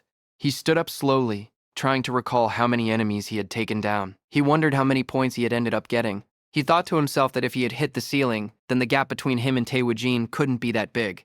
As he walked forward, he noted that he had achieved his other goal too, increasing the clear orb's flight speed. He considered it not a bad haul at all. A glowing panel appeared, showing the results. It listed that he had defeated 11 level 15 Inferno Giants, and the clear orb's flight speed had increased by 1,100%. Another notification appeared, showing the orb now moved at 38 meters per second, faster than an average car. But just as he was about to exit the training ground, a bright blue energy swirled behind him. Itsuki froze in place, staring ahead as the light rose around his body. A sharp glow flashed in Itsuki's eye as he turned his head, his expression tense and alert. But seeing what it was, he exhaled a moment later, realizing there was no threat. He muttered that he had mistaken it for another enemy for a second, because he had totally forgotten about it. Behind Itsuki, a huge glowing crystal had formed. He looked at the floating blue crystal beside him, knowing that since he couldn't level up, any experience from the disaster beasts he defeated turned straight into karma stones. The large blue stone hovered in the air, swirling with light. In the control room, the instructor stared in surprise. Instructor Soryu asked why a karma stone was appearing in the trial grounds. Its blue color meant it held at least 10,000 experience points. Commander Nento explained to them that Itsuki couldn't absorb experience points, so everything he earned in the trial automatically became karma stones. Hearing that, Instructor Heaton said that he had thought Itsuki's level being fixed meant he was just faking it. But now he understood. Itsuki truly couldn't level up. Instructor Soryu asked if this meant that if Tenma ever teamed up with someone and entered a stage, his teammate would get all the dropped experience points. He added that it was a good thing Itsuki had been born human. If he had been born a disaster beast, the thought alone was terrifying. Back inside the trial grounds, Itsuki grabbed the glowing blue karma stone. He held it close, the light reflecting in his eyes as he looked at it calmly. He then placed his hand on a large metal door, saying he had done what he came to do and that it was time to head out. The heavy door slowly slid open. Outside, Instructor Soryu leaned forward in excitement, telling the others that Itsuki had come out. A bright panel appeared above Itsuki as he stepped through the exit. It displayed his results. Tenma Itsuki Preliminaries, second stage clear. Points earned, 106,600. Time used, 3 minutes 55 seconds. Rank, 1. Itsuki walked forward, still covered in blood and dust. Instructor Soryu hurried toward him. He said he had witnessed Itsuki's performance with his own eyes and called him pure potential. He told Itsuki to come with him, promising to arrange a mentor worthy of him. Itsuki replied that he appreciated the offer, but he already had a teacher who trained him, so he was fine. Hearing that, Instructor Soryu grew frustrated, telling Itsuki he didn't get it. He said, "So what if he has a teacher?" He insisted that not just anyone was qualified to guide someone as talented as Itsuki. He said Tenma would be better off following someone like him, someone with connections and resources. Itsuki repeated that he was fine. Instructor Hiten, beside Instructor Soryu, leaned in and warned him that if he kept pushing, Itsuki would start disliking him, but Instructor Soryu refused to back down. He shouted that he couldn't give up so easily and told Instructor Hiten to talk some sense into Itsuki. He asked if he was really okay letting someone waste Itsuki's talent.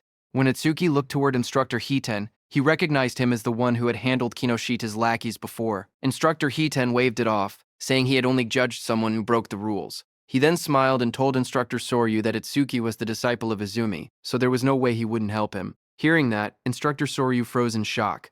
He asked Instructor Hiten what he had said. Whose disciple was Itsuki? Itsuki thanked Instructor Hiten for what he had done in the past. On the other hand, Instructor Soryu stiffened as he repeated the words. Itsuki is Commander Izumi Nento's disciple. Commander Nento, standing behind, confirmed it with a confident smile. Hearing that, Instructor Soryu muttered that an out-of-spec youngster had appeared, and of course he had turned out to be Izumi's pupil. Itsuki looked at Commander Nento and called him sensei. Commander Nento stepped forward and praised Itsuki, saying he had watched his performance closely. He asked if he was hurt anywhere and said he could have Choa heal him if needed. Choa, standing behind, blushed and told her father that Itsuki had been fired up about challenging Phase 7, so there was no way he could be hurt. Itsuki smiled weakly. He said he wasn't injured but admitted he was a bit worn out. He added that he would be fine after a short rest. Instructor Soryu nodded and said that if Itsuki was Izumi Nento's disciple, it made sense he could perform at this level. He then mentioned that his disciple had wiped out every disaster beast prepared for the second stage. Itsuki then asked if Taiwa had made it to Phase 6 as well. Instructor Soryu answered that back then, Phase 4 had been the maximum. Later they expanded it to Phase 6, but even that no longer seemed enough. He suggested they might need to extend it to Phase 8 next time. Commander Nento then told Itsuki to sit back and watch for now, because for the other participants, the second stage had only just begun. Inside the exam field, the screen showed Rikaru. A notification appeared beside him, showing hard class progress at 100%. Rikaru then collapsed to the ground, saying his arms wouldn't lift anymore. He muttered that nightmare class was beyond him. The screen displayed his result. Horino Rikaru.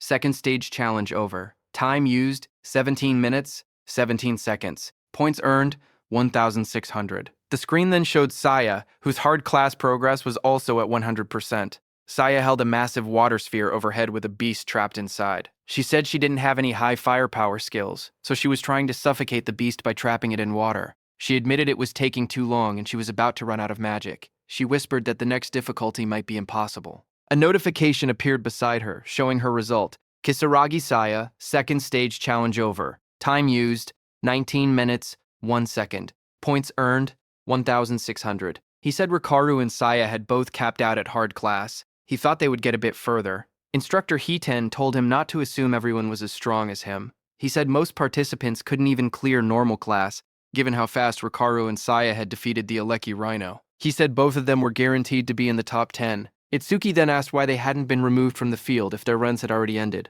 Instructor Soryu explained that unless someone was seriously injured or a special circumstance occurred, participants weren't allowed to leave the trial grounds. He added that Itsuki was a special exception. At that moment, Instructor Hiten looked up and said someone else had reached Nightmare class. Inside the stage, Gaku swung a huge hammer down with full force. Instructor Hiten explained that, with a rare karma tool, Gaku should be able to take down at least one Inferno giant. Another scene showed a silver-haired girl fighting an Inferno beast. Instructor Haiten said that the Shikigami user, Akagami Shion, reaching this far was impressive too. Just then, Shion shouted for her cat Michon. Her cat jumped as Shion used its complete form. The cat turned into a massive black creature and moved forward as red light burned in its eyes. The monster rose to its full size, towering over the battlefield. Across from it, Shion stood calmly, watching as the creature roared. The beast then charged and struck down with overwhelming force, fighting the Inferno Beast. Their claws crashed with destructive power. Itsuki watched all this from the control room. He asked if Shikigami could change into different forms. He asked Choa if her Tamacho could do the same. She replied with a simple no, explaining that it was her first time seeing one that could transform. She said Shikigami came in many types, and their abilities were still full of mysteries. She warned him to be extra careful if he encountered Shikigami users from now on. Itsuki looked at the scene and said Shikigami were unexpectedly strong. He thought about the black dog he had taken from Charles and said he had been leaving it alone until now. But from this point on, he would give all dropped experience to it. He then looked down slightly and said that since Saya and Rikaru had already retired, there was no pain in staying any longer. He thought it was time to head out. But suddenly, Itsuki's eyes widened as he saw something on the screen. It was Iberia. He was wrapped in glowing red energy and stood in a hardened stance. Itsuki was shocked to see him and asked what that armor was and if he had gotten it from his father. Iberia's whole body became covered by that armor as he looked at the monster in front of him. It was the strongest epic karma tool his dad had made for him. His body then transformed into a fully armored form with sharp red scales and glowing eyes. A screen displayed the item stats. Dragon Gear, Epic, increases attack and agility by 100. Its epic effect, for every 1 minute equipped, attack and agility increase by 20. The maximum time is 15 minutes.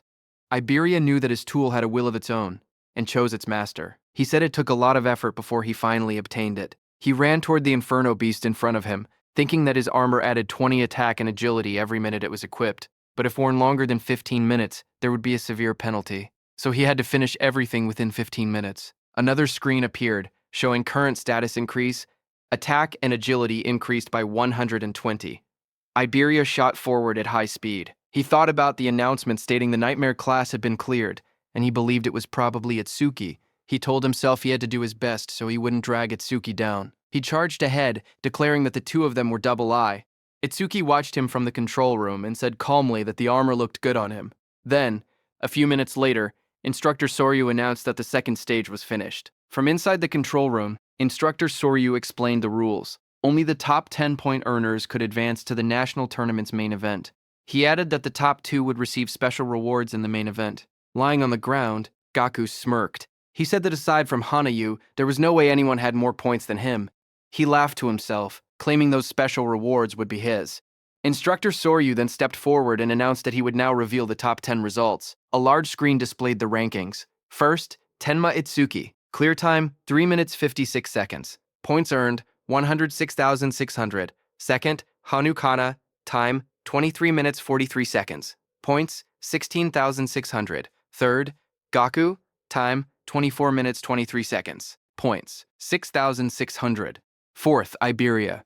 Time, 27 minutes 59 seconds. Points, 6,600. Fifth, Akagami Shion. Time, 16 minutes 30 seconds. Points, 1,600. She failed at the Nightmare class attempt. Sixth, Horino Rikaru. Time, 17 minutes 17 seconds. Points, 1,600. Seventh, Kisaragi Saya. Time, 19 minutes 1 second. Points, 1,600. Seeing the results, the crowd reacted instantly. One man shouted in disbelief, saying Itsuki had scored over 100,000 points, far more than even Tewajin's 60,000. Another said that with a score like that, first place in the entire country was basically guaranteed. An injured man wondered aloud how many Inferno giants Itsuki must have killed, since each was only worth 5,000 points. Seeing this, Gaku suddenly sat up, shocked that he had fallen to third place. He asked who Tenma Itsuki even was, saying he had never heard of the name before. Haru looked at her weapon and said she wanted to cross swords with Tenma Itsuki. Saya lowered her gaze. She said she hadn't expected such a huge gap between herself and Itsuki. She wondered if a combat job had ever been right for her in the first place. Instructor Soryu then reported that all continental trials had ended and the national rankings were out. He revealed that Itsuki placed first in the entire nation, ahead of second place by a massive 65,000 points. Choa, watching her father, said that she couldn't see her father's face, but she could feel it. Her father was pleased.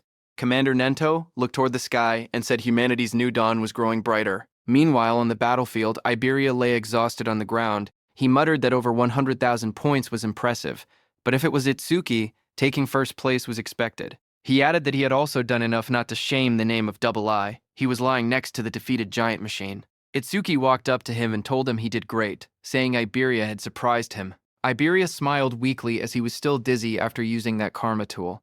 The instructors and Commander Nento stood on the platforms watching. Then Instructor Soryu announced that the 21st Salvation League National Tournament preliminaries had come to an end. On the battlefield below, Itsuki carried Iberia on his back and walked forward. The view shifted to the South Continent, District 1. A bright city square lay under the sun, with buildings, pools, and statues arranged neatly. At the center, an old man with long white hair and a beard sat quietly, eyes closed. Nearby soldiers in armor complained. One of them frowned, saying they had been called out at dawn just to watch an old man meditate. Another soldier warned him to watch his mouth. He explained that the old man was the South Continent Commander-in-Chief, someone who could see the future, a prophet. The old man remained still, his hands resting on his stomach. His name was Balgar, South Continent Commander-in-Chief. One soldier then questioned why. If Balgar could truly see the future, they always received warnings after the barrier had already been deployed. He said that if Balgar really had foresight, he should be able to tell them the Stella impact points ahead of time. Another soldier spoke calmly. He said it was true that Elder Balgar could only foresee a tiny sliver of the future. Even so, he explained that Balgar still stood on the same level as the North Continent commander, Izumi Nento, and was considered a pillar of humanity. He said the reason he was called a pillar of humanity was because Balgar's prophecies were correct 10% of the time. At that moment, Elder Balgar suddenly lurched forward, shouting in shock. His attendants rushed toward him in panic. Balgar's voice trembled as he tried to speak. The attendants asked if he was all right, but he pushed himself up with urgency. He shouted again that the North Continent was in danger. His eyes widened, filled with terror. He cried out that a massive disaster beast assault would soon strike the North Continent. Among them, he warned, were disaster beasts with levels that exceeded 100. Then, sometime later at night, the leaves rustled softly as the scene shifted to Itsuki standing under the trees.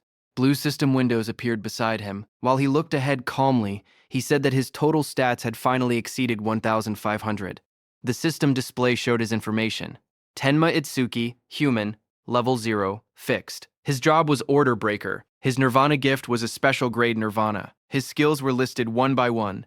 Overmemesis, Thunderbreaker level 2, Blackwall level 2, Lotus Burst level 1, and Shikigami Eater level 1. Another window showed his status. Attack 330, Agility 380, Defense 462, Magic 330, with passive increases from his skills. His total stat value was 1,502. Itsuki knew that when a person leveled up normally, they gained 50 stat points. So, looking at his status window, Itsuki realized that having 1,500 total stats was the same as being level 30 for a normal awakened person. On top of that, Itsuki's agility and defense could increase infinitely through passive skill effects. He remembered how his agility and defense rose by 10%. Not only that, but even his magic recovered infinitely with the passive effect of magic detection. However, there was no method to increase attack power. He looked down at his hand and quietly wondered if there was any way to do so. Just then, a voice called out from behind, shouting that the food was ready. Itsuki turned his head slightly at the sound, his expression calm. Behind him, Rikaru and Saya were standing. Rikaru raised a spatula happily and said he had made lots of Itsuki's favorite dishes. Saya stood beside him, smiling gently. Hearing that, Itsuki began walking toward them and said he would think about his problems later.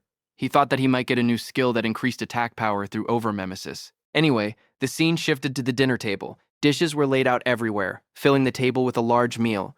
Itsuki sat among the others and remarked that it had been a while since he had eaten Rikaru's home cooking. As he sat down and looked around, he asked where Iberia was and whether he was still sleeping. Choa said yes and told him that she had healed all his wounds and that they had fully recovered, but he still seemed extremely exhausted and remained asleep. While eating, Rikaru said he was surprised that the Nightmare-class dungeon, which he and Saya couldn't beat, was cleared by someone who was only level 7. Hearing that, Saya gasped in shock and covered her mouth. Rikaru looked at her and asked what was wrong, wondering if she was so moved by how delicious his cooking was that she had to cry out. But Saya pointed nervously and stuttered, telling him that something was behind him. Rikaru turned his head slightly and asked what she meant.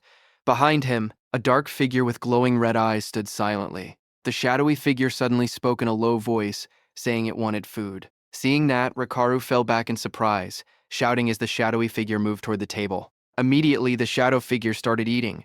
It was none other than Iberia, who sat down and stuffed food into his mouth. Seeing that, Rikaru stood up and scolded him, saying that sneaking up quietly like that was bad for the heart. He also asked why Iberia was eating in someone else's seat without permission. Hearing that, Iberia slammed his bowl on the table, holding it tightly as he ate with extreme force. Seeing that, Rikaru backed up slightly, sweating, and asked what Iberia was getting angry for. Iberia suddenly lifted his head with sparkling eyes and food crumbs on his face. He smiled widely and said the food was delicious. Seeing him so energetic, Rikaru laughed proudly and said that it was thanks to his cooking. Iberia laughed even louder in response. Iberia then pointed at the plate and asked if Rikaru had made the food. He told him that he should quit being an awakened and become a chef instead, because he had way more talent for cooking. Hearing that, Saya covered her mouth, trying not to laugh, while Rikaru stood there with an annoyed expression, asking if that was supposed to be a compliment. Across the table, Commander Izumi Nento leaned forward with folded hands. He said that since all of them were aiming to become saviors, he had one question for them. Everyone looked at Commander Nento as he asked what they feared the most. Hearing that, everyone paused. Rikaru thought for a moment and said that the thing they feared was probably the opposite of what they looked forward to. He explained his own dream, to become a savior, earn money, and enjoy gourmet food while traveling the world while he was still young. He then imagined the opposite of that dream. In his mind, he pictured himself as an old man with a cane. He said that aging would definitely be the opposite. When people get old, he explained, they lose the stamina to travel the world, and their sense of taste might deteriorate so much that they cannot even tell flavors apart. The thought made him shiver, and he said the idea alone gave him chills. Commander Izumi Nento then asked Saya how she felt. She looked down slightly and said she was born into a medical family and grew up in a hospital. She explained that ever since she was little, she had seen many people suffering from different illnesses. A memory flashed in her eyes of hospital staff rushing a patient on a stretcher past her. A sick elderly patient lay on the stretcher, his face covered with dark spots.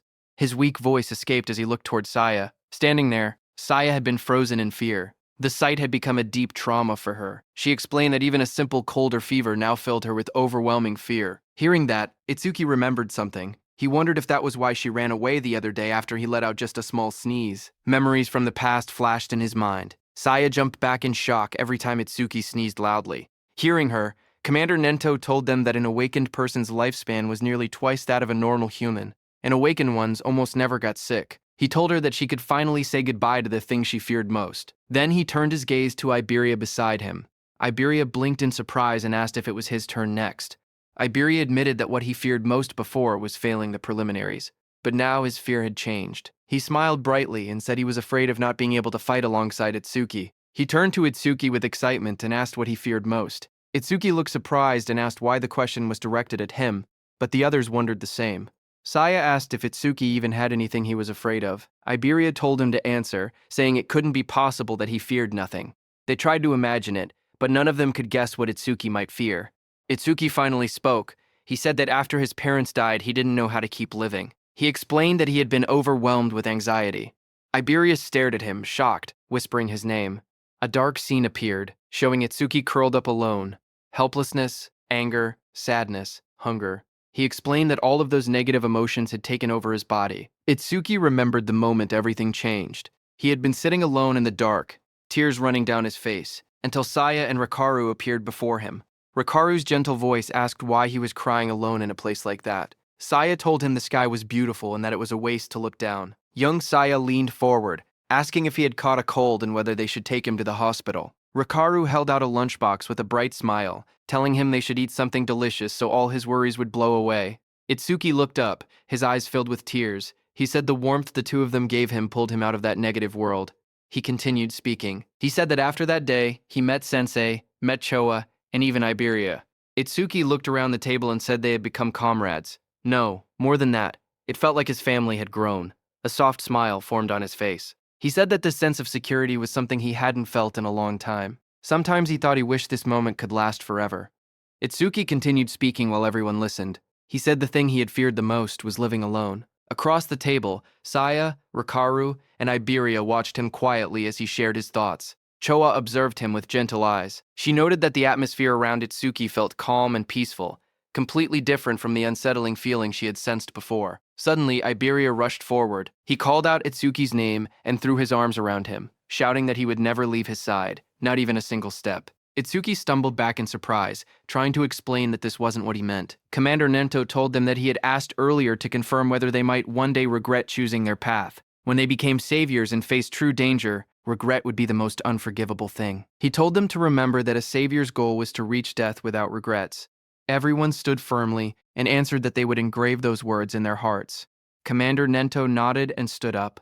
He told everyone to hurry and finish eating and then rest. He reminded them that Rikaru and Saya needed to return to North District 6 by tomorrow. The next morning, it was time for Rikaru and Saya to go back. Iberia waved excitedly as he called out to Rikaru, asking him to make home-cooked food again next time. Rikaru shouted back that he would, as long as Iberia didn't cause trouble for Itsuki. Their voices echoed as they walked ahead, promising to meet again at the national tournament. Seeing that, Itsuki walked up to Iberia, who wiped his tears. Itsuki asked when Iberia and Rikaru had gotten so close. Commander Nento soon gathered them and told them they should head back as well. Itsuki nodded, but his mind wandered. There was something he wanted to ask Saya. He thought he could ask her during the main tournament. As he walked, Itsuki suddenly paused in shock when he noticed Choa. Choa sprinted across the courtyard with urgency. Itsuki wondered why she was in such a rush. A moment later, Choa reached Commander Izumi Nento, slightly out of breath. Commander Nento asked her what had happened. Choa replied in a serious tone that top-secret information had just arrived from the South Continent. Commander Izumi Nento asked Choa what the secret message contained. Choa explained that the information carried an extremely high clearance level. It was something only saviors above level 50 and continent commanders were allowed to know. Commander Nento then looked at Itsuki and Iberia and said that the two of them were also permitted to hear it. Iberia lit up with surprise, asking if he trusted him that much. Choa began delivering the message. A new prophecy had come from Elder Balgar, the commander of the South Continent. According to him, within the next 3 days, a large-scale disaster beast assault would strike the North Continent. Hearing that, Itsuki asked whether Elder Balgar's prophecies were reliable. Iberia confirmed that they were. Elder Balgar was the most renowned prophet across all 5 continents. His prophecies were as good as confirmed futures. Choa turned to her father and urged him to leave the North Continent immediately. But Commander Izumi Nento believed there had to be a reason the disaster beasts were launching an assault. This time, he said, the target was most likely him, the commander of the North Continent. The commander thought for a moment. He said that if that were true, then staying here would make him good bait. Choa stepped forward, insisting there was no reason for her father to remain in the North Continent. She reminded him that combat wasn't even his specialty, and if he already knew he was the target, then remaining here was far too risky. She urged him to evacuate to the Central Continent immediately. Itsuki agreed with her. He said that if they lacked manpower, he would remain behind and fight, but the commander raised a hand, stopping them. He told them he had already made his decision and warned them not to argue further. Then he turned to Itsuki, saying there was something else he needed him to do. Itsuki protested, insisting that nothing could be more important than protecting his sensei. Commander Nento explained his request. Iberia's father, Aiden, was the greatest crafter across all 5 continents, and they couldn't allow anything to happen to him. He wanted Itsuki to guard Aiden together with Iberia. Additional awakened fighters would also be dispatched to support them. Hearing that, Iberia looked troubled. He wondered aloud why their forces had to be split just to protect his father. Suddenly, a thought struck him as he realized that Sensei might be intentionally keeping him away from the battlefield. Nearby, Choa listened quietly until the commander turned to her as well. He said he had 3 requests for her. First, she had to announce the coming assault to the residents of the North Continent and help evacuate everyone below level 50 safely. Next, she needed to notify all awakened individuals level 50 and above to prepare for combat at any moment. Finally, she had to summon Hiiten to this location. Since North District 1 had a low population, there would be no danger of civilian casualties. Commander Izumi Nento's eyes glowed fiercely as he declared that they would face the disaster beasts head-on. Right there. Choa returned to her father and reported that she had completed every arrangement he had instructed. She told him that Hiiten would be arriving soon. Commander Nento thanked her for her trouble and said she could rest for now. Choa hesitated. Her expression softened as she looked at him in silence. Her father noticed her worry. He asked whether she was anxious about Itsuki, even though Aiden already had skilled guards accompanying him. He added that if that was the case, then, as her father, he simply needed to defeat all the smaller threats and lure out the main enemy. Choa lowered her gaze, her cheeks slightly flushed. She admitted that, as expected of her father, he saw through everything. Commander Nento continued speaking. He said a prophecy had revealed that a disaster beast of level 100 or higher would appear this time. In a battle of that scale, someone would be forced to reveal all their trump cards. That was the real reason he had sent Itsuki away. Hearing that, Choa nodded slowly as the meaning became clear to her. If Itsuki fought such a beast using his unusual methods, his abilities would be exposed, and the enemy would try to eliminate him at any cost. Commander Nento said yes, but added that there was another reason as well. Based on Itsuki's past battles, he seemed to lack raw attack power. Rumors said that Aiden possessed an artifact capable of increasing attack power, and sending Itsuki there might allow him to obtain it. Commander Nento explained that if Itsuki obtained the rumored artifact, everything would change. Attack, defense, mana, agility. He could become a perfect awakener who possessed every attribute. The prophecy began to unfold soon after. On day 1 of the prophecy, at 8 p.m., the northern continent was struck. In every district, stone monuments began falling from the sky like rain, crashing into the ground and signaling the start of the Disaster Beast assault. In North District 2, the skies were dark as Itsuki and Iberia sprinted through the cold winds. Itsuki asked how much farther Iberia's home was. Iberia estimated another 100 kilometers. Hearing that, Itsuki narrowed his eyes, thinking that a disaster beast could appear at any moment. They had to reach Iberia's father as fast as possible. Suddenly, from behind, Iberia shouted for Itsuki to look, pointing ahead in shock. Hearing that, Itsuki stopped and looked forward. Iberia's trembling voice barely formed the words. A blazing object was falling from the sky. It was a stone monument. Itsuki realized that the attack had already begun, and the monument had landed right in the middle of a populated area. The two watched as the fiery structure crashed straight into the city. The impact sent a massive explosion of light through the skyline. Itsuki's expression tightened. The warning had only been released moments ago. Civilians were still evacuating. If a disaster beast appeared now, the situation would become catastrophic. Elsewhere in the city, awakened warriors stared at the monument that had descended. Chaos erupted as they shouted that massive casualties were unavoidable and that a disaster beast was already approaching. Someone recognized the scene. It was exactly as Elder Balgar had foretold. They cursed at how early the event had arrived. Back with Itsuki and Iberia, a glowing barrier began forming around the impact zone. Iberia panicked as he watched it rise. Itsuki was also panicking inside, thinking that if they left the citizens behind, many would die. But if they stepped in to help, their main mission would be delayed. Itsuki glanced at Iberia and thought quietly to himself. Iberia had traveled a long distance, yet he hadn't asked for a single break. He must have been that worried about his father. If he suggested stopping to save citizens now, Iberia would surely hate it. But before he could decide, Iberia suddenly pointed forward, shouting for them to go help. The barrier had trapped a disaster beast inside the city, and he insisted they couldn't ignore it. The creature inside was at least level 20. If no high-level awakeners were present, countless people could die. Hearing that, Itsuki's worries vanished. Then, with a firm voice, he agreed to change the plan. They would take care of the disaster beast in the city first. Just then, the ground shook violently as the stone monument split open. Flames burst out, and a massive creature emerged from within. It was a flame golem, level 21, its entire body wrapped in blazing fire. Nearby, the awakened fighters assessed the situation. They counted their strength, 3 level 15 and 1 level 16. It would be difficult, but against a level 20 disaster beast, they believed they still had a chance to win. A defender stepped forward and activated his C-rank skill, Rock Shield. Jagged stones shot up around his arms as he braced himself against the incoming flames. He shouted for the others not to break formation, promising to hold off the monster's attacks. The flame golem roared and hurled fire straight at him. Through the heat and sparks, the defender yelled for his teammates to find an opening and counterattack. But the creature's power was overwhelming. It struck with massive force, smashing the ground and scattering debris across the street. The defender was thrown violently backward, crashing into a wall. As the dust settled, he struggled to lift his head. His armor was shattered. His voice trembled. He couldn't believe what had happened. It was impossible. The other Awakeners froze in terror because the Earth user had the highest defense among them. Yet he had been killed instantly. If even he couldn't survive, they stood no chance at all. Panic spread across their faces as they backed away, their weapons shaking. One of them cried out, asking desperately what they were supposed to do now. The group fell into panic. One of the men shouted that fighting a creature like this was suicide and that they needed to run.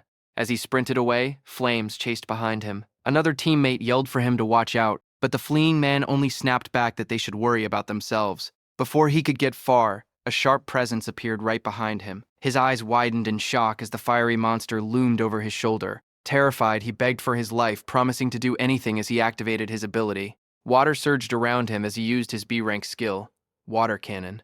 A massive stream of water blasted toward the creature. For a moment, he caught his breath. He wondered when the beast had gotten behind him and regretted shouting something so pathetic. But now, he stood firm. He was a water elementalist, the natural enemy of fire disaster beasts. This attack should have been its end.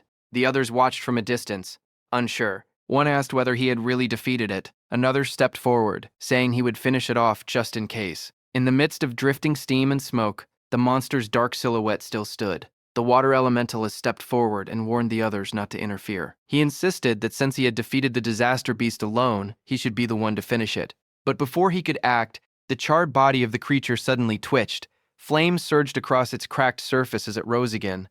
The man froze in shock as the beast returned to life, its fiery aura burning hotter than before. Someone shouted for them to kill it quickly. A massive burst of flame erupted from the monster's mouth, lighting up the entire street. One of the fighters stared at the blazing heat, confused and terrified, asking what this enormous flame was. Another voice shouted that it was over, but the flames only grew larger. A violent explosion followed, and the fire shot outward like a shockwave. But before it could hit those awakeners, Itsuki appeared. Using his black ice wall skill, he created an ice wall that blocked the monster's fire attack. As Itsuki was stopping the fire, Iberia turned to those awakeners. Calm and fearless, he told them to leave the creature to Double Eye. Clad in black armor, Itsuki told Iberia not to worry about the monster and instructed him to evacuate the citizens. Iberia acknowledged with a Roger. A blue screen appeared, displaying new information. Itsuki's black wall defense increased by 10% due to blocking a B-rank fire element skill with black ice wall. Those awakeners stared at Itsuki, who had blocked the giant flames so easily. One of them asked Iberia if he and his companion were saviors. Iberia explained that they weren't saviors yet, but he declared that someday he would become one stronger than Teiwa-jin himself. Hearing that, the awakeners were shocked, saying he talked big for a kid. Iberia walked over, annoyed, and asked what they were doing being saved by a child. One of the awakeners immediately argued back, insisting that no one had asked for help and that he was going to defeat the beast anyway. Someone else wondered aloud if a mere awakener could really handle a disaster beast like that. Their eyes shifted to Itsuki. One man whispered whether the ice-like armor covering his body was some kind of artifact. On the other hand, Itsuki narrowed his eyes, remembering something his sensei had told him before they left. In his memory, his sensei warned him about the black sphere he could release. Its power was immense, but it required chanting time, and its flight speed wasn't fast compared to strong disaster beasts. Missing the first attack would only put enemies on guard, making them harder to hit afterward. His sensei advised him to avoid using the black sphere unless absolutely necessary, keeping it as a trump card for critical moments. The memory ended with his teacher's voice telling him to listen carefully and only use that black sphere under the right circumstances. His teacher's words echoed in Itsuki's mind. He should only use his strongest attack when he was certain he could take down the opponent. Looking at the crowded battlefield below, he realized he couldn't use the penetrating true sphere here. There were too many people around. Down on the streets, civilians stared up at him in shock. Some wondered if he was an awakener who had come to help. Others pointed out the equipment he wore, guessing he must be a high-level awakener. High above, the fiery disaster beast roared as it swung its massive body. Itsuki, covered with lightning, shot forward, slamming straight into the creature's rocky surface. He made up his mind. If he couldn't use his special skill, he would suppress the beast with brute strength instead. With full power, he punched the beast. Explosive impacts echoed through the buildings as he drove the monster backward. His movements blurred with speed as burning fragments scattered everywhere. A bright system window flashed, showing that Itsuki's Thunderbreaker activated Thunderclap Wave. Lightning surged across his entire body as he appeared above the beast.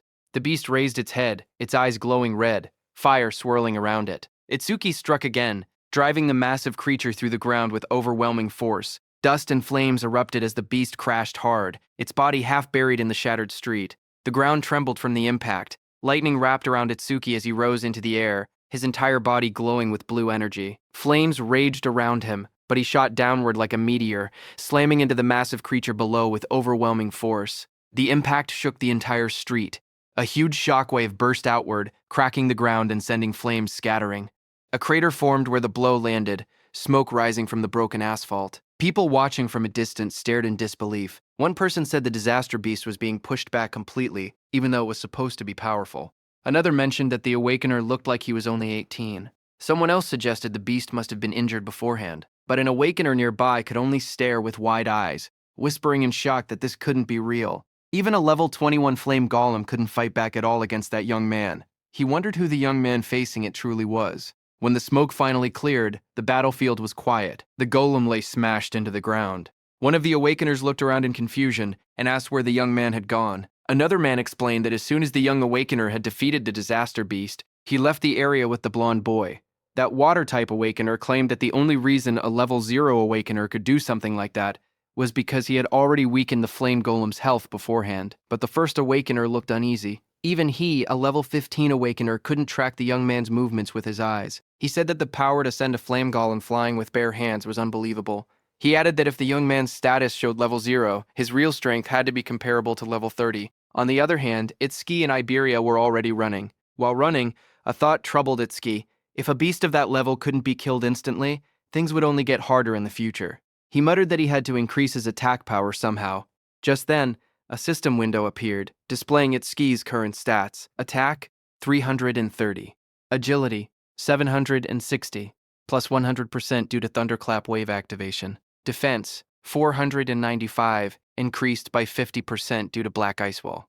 Mana, 330, recovers 10% of mana upon detecting one enemy unit. Itsuki stared at the numbers, knowing he needed to grow stronger as quickly as possible. On the first day of the prophecy, at 10:30 p.m., Itsuki and Iberia ran through the rain-soaked streets. Iberia stared in awe and said, Itsuki's speed was so incredible that he couldn't even track him with his eyes. Itsuki replied calmly that speed meant nothing without power. While they were running, Iberia suddenly started panting heavily, admitting that he had never thought of Itsuki that way before. When they stopped, he told Itsuki that if he wanted to raise his attack power, he knew a good method.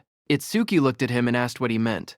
Iberia explained that his dad's warehouse contained tons of artifacts, and there had to be one that boosted attack. He said Itsuki was strong and was also Sensei Izumi's student, so his dad would definitely be happy to let him have one. As he spoke, he imagined Itsuki wearing a powerful artifact, standing tall in a dark, glowing armored suit. The thought made him laugh to himself in a strange way, but Itsuki looked unimpressed and asked what that creepy laugh was about and what exactly he was imagining. Iberia cheered excitedly and told Itsuki to follow him. Once they arrived, he said he would ask his father to prepare a useful artifact for Itsuki. Itsuki watched him struggle to stand straight and thought to himself that he had already slowed down on the way. But even with all that agility, Iberia must have had trouble keeping up. Itsuki then stepped forward and grabbed Iberia by the arm. Iberia panicked and shouted, asking what Itsuki was doing. Itsuki told him not to push himself if he was tired. If they ran into a calamity, he wouldn't be able to fight properly in that condition. Before Iberia could answer, Itsuki lifted him and dashed forward at full speed. Iberia yelled that he wasn't ready, but the wind tore past them too fast for him to react. The two shot through the city like a blur. Iberia screamed that it was too fast, while Itsuki said they had already wasted enough time and told him to hold on. Later, at 11:05 p.m. on the first day of the prophecy, the moon hung over a quiet set of wooden houses deep in the forest. A gust of wind swept through as they arrived. Iberia collapsed forward, shaking.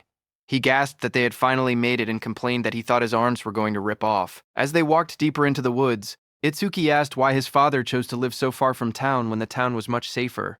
Iberia replied that his father said the town was too noisy for him to focus on his crafting. Ahead of them stood an old wooden house. Iberia explained that the place might look run down, but its defenses were strong. His father had traps set all around the perimeter. Itsuki nodded, saying he thought he felt a faint magical fluctuation. Iberia told him not to worry. As long as Itsuki followed him closely, he wouldn't trigger anything. Itsuki silently thought that with his detection ability, he could avoid them on his own. Iberia walked ahead proudly as Itsuki asked him to watch his step, but Iberia grinned to himself, happy that it was finally his turn to take the lead. The next second, however, a small trap placed on the ground clicked under Iberia's foot. Iberia froze. He started sweating as he realized he had stepped right on one of the traps. He shouted that he had gotten carried away and forgotten about it. Itsuki stared at him blankly and asked if he was sure this was really his own house. Iberia froze the moment the trap activated. He shouted that this was bad because he had stepped on the nastiest trap of all. Itsuki focused for a moment and noticed the magical fluctuation around them growing stronger. A loud mechanical roar echoed through the forest as the ground shook. From the dust rose a massive humanoid construct, an iron golem glowing with red eyes and a core embedded in its chest. A system window appeared, listing its stats: attack 500, defense 500, agility 300, magic 200. Itsuki's eyes widened in surprise. He couldn't believe Iberia's father even owned humanoid artifacts. Before Iberia could react, the iron golem swung a giant arm toward him. The blow came crashing down with tremendous force. In the next instant, Itsuki dashed forward and pushed Iberia out of the attack's path. As the iron golem's punch came down, Itsuki also punched it with full power. Their attacks smashed into each other, creating a massive shockwave that cracked the earth and sent debris flying everywhere. Itsuki slid backward across the ground, shocked that even a mere artifact had higher attack power than he did. As he steadied himself, he realized another problem. Because the iron golem was created to protect Iberia's father, he couldn't simply destroy it with his piercing sphere. That made the situation more complicated. Itsuki quickly called out to Iberia, asking if there was any way to stop the golem. Iberia, panicking, shouted back that the key was the karma stone embedded in its chest. If that stone was destroyed, the golem would shut down. The iron golem's eyes glowed red as its chest stone pulsed with green light. Iberia yelled that the stone was its power source, and that taking it out would end everything. A system window appeared as Itsuki activated Thunderwave. Lightning surged around his body, crackling across his arms and shoulders. He smirked, realizing that knowing the golem's weak point made the fight much simpler. The golem had strength, but he had speed. He dashed forward, lightning trailing behind him as the iron golem slammed its massive arm into the ground. Stone shattered everywhere, but Itsuki slipped past the attack, aiming straight for the glowing stone. The golem swung again with both arms, trying to crush him, but Itsuki moved in a blur of thunder. Multiple aftermidges flickered around the battlefield as he closed the distance, electricity lighting up the entire area. Lightning wrapped around Itsuki's body as he dashed straight toward the iron golem's chest. The golem swung a massive arm down at him, but he slipped underneath the attack, closing the distance in one quick burst. He reached out and grabbed the glowing green karma stone embedded in the golem's chest. The moment his hand made contact, the stone cracked and came free from its socket. The iron golem's body froze. Its red eyes dimmed, and its raised arms stopped mid-movement as all power left its frame. Itsuki stepped back, holding the fractured stone in his hand. Just then, a shadow loomed behind him, raising a sword to attack. As Itsuki calmly asked if that was enough, Iberia rushed forward in panic, shouting for Josuke to stop. But before he could reach him, that figure suddenly blurred into motion. A fierce strike came swinging toward Itsuki from the side, his eyes glowing red at the moment of impact. But the blade stopped inches from his chest. Itsuki froze in shock. He wondered when his opponent had even moved. Josuke stood in front of him, lowering the heavy sword. He looked confused as he recognized Iberia behind the stranger. He admitted that he had thought the intruder was just a group of lost bandits. Smoke drifted from the sword as Josuke introduced himself. Itsuki stepped forward calmly, but confusion rose in his eyes. He questioned why he hadn't sensed any magic until the moment of the attack. Josuke's gaze moved between Iberia and the newcomer as he asked who this person was. Just then, Itsuki glanced down, startled to see that the massive sword in Josuke's hand had vanished without a trace. Iberia quickly jumped in, explaining that the stranger was his friend, Itsuki Tenma. He boasted that Itsuki was level 0 but incredibly strong. He added that they had formed a duo and were trying to decide on a team name. Before Iberia could continue, Itsuki told him never to mind that and instead asked where Iberia's father was.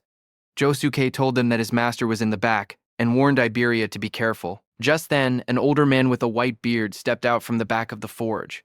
Iberia recognized that man as his dad. The old man stepped forward, his expression dark and heavy. Even Josuke quietly noted that he didn't seem to be in a good mood. Iberia ran up to him excitedly, waving his arms. He shouted that he had passed the qualifiers. The old man remained silent. Iberia proudly continued. He explained that he had ranked 4th in the region on nightmare difficulty and demanded the reward he was promised, being allowed to choose any artifact he wanted. But before he could finish boasting, a sharp slap struck his cheek. Iberia's head snapped to the side, his eyes wide in shock. He touched his face with trembling fingers and asked why his father had hit him. The old man glared at him furiously, his voice rising as he demanded that he return the dragon gear. He accused him of stealing it. Iberia staggered back, clutching his cheek. He shouted that he had only borrowed an epic artifact and complained that there was no need to hit him. His father pointed angrily at him from the ground. He warned that the dragon gear caused irreversible damage if worn for too long. He added that if Iberia ever took it without permission again, he would not be so lenient next time. Frustrated, Iberia turned and ran off into the forest, yelling that he would never use his father's crappy artifacts again. The dragon gear dropped from his shoulder and landed on the ground behind him. The old man then turned toward Itsuki and asked if he was Izumi's second student. Itsuki nodded politely. He introduced himself as Itsuki and explained that his sensei had sent him to protect Mr. Aiden because of a prophecy about a massive calamity approaching from the north. Mr. Aiden responded that he already knew. He studied Itsuki closely and muttered that Izumi was demanding and rarely accepted disciples. He wondered why a strict master would choose someone who looked as plain and ordinary as this kid. But then he suddenly froze, his eyes wide. He asked in shock if Itsuki's level was fixed. Itsuki said yes, as a glowing status window appeared beside him showing his information. Tenma Itsuki, human, level 0 fixed. Job, order breaker. Gift, undisclosed. Skill, undisclosed. Stats, undisclosed. Itsuki stood calmly, the blue display shining around him. Mr. Aiden narrowed his eyes and studied Itsuki carefully. With a trace of suspicion in his voice, he asked whether Itsuki was using some kind of karma artifact to falsify his stats. Itsuki calmly replied that he was not. Mr. Aiden looked at him once more and finally seemed to grasp something. He muttered that it now made sense why Izumi Nento had specifically requested that particular item. Walking slowly with his hands clasped behind his back, Mr. Aiden explained that Itsuki's master was someone who meticulously calculated gains and losses. According to him, Commander Nento always demanded something in return. Itsuki responded honestly, saying that his master had only asked him to guard Mr. Aiden and that he had heard nothing about any reward. Mr. Aiden then revealed the truth. Commander Nento had contacted him and said that in exchange for allowing his disciple to protect him, he should give that disciple a certain karma artifact. Hearing this, Itsuki looked surprised and quietly wondered whether his master had truly done that for him. Still calm, Itsuki said it was fine. Even without an artifact, he would properly protect Mr. Aiden. Mr. Aiden shook his head and said that was unnecessary. He had plenty of artifacts, so he did not mind giving one away. However, he admitted that he had simply been curious as to why Commander Nento had specifically chosen something he considered a failure. Itsuki looked confused and asked what he meant by a failure. A memory flashed as Mr. Aiden explained that the artifact was originally a masterpiece designed to draw out an awakened person's attack power to its absolute limit. He raised a glowing golden crystal in his hand as a system window appeared, revealing the artifact's information. Its name was Critical Crystal. Unique effect: critical attack power is doubled during a critical hit. Critical rate: 99%. Unique effect: the user's attacks generate critical hits. The golden crystal shone brightly in Mr. Aiden's hand, but as Mr. Aiden held the glowing crystal, something unexpected happened. A crack suddenly formed across its surface. His eyes widened in shock as the golden crystal split with a sharp sound. The artifact's power changed instantly. Its rank became unknown, and a mysterious broken effect appeared. A system window appeared revealing the new information. Broken critical crystal. Rank unknown. Effect: power is multiplied by 10 during a critical hit. Critical rate: 0%. It increases by 1% every time an enemy unit with higher attack power than the user is defeated. Broken effect: the critical rate resets whenever the user levels up. Mr. Aiden showed the cracked crystal to Itsuki and explained its problem. Because the critical rate reset every time someone leveled up, it was completely useless for a normal awakened person. Anyone who trained hard to increase their critical rate would lose it the moment they gained a level. He said that was exactly why he had been confused when Commander Nento specifically requested this artifact. But after seeing Itsuki's stats, he finally understood the reason. Itsuki carefully reached out and took the broken crystal into his hand. The red cracks inside the golden crystal glowed faintly as energy flowed through it. Mr. Aiden smiled slightly and said that Itsuki was quite special. He admitted that he did not know how Itsuki became stronger, but since Itsuki would never level up, the artifact was perfect for him. He then explained that as Itsuki continued defeating Calamity Spirit Beasts, his critical rate would slowly increase until it eventually reached 100%. Just as he said that, Itsuki used the crystal. Golden energy began swirling around him as the crystal reacted. Golden energy suddenly burst out from the crystal and wrapped around Itsuki's body. The power surged violently as the artifact synchronized with him. As Itsuki struggled, Mr. Aiden told him that in the future, every single attack Itsuki made would be buffed 10 times. Hearing that, Itsuki clenched his fist as the golden aura intensified around him. With the power flowing through his body, he unleashed a technique: Iron Fist of Destruction. A system window appeared, confirming that the artifact had been equipped. Equipped. Broken Critical Crystal. Itsuki looked at the information and thought about the artifact's conditions. His critical rate would only increase when he defeated enemies with higher attack power than him. He quietly admitted that the condition was a bit harsh. However, he decided not to worry about it for now. He would think about a counter strategy after they finished this raid. Just then, another system notification appeared, showing the crystal's information. Its effect was that it increased attack power 10 times on critical hits. Its current critical rate was 0%, but it would increase by 1% for every kill of a stronger enemy. The broken effect was that it reset upon leveling up. After observing the artifact's reaction, Mr. Aiden spoke again. He said the artifact seemed to be equipped properly and that it was truly compatible with Itsuki. Itsuki then admitted that he had actually been struggling because his attack power was low. He thanked Mr. Aiden, saying the artifact helped him a lot. Mr. Aiden waved his hand dismissively. He explained that he created the artifacts while others used them to fight the Calamity Spirit Beasts. Both of them were simply doing their part for the survival of humanity. So no thanks were necessary. As he spoke, Mr. Aiden turned and began walking away. He added that unless someone already knew his location in advance, there was no reason for beasts to attack such a remote place. For now, he told Itsuki to rest. Just as Mr. Aiden finished speaking. Something strange suddenly appeared in the sky above the forest. His eyes widened in shock as he noticed a massive pillar of energy descending from the sky. The atmosphere trembled as the force rushed downward. A loud impact followed as the energy slammed into the forest. The force spread outward like a shockwave nearby.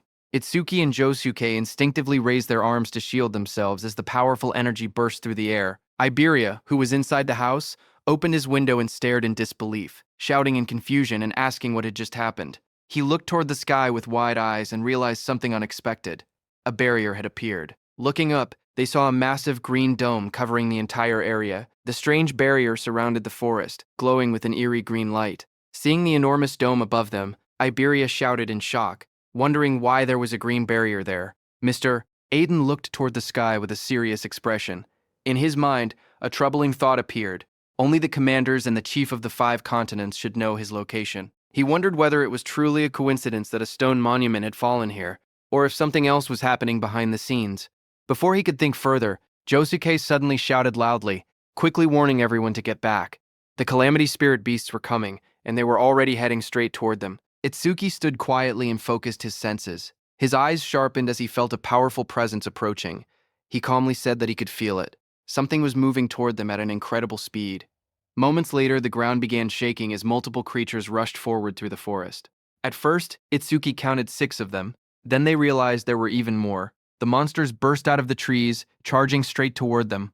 One of the creatures revealed itself clearly. A system window appeared, identifying it, one-horned demon from the Horned Demon tribe, level 14. Seeing the monster rush forward, Itsuki shouted that they were here. The demon lunged toward Itsuki with its massive arm raised, aiming a brutal strike at him, but Itsuki stopped its attack with his bare hands. The next second, Itsuki pierced the monster's body with his black ice wall. Blood burst out as the blade tore through its flesh.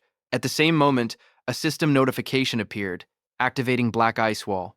More monsters rushed forward from different directions, opening their jaws wide as they attacked together. Electricity crackled around Itsuki's body as he moved calmly through the battlefield. Inside his mind, he thought that enemies at this level were not a problem. No matter how many came, he could finish them instantly with Lotus Explosion. However, he hesitated, thinking that Josuke might not be able to withstand the shock of a Lotus Explosion, and it was still risky.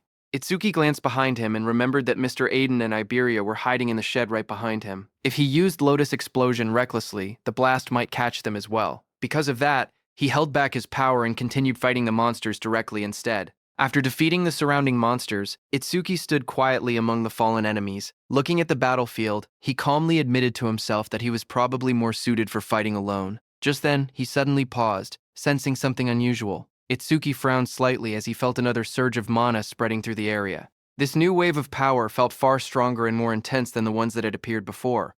Moments later, a massive creature revealed itself. A system window appeared, identifying the monster.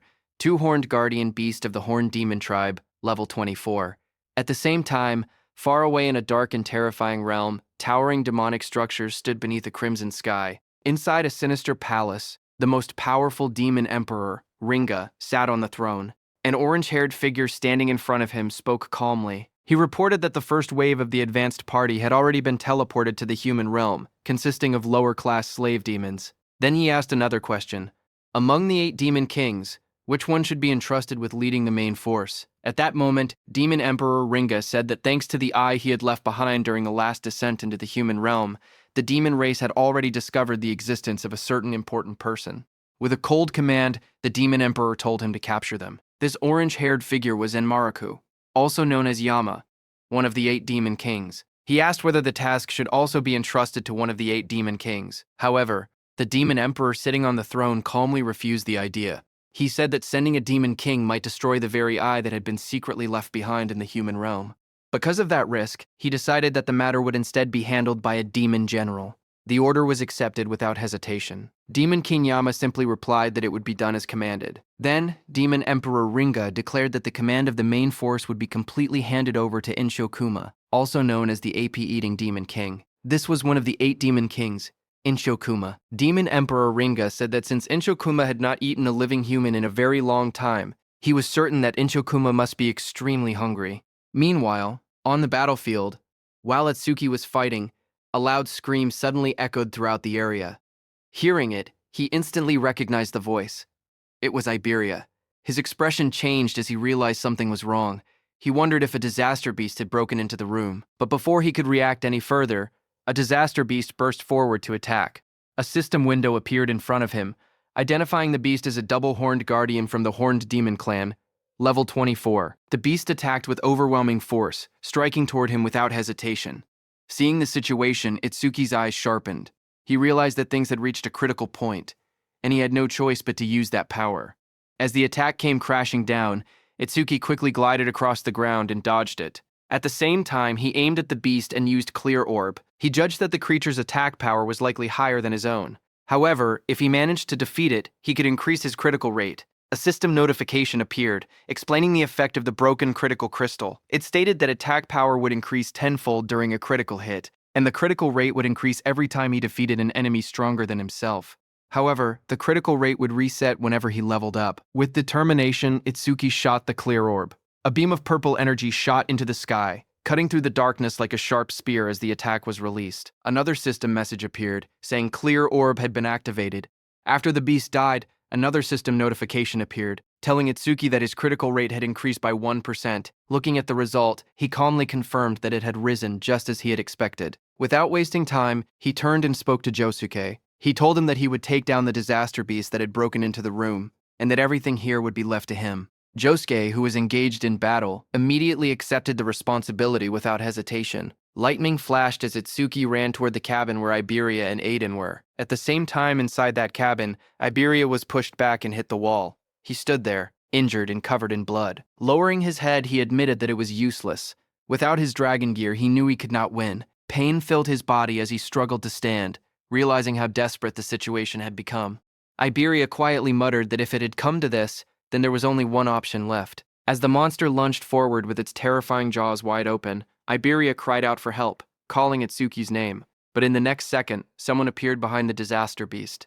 It was Iberia's father, Aiden. He swung his massive weapon down with overwhelming force, hitting the beast on the head. Watching this, Iberia was shocked. He wondered how his dad, who was a non-combat class, could face a disaster beast without any fear. Seeing that nothing happened to the beast, Aiden remained calm and called it stubborn.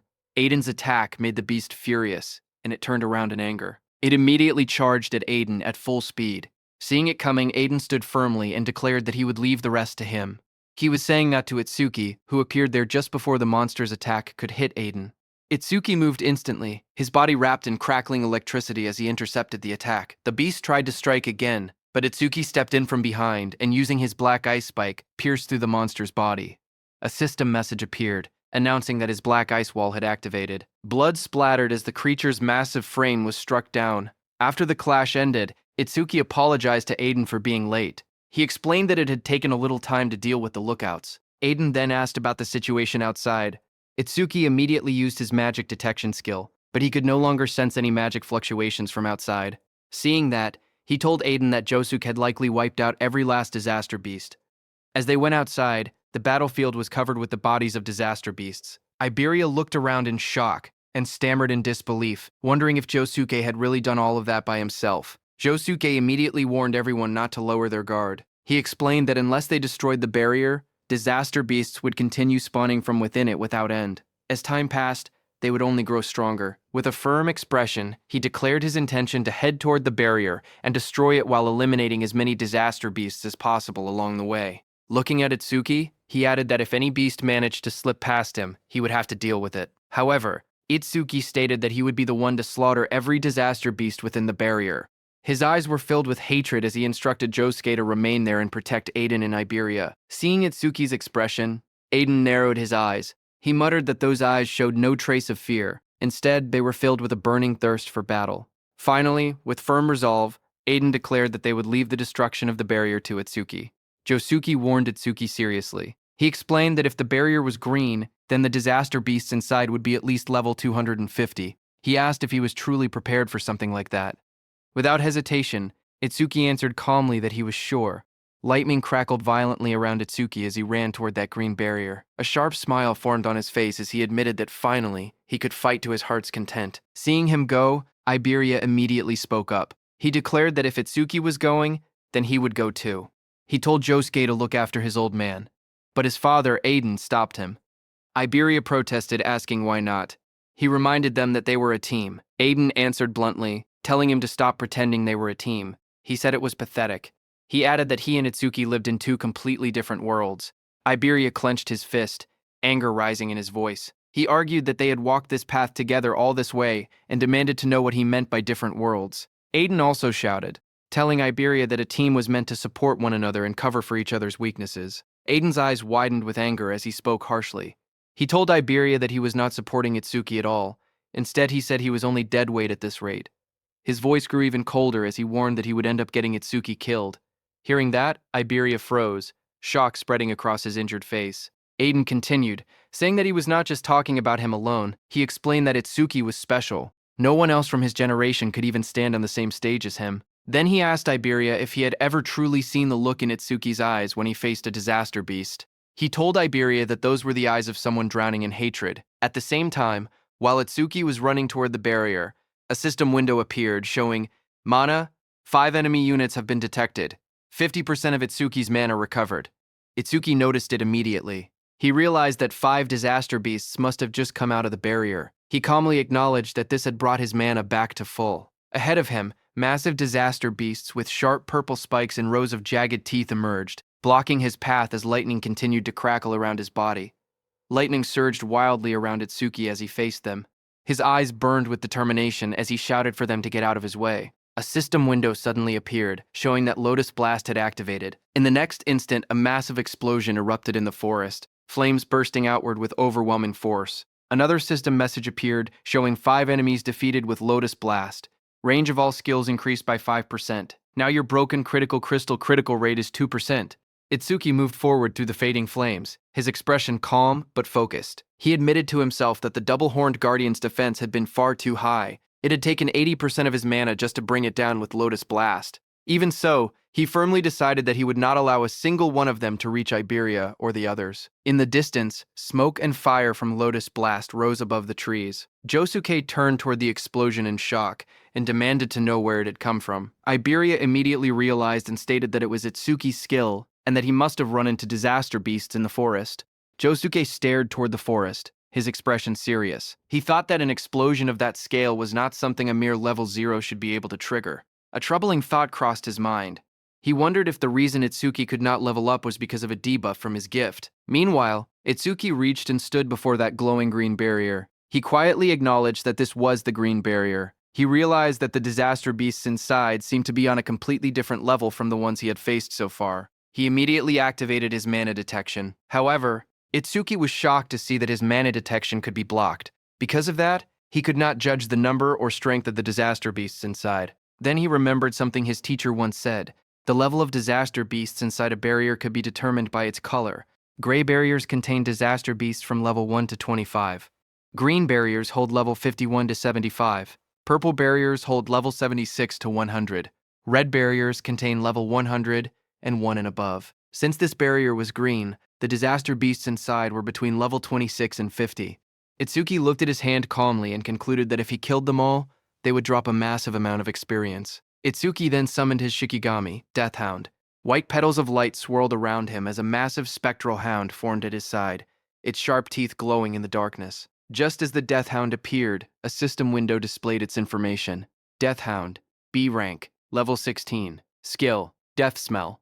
C rank, detects all traces of mana within the area to locate and track the source. Respawn design, Death's Craving, B rank, drastically reduces respawn time after the Shikigami dies. Its attack stat was 250, agility was 250, and mana was 150. The Death Hound's glowing eyes shone in the darkness as it stood beside Itsuki. Itsuki placed his hand on the hound's head and told it that it would receive all the experience that dropped later. However, he made one thing clear. Until he gave the order, it was not allowed to lay a single finger on them. The green barrier loomed in front of him as the hound crouched low, teeth bared and ready. Before entering the barrier, Itsuki's eyes sharpened. He declared that every disaster beast inside the barrier was his prey. Meanwhile, on Prediction Day 1 at 11:30 p.m., Commander Izumi was seated in a garden when Choa arrived with a man. She informed her father that the awakened guards had arrived. A young man stepped forward confidently. He introduced himself politely, explaining that from that moment on, he, a first-class savior, would serve as Commander Izumi's protector. This man was Kei Chirajima, a level 63 wind elementalist and first-class savior. Commander Izumi thanked him for coming. Choa then explained that, in addition to him, 5 third-class saviors and 3 second-class saviors had also arrived. Commander Izumi asked her whether Akira Heaton had not yet arrived, adding that he had assigned Heaton to guard the perimeter. Choa frowned slightly and explained that when they had spoken 6 hours earlier, he had said he was already on his way. However, when she tried calling again 3 hours later, she could not get through. She added that massive stelas had been falling across the northern province since 8 p.m. that night. Because of that, she thought he might have run into trouble along the way. Still, she remained confident. Commander Izumi stated that a normal disaster beast would not be a threat to him. After all, he was one of the 6 pillars among the special class saviors. He asked her to keep trying to contact him, adding that only a special class savior could stand against the disaster beasts appearing there.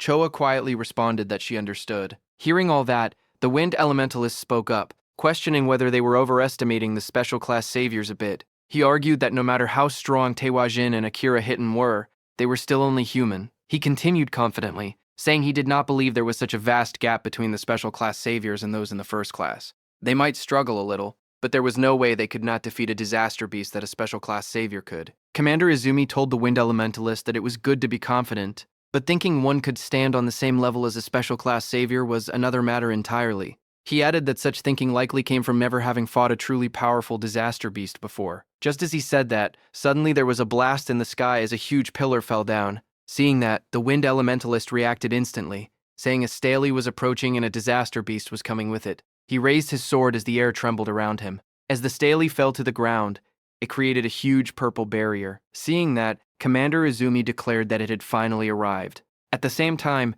Choa tried once more to reach Akira Heaton, but her voice shook as she admitted it was useless. She still could not contact him. The wind elementalist smirked confidently. He declared that if even a special class savior could not make it, then he was not much to rely on. He told Commander Izumi there was no need to worry. They would finish every last one of them off. His expression then turned serious as he looked toward the purple barrier. He boldly stated that he would prove right now that a first-class savior was just as capable as a special class one. On the other hand, at Itsuki's side, he entered the green barrier with his death hound. Inside the barrier, a strange green glow filled the surroundings. Itsuki walked beside his death hound, quietly observing the area. He noted that the scenery inside the barrier was not any different from the outside. However, he admitted that there was an aura in the air that made him feel uneasy. A system notification appeared, saying mana detection activated. Itsuki focused and sensed the fluctuations of mana inside the barrier from where he stood. But, just as he expected, he could not grasp the situation outside. After observing carefully, he concluded that the inside and outside of the barrier seemed to be separate spaces. Just then, his mana detection detected 5 enemy units, which restored 50% of Itsuki's mana. Itsuki calmly observed the surroundings and said that he now had a general idea of where the 5 detected units were located. He then turned to his death hound and gave it a clear order to stay there and wait.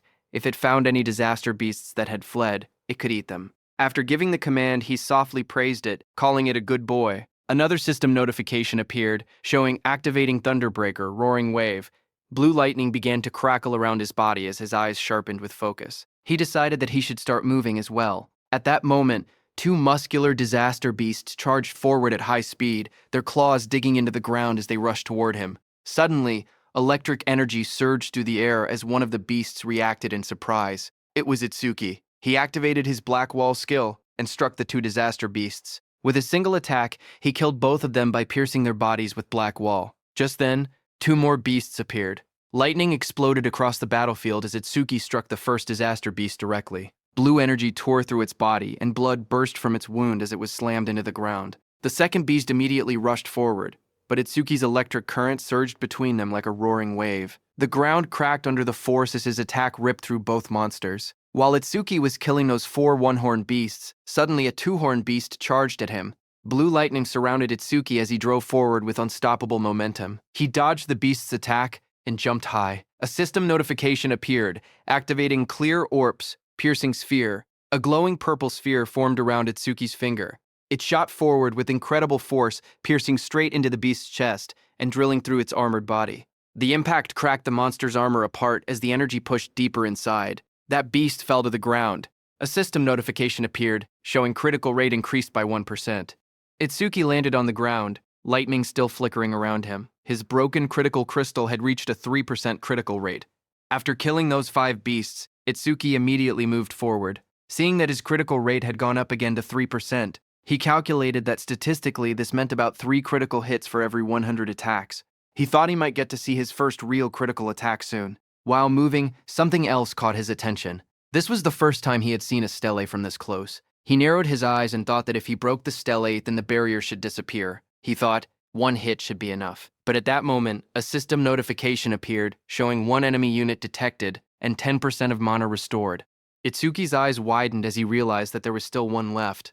Immediately, he used all the force in his body to stop himself. Lightning cracked violently around his legs as he halted. Just as he stopped, many sharp spikes came toward him at full speed. He immediately jumped back and dodged them. A sharp thought crossed his mind. If he had not sensed the mana fluctuation and stayed on high alert, he would have already been impaled. He fell back, crouching low as debris scattered around him. His eyes narrowed as he saw those spikes coming from behind the stele. Itsuki realized that this 6th monster was hiding behind the stele. He stared carefully at the disaster beast's shadow, realizing it was a different kind of disaster beast than the ones before. Meanwhile, from far away, Iberia watched the large green barrier curve over the forest like a dome glowing faintly in the night. Worried, Josuke told Iberia that even Itsuki might not be able to stop all the disaster beasts. So, he told Iberia that it was dangerous outside and that he should wait inside the room. Iberia, who was still shaken by his father's words, lowered his gaze and asked Josuke if he would really end up letting Itsuki die someday. Josuke told him that Master Aiden had a habit of exaggerating, so he should not worry too much about it. But Iberia admitted that looking back, he felt like he had really just been dead weight. Josuke then explained that the level of disaster beasts inside a green barrier usually ranged between 20 and 50. He asked Iberia honestly whether he had the confidence to defeat even a level 26 disaster beast. Iberia quietly answered that he did not at all. Seeing his discouraged expression, Josuke told him not to be so down. He clarified that he was not saying Iberia was useless. When he himself had been about that age, he had not even had the courage to step into a green barrier and fight a disaster beast. Iberia looked at him in surprise and asked if that was true, even for Josuke. Josuke's expression turned serious as he explained that the difference between gray barrier disaster beasts and green barrier disaster beasts was not simply a matter of levels. Iberia asked him if there was something else. Josuke told him that the disaster beasts inside gray barriers had no intelligence. They were merely creatures that endlessly repeated cycles of slaughter and destruction. They were strong, yes, but with a proper plan, there were many ways to defeat them. Then, with a serious tone, he explained that inside a green barrier, things were different. Inside a green barrier, just like humans, there could be disaster beasts with intelligence. At the same time, on Itsuki's side, from behind the green stele, a towering armored beast surrounded by crackling blue lightning appeared. This was a level 34 square general beast. The beast wondered if it had made a mistake, as it realized that Itsuki possessed a detection-type skill. Seeing that square general beast, Itsuki's face darkened. He said that, as expected, the disaster beasts inside this barrier were different from any he had encountered before. At that moment, Josuke told Iberia that among the youth of the same generation as Itsuki, only a few could stand against a disaster beast of that level. And the reason Iberia seemed like a burden to Itsuki was not because of immaturity. It was simply because Itsuki was too strong. On the other hand, when Itsuki saw that the creature had seen through his skill within seconds, and on top of that, it could even speak the human tongue, a smile formed on his face. He said that he had finally met the intelligent disaster beasts he had only heard rumors about. The beast looked down at Itsuki and asked what he was muttering about. Was he begging for his life? The beast sneered, saying it had thought Itsuki was strong, but he was only level 0. To it, Itsuki was nothing more than a coward who could not stop trembling just from looking at it. Hearing that, Itsuki smiled faintly and admitted that he was simply excited. He revealed that he had wanted to ask their kind something for a long time, and since the creature could speak, he asked it to give him an answer. The disaster beast looked down at him and agreed. It declared that if this was his final wish, it would grant it. Flames suddenly flared around Itsuki as his expression changed. His eyes glowed red, and a dangerous smile spread across his face. Then, with burning intensity in his gaze, he asked the creature a single question. "Do you feel pain?" Hearing this, the disaster beast sneered and mocked him. It declared that the idea of a mere human making it feel pain was ridiculous. It warned him not to get cocky. With arrogance in its voice, it proclaimed that inflicting pain was their exclusive privilege. In the next moment, the disaster beast launched itself into the air. Its blue spikes came toward Itsuki with overwhelming force. The attack crashed down violently, sending shockwaves through the ground. But Itsuki vanished from his spot. Lightning crackled around his body as he rushed straight toward the monster. In an instant, he closed the distance and drove his fist into the creature's chest. The impact echoed loudly as his strike connected, sending the beast flying. It hit the ground, kicking up dust and debris. Itsuki watched with wide eyes, wondering if he had gotten it. But then realization struck him. The beast's magic was swelling even more. From the smoke, the beast attacked again with its spikes. Itsuki jumped and dodged, but noticed that even the beast's antennae had grown faster. Still, he remained confident because when it came to speed, he believed he still had the edge. Itsuki used his black ice skill, creating a blade on his hand. But when he struck the beast with it, frustration crept into his thoughts. He cursed under his breath, realizing his power was too low. He could not even cut off the monster's head, and his attacks barely did any damage. The disaster beast stared at him in disbelief. At that level, it said, he should not be able to move that fast. It demanded to know his real level. Then it dismissed the thought entirely, saying that no matter how fast Itsuki was, he was still nothing more than an insect. The beast lashed out again. Its massive tendrils sliced through the air and crashed down repeatedly. It roared arrogantly that even if Itsuki struck it 100 times with that weak power, it would not hurt or even make it itch. But it warned him that if he took even one of its hits, it would be over. As the beast said that, its massive tendrils slammed down with terrifying force. But suddenly, Itsuki made a move. Blue lightning wrapped around his body as he leaped behind the beast. He twisted midair and struck down hard. His attack crashed against the monster's armored head. But the next second, the beast's tendril whipped toward him again at full speed. Sweat rolled down his cheek, but he used his black ice wall skill to defend. The tendril smashed into him and sent him flying backward. His body crashed violently into a tree. Splinters and debris exploded into the air as the force drove him deep against the trunk. The disaster beast didn't stop there. It immediately attacked him with its tendrils again, but Itsuki quickly steadied himself. Lightning flickered around him as he jumped into the air to dodge. Standing firmly against the tree, he looked forward and told the creature to try it if it could. From a distance, the armored disaster beast watched him coldly. It remarked that the lightning surrounding Itsuki was nothing more than a skill that boosted his speed. It declared that it would see how long Itsuki's magic could hold out. Saying that, it continued attacking with its tendrils. Itsuki observed the creature carefully and came to a realization. Those antennae were not a skill. They were part of the monster's body. That was why overmimesis would not trigger against them. He got near the beast and struck again as lightning flickered around his body. He wondered how many attacks it had been so far.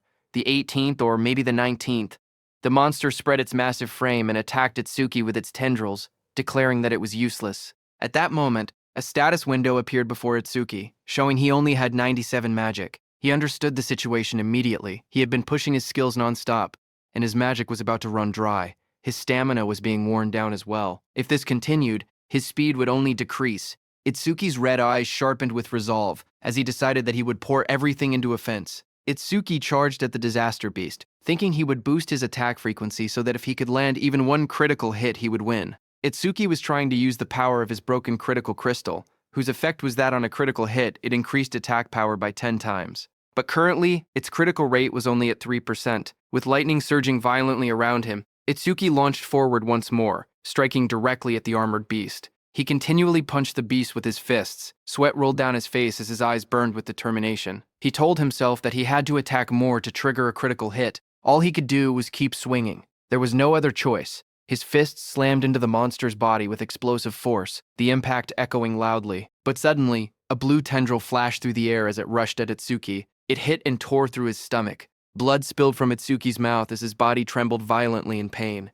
Dark stains spread across his shirt as he struggled to stay upright. The towering beast looked down at him and mocked him coldly. It said that throwing himself at it like that was idiotic. The creature leaned closer, its sharp teeth gleaming as it taunted him again. It asked, "What's wrong? Wasn't he supposed to make it feel pain?" Hearing that, Itsuki simply let out a quiet snort in response. The monster's grin widened. It remarked that he was still alive and admitted that his defense seemed to be quite high. But suddenly, Itsuki's red eye flared brightly. Veins spread across his face as a fierce smile twisted his lips. He felt it at last. Finally, it was here. A system notification appeared before Itsuki, telling him that his critical crystal was activated and his next attack would definitely be a critical hit. Without hesitation, Itsuki moved. In a single explosive step, he closed the distance and drove his fist forward with overwhelming force. Red energy burst outward as his strike slammed directly into the monster's body. The impact shook the air violently.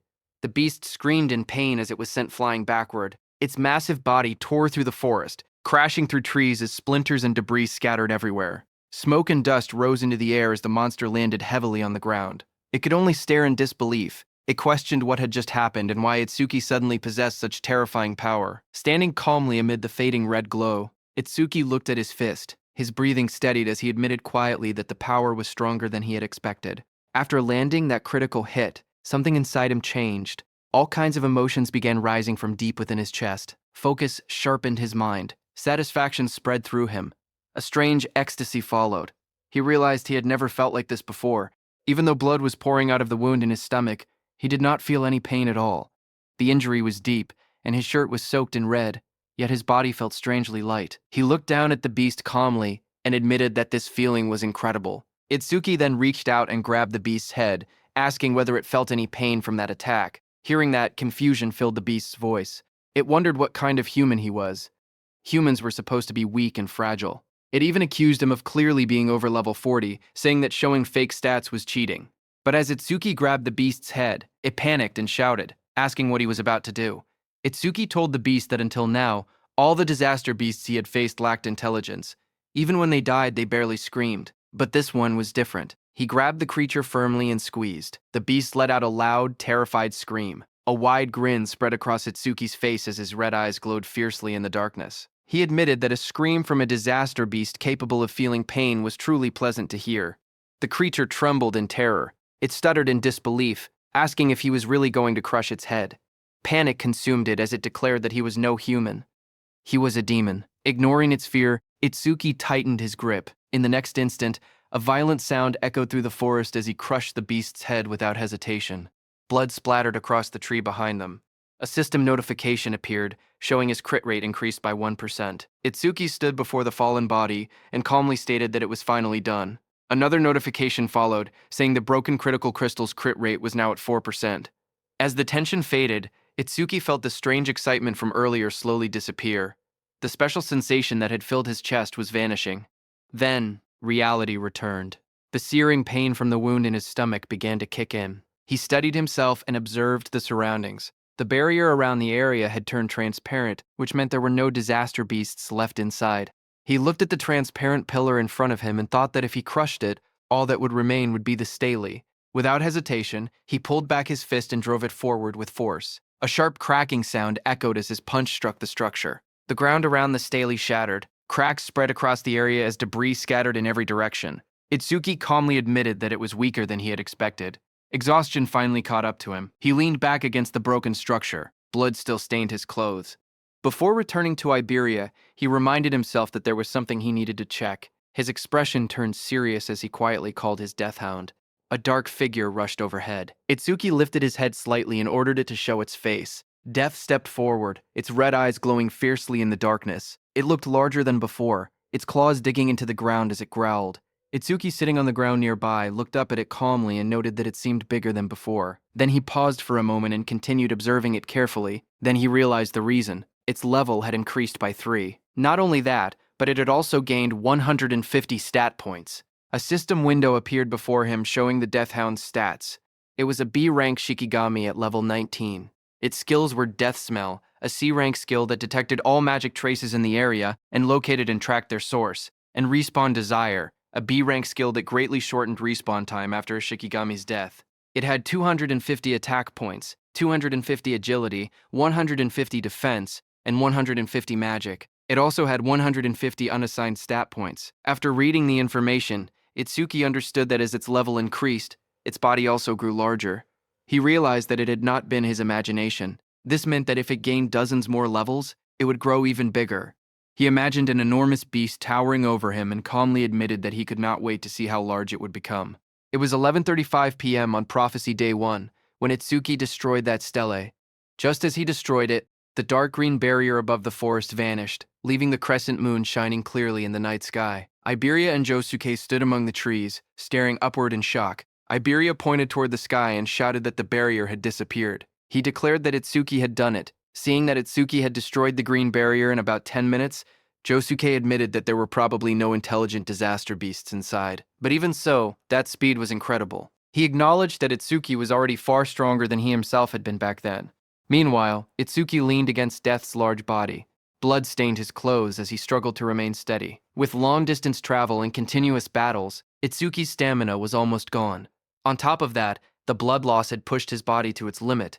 Itsuki looked at Death and spoke weakly. He told Death that since it could track magic, he instructed it to follow his magic trail and carry him to Iberia. Death lifted its head and let out a low howl into the night, ready to obey. Its loud, echoing cry rang out across the dark forest. The sound tore through the night, heavy and ominous, making the air feel tense.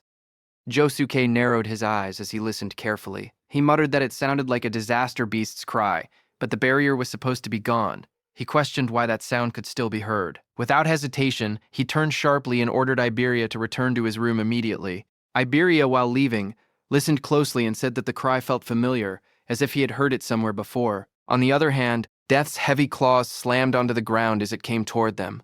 Josuke instantly drew his sword and took a defensive stance. His expression turned serious as he sensed the presence moving closer. He shouted that it was getting closer and closer. Then, with firm resolve, he declared that wherever it had come from, if it truly was a disaster beast, he would cut it down. The next second, the massive Death came out of the forest with its jaws wide open, sharp teeth glinting under the moonlight. Josuke gripped his sword tightly and swung it with full force. Before the blade could land, Iberia's eyes widened in shock. He suddenly realized what he was looking at. He exclaimed that it was the mad dog Shikigami that Itsuki had tamed before. Panic flashed across his face as he shouted for Josuke to stop, telling him that the creature belonged to Itsuki. Death abruptly tilted its head, stopping right in front of them. Josuke, who had heard Iberia's words, also stopped his heavy sword right before hitting it.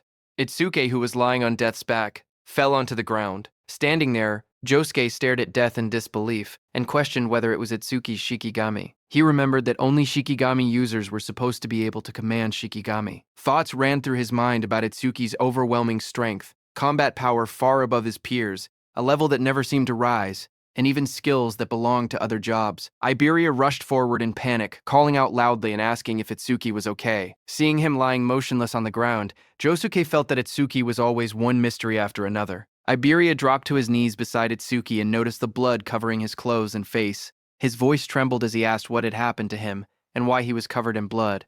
Itsuki slowly opened his eyes and weakly called out Iberia's name. His vision blurred as darkness crept in. In a faint voice, he asked to rest for a bit. Seeing this, panic completely overtook Iberia. Tears streamed down his face as he shouted helplessly, asking what he should do. His sobs echoed in the night. Just then, Josuke spoke behind him, saying that Itsuki was not dead, so there was no need to cry. Iberia turned around, tears still falling from his golden eyes, and asked in disbelief if Itsuki was really not dead yet. Josuke pointed at Itsuki's chest, telling Iberia to look carefully. He explained that Itsuki was still breathing properly. However, he added that the injuries needed treatment as soon as possible. He mentioned the Kodama bandage and asked Iberia if he still had it. Supporting Itsuki's unconscious body, Iberia immediately responded that he would handle it. Later, as Itsuki lay resting on a bed with bandages wrapped tightly around his torso, Iberia stood nearby, looking at him quietly. He admitted to himself that he might never catch up to Itsuki in combat power, but there were things only he could do. His job was Wind Elementalist, someone who controlled air and airflow. He looked at his hands and thought about his gift.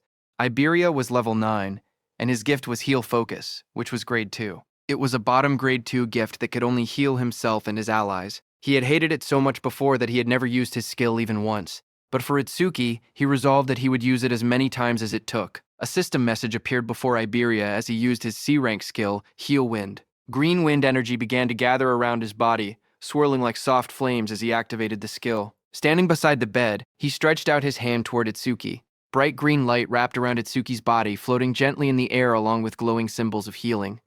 Iberia quietly urged him to get better soon for the sake of their duo. Sweat rolled down Itsuki's face as the healing wind surrounded him. Iberia called out his name anxiously. At the same time, on Commander Izumi's side at 11:35 p.m., on Prophecy Day 1, something changed. From the stele that had fallen near Commander Izumi's estate, a massive purple barrier unfolded and spread outward. The ground trembled as someone came flying and struck against a tree, sending debris flying. It was the level 63 Wind Elementalist, First Class Savior Kei Churijima, who fell beside Commander Izumi. Choa was shocked to see the Wind Elementalist come flying. She quickly used her healing powers, telling him to stay with her. She said she would treat him immediately and asked what it was like outside that barrier. The injured Wind Elementalist struggled to speak. With fading strength, he told them to run. Breathing heavily, he explained that the creature's build, defense, power, and speed were all off the charts. He said that not even special-grade saviors could stand against it. He concluded grimly that humanity could never possibly defeat a monster like that. Just then, that powerful beast descended through the smoke. A system window appeared, showing that it was a level 81 Minotaur warrior of the Bull tribe. The injured wind elementalist told Commander Izumi that he must flee. The enormous Minotaur stared down at Commander Izumi and remarked on his strange outfit. It asked if he was Izumi Nento. The monster grinned and swung its massive fist toward Commander Izumi, saying it was lucky to run into the target so quickly. There would be no need to trouble Lord Inshokuma over this. Hearing that, Commander Izumi realized that he was really their target. He said that in that case, it was one less thing to worry about. Its massive fist slammed down, bursting outward in a blinding shockwave that shook the surroundings. Choa cried out desperately, calling for her father as violent wind and debris swept past her. Behind her, the wind elementalist stared ahead with wide, trembling eyes. With despair in his voice, he declared that this was the end of everything. But in the swirling smoke, Commander Izumi stood firm, telling someone that he was late. From within the rising dust and red aura, Heaton stepped forward. His eyes glowed crimson as blood streaked across his face. He had blocked the Minotaur's attack with just one hand, red energy flaring around him. With determination in his voice, Heaton apologized and told Commander Izumi to leave this one to him. Hearing that, the massive Minotaur let out a mocking laugh. It admitted that it had no idea where he had appeared from, but sneered that he certainly talked big. Saying that, the Minotaur raised its second hand to punch. From the side, the wind elementalist, battered and covered in blood, shouted a warning. He told Heaton to be careful, stressing that the monster was strong. Ignoring the warning, Heaton moved with red energy swirling around his body. He drove his fist forward and struck the towering creature with explosive force. The impact landed squarely against the Minotaur's massive body and created a hole. Dark blood splattered outward as the Minotaur's enormous body trembled under the blow. Watching from behind, the wind elementalist's eyes widened in shock. Nearby, Choa gasped in relief and excitement. She exclaimed that they had done it and wondered if that meant the crisis was finally over. But Heaton's expression remained cold, as he declared that the real show was only just beginning. At 11:40 p.m. on Prophecy Day 1, the barrier near Izumi Nento's estate changed from purple to red. Inside the red barrier, a voice wondered how Lord Inshokuma would torment humanity. The one who said that was the level 37 Red Flame Demon King. He said he would love to watch it from there. Behind him, another massive being appeared. It was the White Ogre, level 49. The Red Flame Demon King glanced forward and remarked that the White Ogre had been thinking the same thing. But then, a third voice spoke calmly, warning the others not to do anything unnecessary. Their mission was clear: to capture that person. He added that if they failed, they already knew what would happen. This third figure was a level 87 Demon General, Curse of Frost, the King of Resentment. The Red Flame Demon King asked the Demon General why they had not been sent directly to the target's location, but instead into the same barrier as Lord Inshokama. The Demon General explained that if all three of them were inside the same barrier, it would glow purple and stand out too much. At the same time, one of the 8 Demon Lords, Inshokuma, roared as crimson energy surged violently around him. The Demon General explained that the red barrier created by Lord Inshokuma would instead attract nearby strong humans. With humans distracted by the red barrier, they would be able to carry out Lord Ringa's mission without interference. The Demon General continued, stating that while Lord Inshokuma drew their attention, they would head toward their true destination. The Red Flame Demon King then asked him if he knew where that destination was. The Demon General's eyes glowed beneath his hood as he reassured them not to worry, saying Lord Ringa would guide them through the demon eye left in the human world. That eye had the ability to see coordinates and even the scenery it witnessed. Just as he said that, Itsuki lay on the bed, drenched in sweat as if trapped in a nightmare. Suddenly his eyes snapped open. One eye remained normal, but the other glowed an ominous red. The Demon General's voice rang out as he told the Red Flame Demon King that right now, the demon eye was in the same place as their target. On the first day of the prophecy, at 11:35 p.m., Itsuki lay asleep on his bed after Iberia had healed him. In his dream, he found himself standing in a vast, pale space that felt like a dream. Young Itsuki ran toward his mother and shouted excitedly. He told her that he had finally found a disaster beast that could feel pain, just like they did. His face was filled with pride and joy. He declared that he had crushed its skull, and that now her death had finally been avenged. But before he could finish, his mother gently called out to him and told him to stop. Her voice was calm but firm. She explained that there were things far more important than revenge. Young Itsuki looked at her in confusion and asked if anything could be more important than wiping out every last disaster beast. His mother gazed at him softly and told him that he should not use his power for vengeance. Instead, he must use it to protect the ones he loved. Hearing that, young Itsuki's eyes widened in disbelief as he shouted that it was impossible. His body trembled with rage. With his fist clenched tightly, he declared that he would never forgive the disaster beasts that had killed her and his father. His voice echoed through the empty space as he swore that he would make sure every last one of them was dead. His eyes glowed red with fury, and his expression twisted with anger and grief. His mother stood quietly before him, her gaze calm and steady. There was no anger in her eyes, only gentle understanding. After a moment of silence, she softly told him that it was time for her to go and slowly began to disappear. Her words froze him in place. Young Itsuki rushed forward in panic, shouting and asking where she was going. His voice trembled as he told her that he still had so much more to say. His mother looked at him gently as her body slowly began to dissolve into drifting light.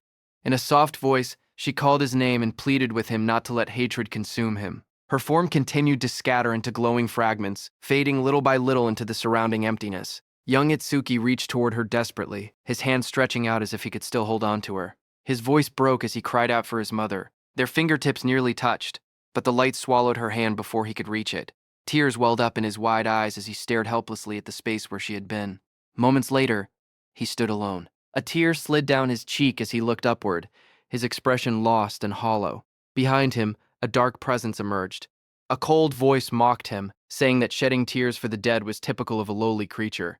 Hearing that, Itsuki's jaw tightened. He returned to his adult form. His eyes burned with emotion as he struggled to contain his feelings, fury and sorrow mixing within him. He clenched his teeth as he recognized the presence before him. He called it by name, Ringa, the devil of ruin. From the swirling red abyss, a towering demonic figure, Ringa, emerged. Its body was muscular and covered in dark, twisted markings. Horns curved from its head, and a crimson aura pulsed around it like a living flame. Ringa looked down at him calmly and asked if he had finally come back to his senses. It remarked that he only took the form of a child when he was with that woman. Rage exploded within Itsuki. With blazing eyes, he shouted at the demon, calling it a bastard. His body burned with fury as he jumped toward Ringa, shouting that he would kill it. Red energy surged violently around him, but as his punch passed through Ringa's body, Ringa only sneered. It told Itsuki not to be in such a hurry, promising that he would taste that feeling again soon enough. The air trembled as dark purple power gathered around Ringa's body, swirling like a storm that froze around Itsuki. Then, in a cold whisper, Ringa declared that true despair was what awaited Itsuki. As he spoke, the space around Itsuki shattered and he fell into darkness. While falling, Itsuki's muscles tensed, veins bulging as fury burned through him. With blazing red eyes, he roared into the void, shouting that he would kill Ringa no matter what it took. His voice echoed fiercely through the shattered space. In the next moment, everything snapped. He jolted upright, drenched in sweat. His breathing was heavy and uneven, and his eyes trembled as pain throbbed through them. A dream, he muttered to himself in confusion. In front of him, he saw Iberia and his death hound standing nearby. Suddenly, Itsuki pressed his hand against his face, wincing. His eyes were not even injured, yet they hurt unbearably. Slowly, realization dawned on him. Come to think of it, he blinked, noticing something strange. His wounds had healed. Just moments ago, he had been in critical condition. He wondered if Iberia had used the Kadama bandages to fix him up. He slowly shifted his gaze toward the side of the bed. Iberia was asleep, leaning against the mattress peacefully. Seeing that, he wondered why Iberia was sleeping in a place like this. Then he remembered that Iberia had said he was going to take a break. He reminded himself that he had to make sure Death did not bark, or it would wake him. In the corner of the room, Death stood silently. Its glowing red eyes stared forward. When Death saw that Itsuki had awakened, it barked in excitement. The thing Itsuki was trying to avoid eventually happened by the bed. The next second, Iberia's eyes snapped open. Without hesitation, he thrust his hand forward, releasing a burst of swirling energy toward Itsuki, shouting that it was a disaster beast and that he had to protect Itsuki. The wind spiraled through the room, wrapping around Itsuki as he sat on the bed, but he remained calm. He glanced at the rushing force and told Iberia that a light breeze like that would not even make a disaster beast flinch. Iberia's face lit up with relief when he saw Itsuki open his eyes. With a wide smile, he exclaimed that Itsuki was finally awake. He let out a breath of relief and happily said that his treatment had actually worked. Without hesitation, he threw himself forward and hugged Itsuki tightly. Itsuki, still sitting shirtless on the bed, looked slightly stunned. In his mind, he noted that Iberia still had the habit of hugging people whenever he got excited. After a moment, Itsuki calmly asked how long he had been unconscious. Iberia replied that it had been about 3 hours, though it did not feel that long to him. Itsuki calculated quietly. 3 hours meant it was around 3 a.m. on the second day of the prophecy. He then asked if Josuke and Aiden were safe. Iberia smiled confidently and assured him that they were fine. Not a single disaster beast had appeared since then. Even so, Itsuki's expression turned serious. The memory of the dream lingered in his mind. Ringa had said that he should not be in such a hurry, promising that he would taste it again soon enough. Itsuki told himself it had only been a dream, yet the words continued to bother him. It had felt far too real to dismiss. He was certain that the disaster beasts were plotting something. On Prophecy Day 2, at 3:03 a.m., Itsuki had awakened from his coma. As he dressed, a firm thought echoed in his mind. He could not let his guard down. Iberia smiled brightly and told Itsuki that he was truly glad. It really looked like Itsuki had made a full recovery. Itsuki stood in the room, thinking that the reinforcements the teacher had mentioned should be arriving at any moment. He moved toward the door and said that, for now, he would go check the situation with Josuke. As they walked outside under the night sky, Iberia suddenly asked Itsuki what the name of that dog Shikigami was. Itsuki told him that it was just Deathhound. Hearing that, Iberia reminded Itsuki that a Shikigami user was free to give their Shikigami any name they wanted. He even offered to pick one himself, confidently claiming that he had great naming skills. Itsuki calmly replied that he was not a Shikigami user. Hearing that, Iberia blinked in surprise. He admitted that it was a shame since he had really wanted to name it. Hearing that, Itsuki silently resolved that he was definitely not going to let Iberia name that thing. As they continued walking, Josuke, who was casting magic on the mechanical golem, noticed Itsuki and said that Kodama bandages alone would not have been enough for someone to recover this quickly. He concluded that it looked like Iberia had finally used his actual ability. Hearing that, Itsuki looked at Iberia and admitted that he had not seen him using any skills earlier. He asked if Iberia was a healer type. Iberia hesitated slightly and replied that he could use offensive skills too. However, he added honestly that they did not really do much damage. After that, Itsuki turned to Josuke and asked if any other saviors had arrived since he had been knocked out. Josuke answered with uncertainty, saying no. He then asked why Itsuki was asking. Itsuki explained that the teacher had said they were dispatching nearby saviors. It had already been a full day, so they should be arriving soon. Josuke reminded Itsuki that they were deep in the forest. Even Itsuki would not have arrived so quickly without Iberia's guidance. Itsuki listened carefully. He admitted to himself that Josuke had a point, but he could not shake the uneasy feeling inside him. Something about the situation felt wrong. As the night grew quieter, the forest seemed to change.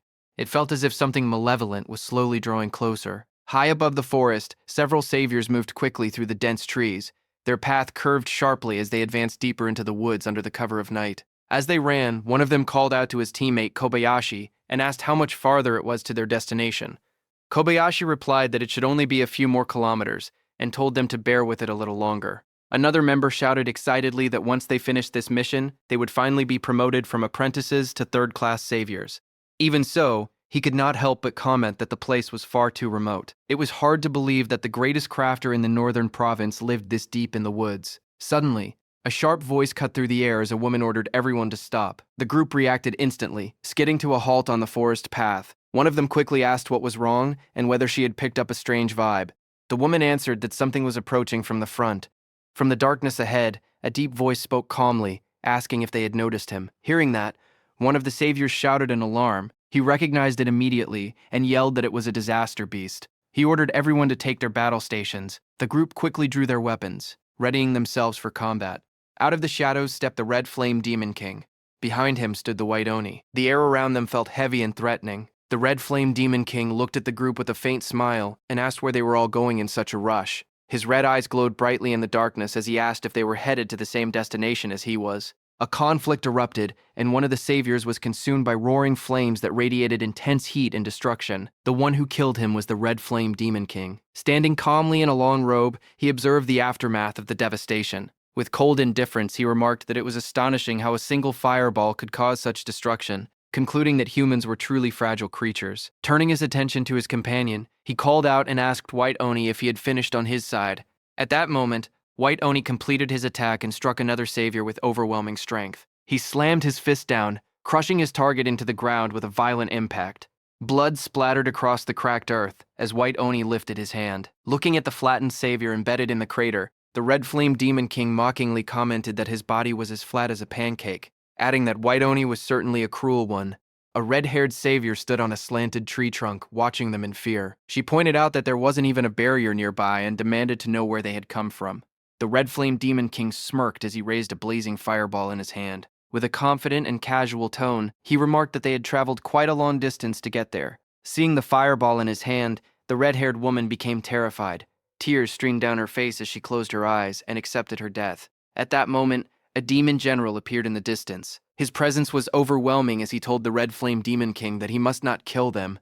The Red Flame Demon King frowned in annoyance and replied that he had been bored for ages, warning the demon general not to interfere now that he was finally having some fun. Before he could act further, a sharp, chilling sound cut through the air. In an instant, jagged ice crystals erupted around the Red Flame Demon King, encasing his body in thick, glittering frost. The demon general advanced steadily, asserting his authority and warning that if the order was ignored again, the consequences would not be so light. Frozen and struggling within the ice, the Red Flame Demon King's expression shifted from arrogance to alarm. Realizing the danger, he hurriedly admitted that he understood and pleaded for the spell to be released, fearing that his body would not be able to withstand the freezing power any longer. The demon general released his spell, and the ice around the Red Flame Demon King shattered and fell to the ground. The Red Flame Demon King exhaled heavily, steam rising from his blazing body as he recovered from the freezing attack. With lingering unease in his voice, he admitted that he had thought he was going to freeze to death. Watching as the demon general stopped the Red Flame Demon King,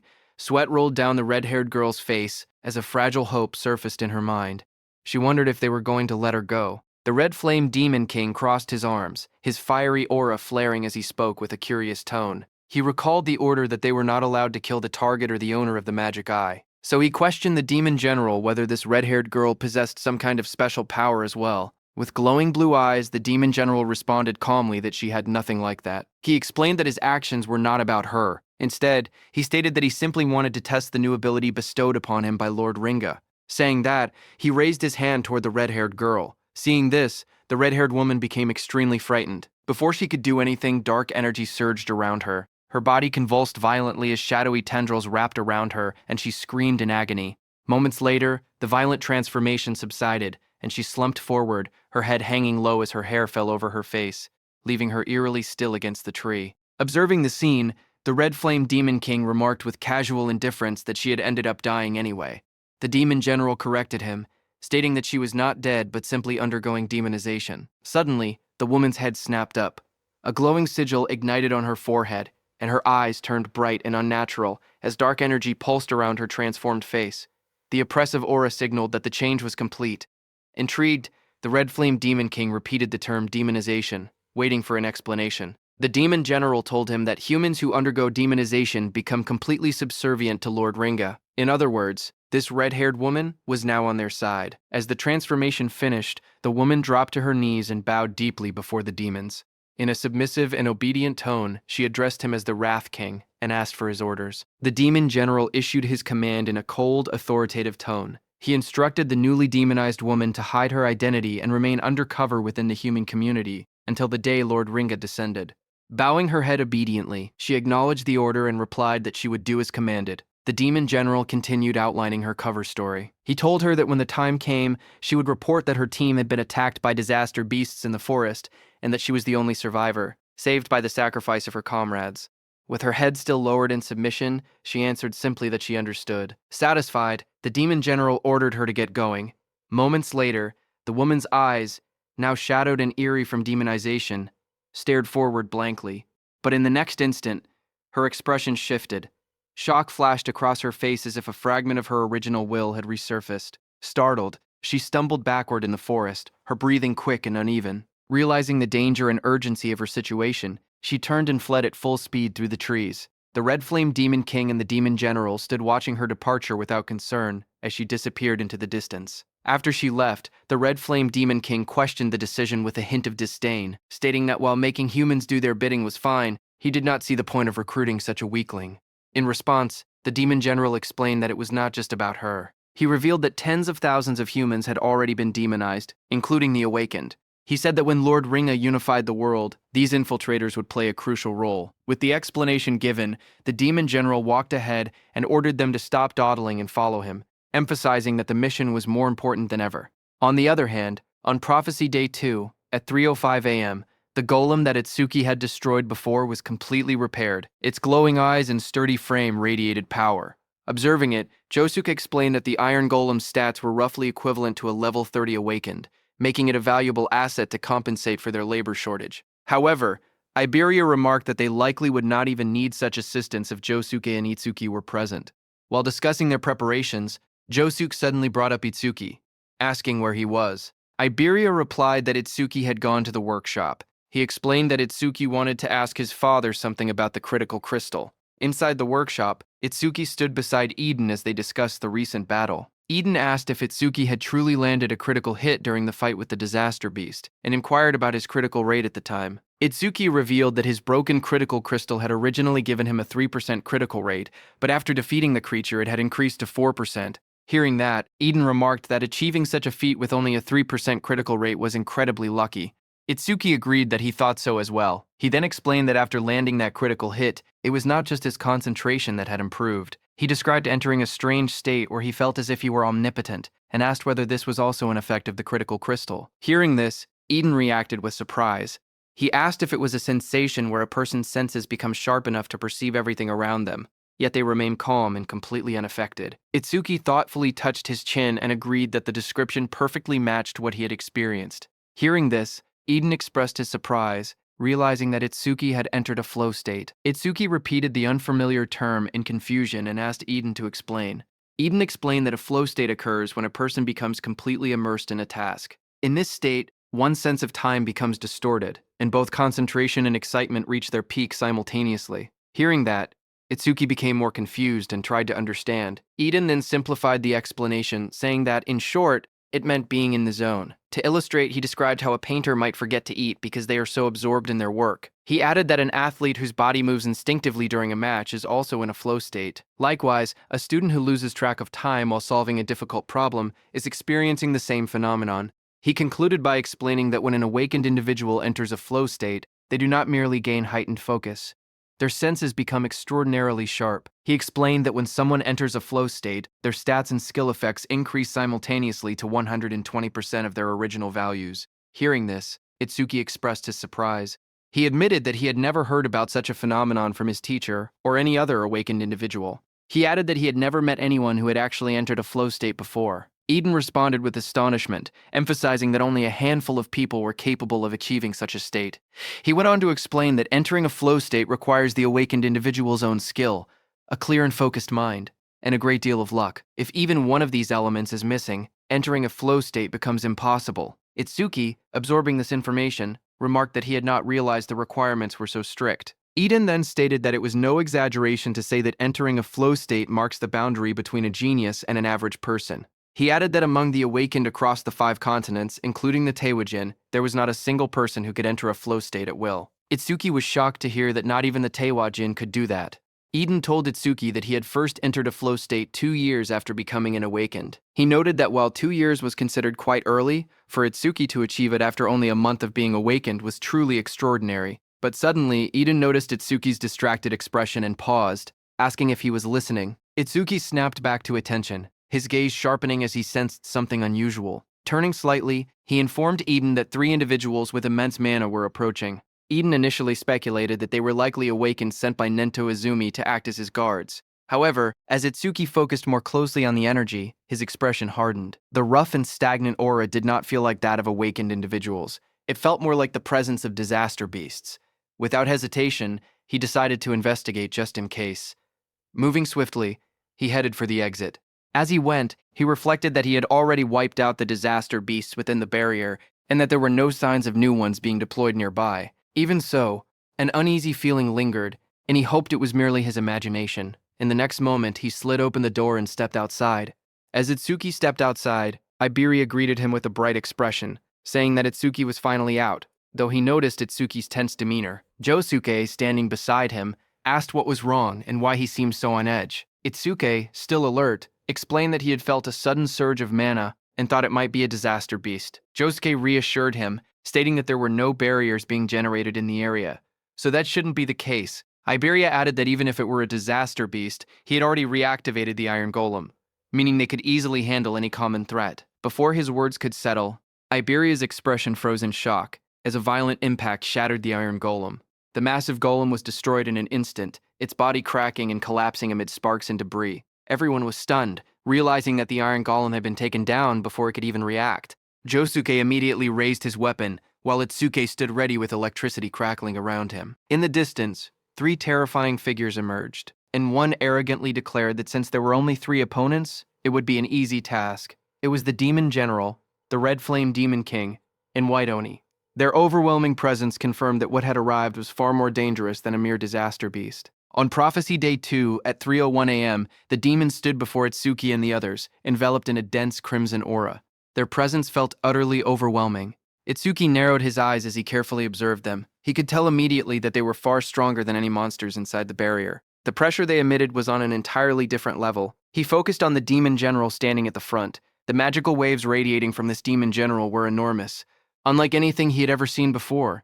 The demon general, clad in dark armor, stepped forward, its glowing eye gleaming coldly. In a calm yet commanding tone, it declared that it would go capture the target and leave the rest to the others.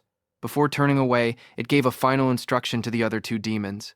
Whatever they did, they were not allowed to destroy the demon eye. The Red Flame Demon King, standing beside the White Oni, assured the demon general not to worry. Itsuki stared ahead in shock as the enemy's words echoed in his mind. He questioned whether the target they mentioned was Aiden. Behind him, Iberia's eyes widened. He could hardly believe what he was hearing. The disaster beasts were talking.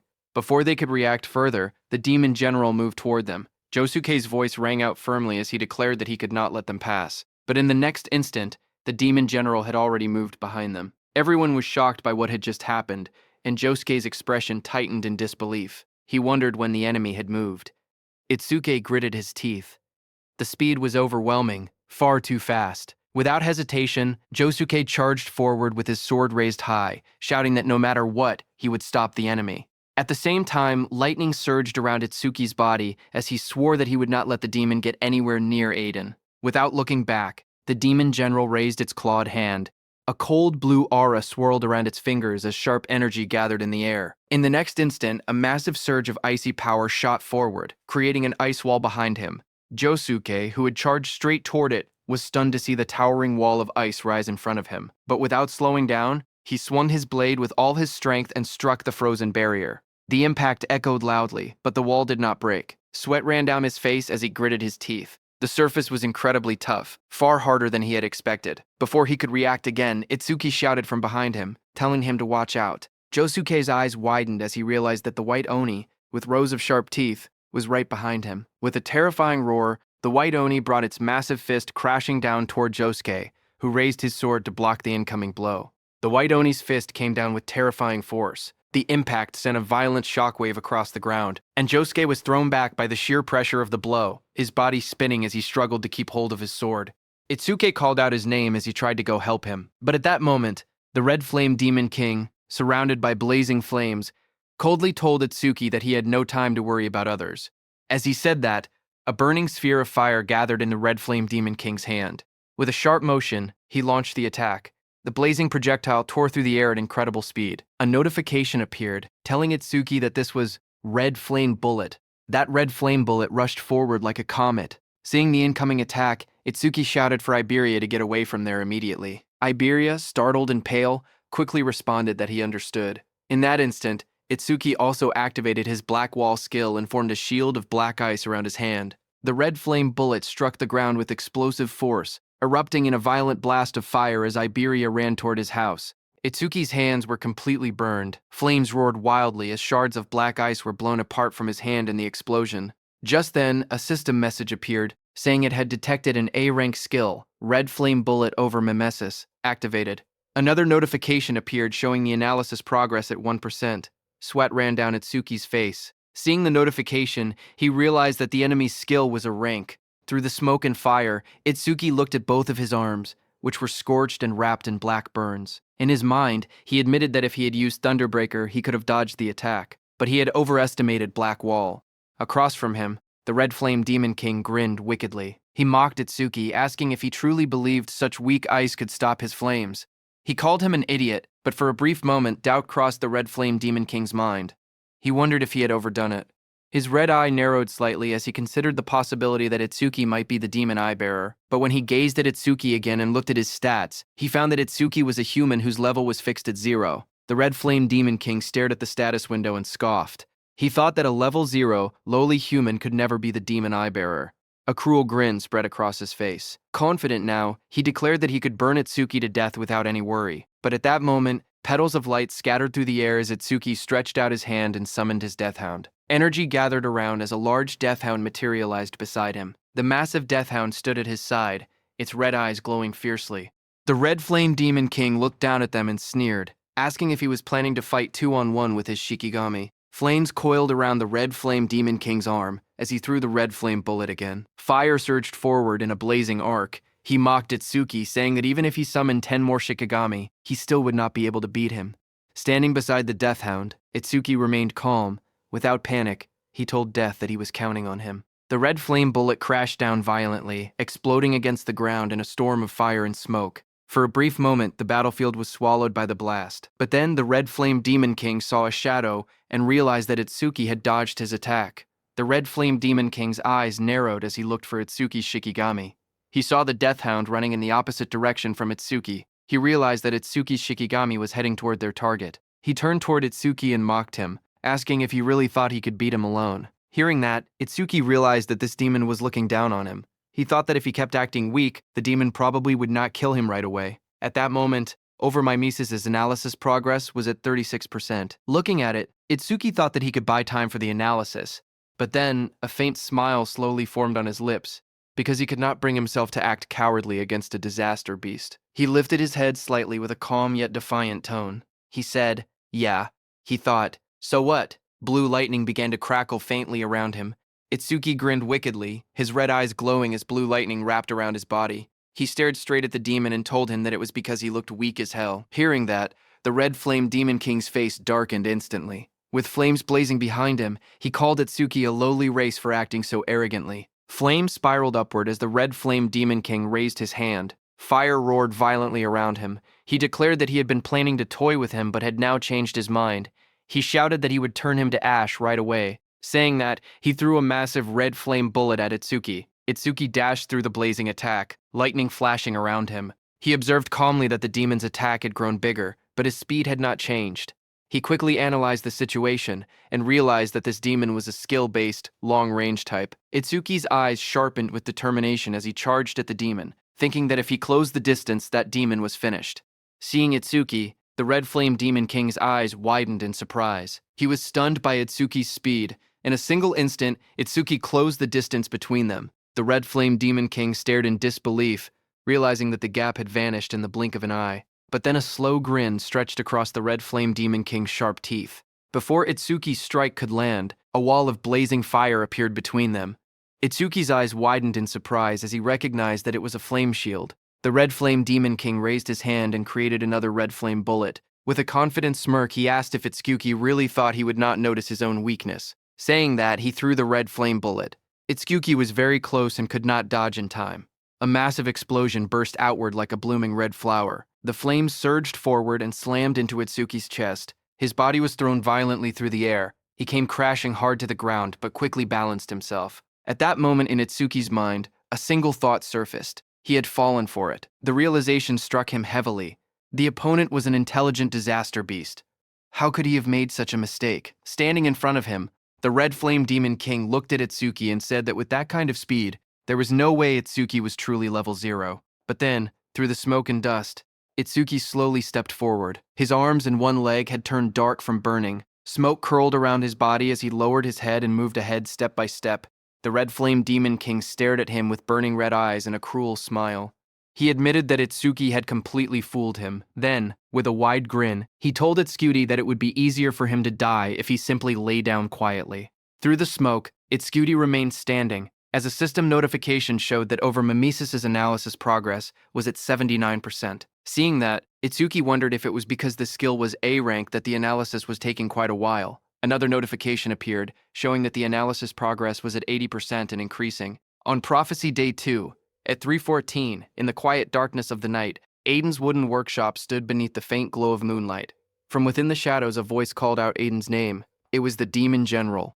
He stated that Aiden had created 3 unique grade artifacts, 16 epic grade artifacts, and countless rare grade artifacts. The Demon General declared that Aiden was the most talented craftsman among the human race. Aiden, who stood there, responded dryly, asking if summarizing his life's work like that meant the Demon General was planning to kill him. The Demon General reassured him, saying that as long as he remained useful, there was no reason to kill him. Hearing that, Aiden narrowed his eyes. He said he understood, but unfortunately, he was not the type who enjoyed taking orders. In the next instant, he gripped a blade from the side. His eyes flashed red with fierce determination as he swung the weapon toward himself without hesitation. But in the next instant, a chilling force exploded through the workshop. Ice formed around Aiden's body in the blink of an eye. Sharp blue crystals spread across his arms, chest, and beard, locking him in place before he could kill himself. Aiden's eyes widened in shock. He realized that his entire body had been covered in ice in an instant. The skill was at least A rank. The demon general looked down at him coldly and told him to give up, because whether he lived or died was a decision for him to make. Aiden struggled and tried to resist, but the frost continued to bind him firmly. Hidden nearby, Iberia watched the scene unfold. Sweat rolled down his face as he covered his mouth to keep quiet. He thought that at this rate his father was going to be kidnapped. He wondered what he should do. Should he launch a surprise attack? Before he could decide, a sudden blur tore through the room.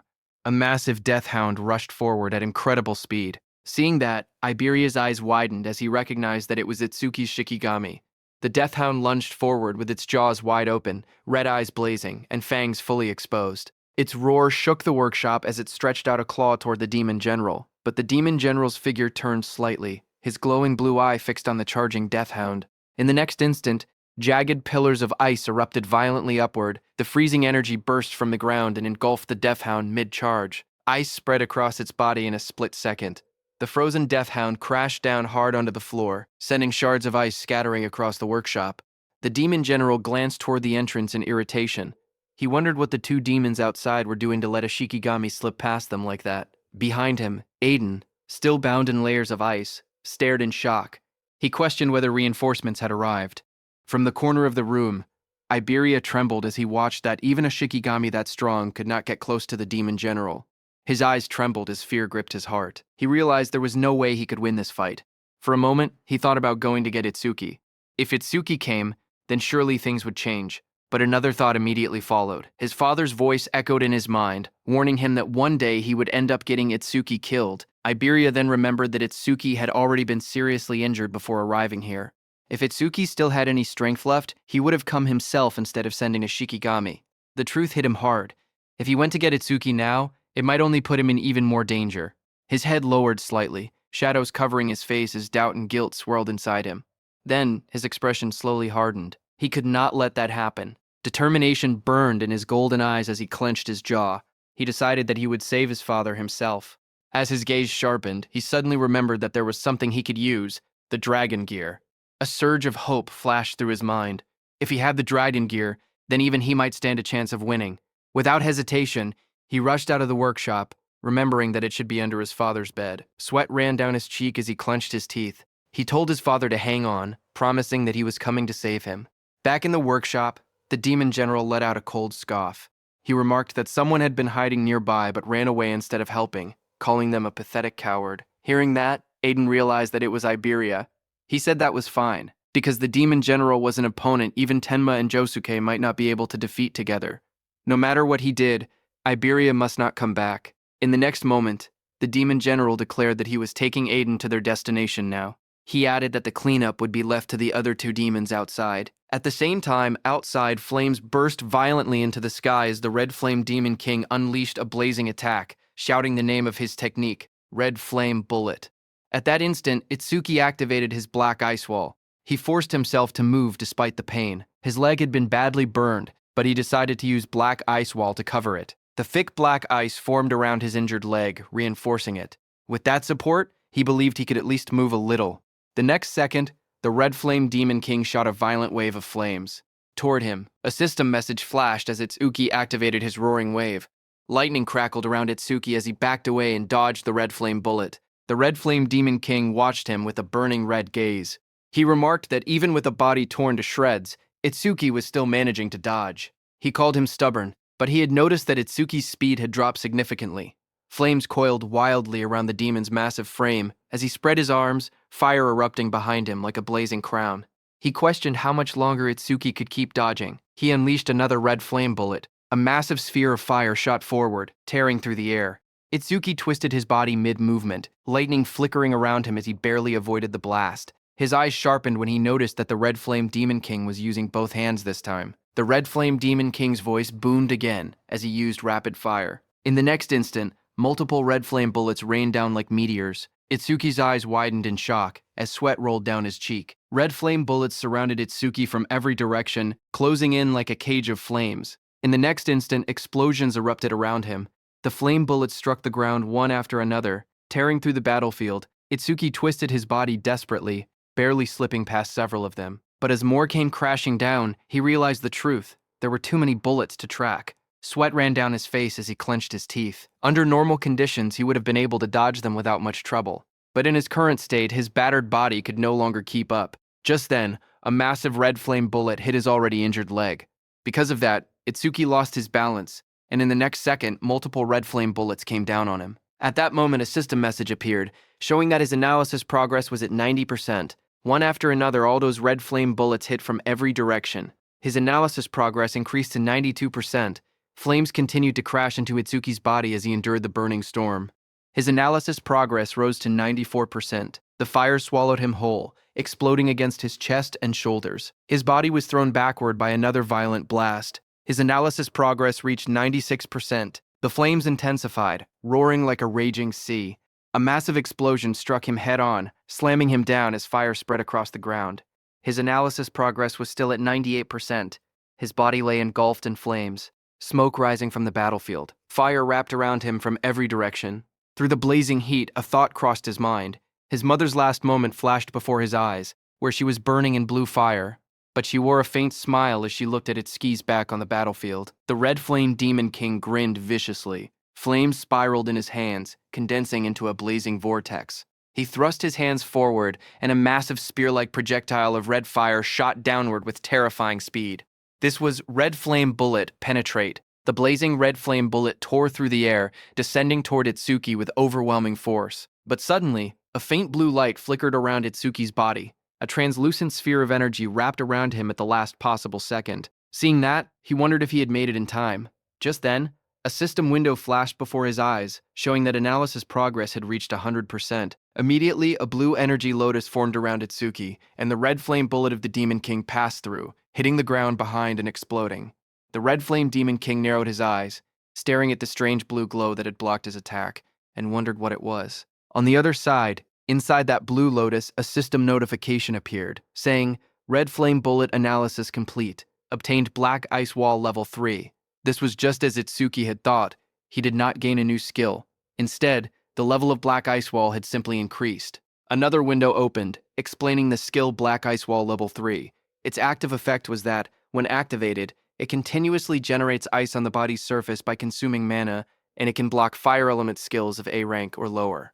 Its passive effect was that it increases defense by 15% when blocking a fire element skill of A rank or lower. More messages followed as Itsuki obtained Black Ice Wall Level 3. All his stats increased by 50. All debuffs were removed, and his wounds were fully healed. His status screen updated instantly. Attack increased from 330 to 380. Agility from 330 to 380. Mana from 330 to 380. Mana from 330 to 380. Total increased from 1320 to 1520. Blue ice-like energy flowed across Itsuki's body, covering the burns and injuries. The charred flesh on his face slowly restored. Feeling the surge of power within him, Itsuki realized that all his stats had increased by 50 at once.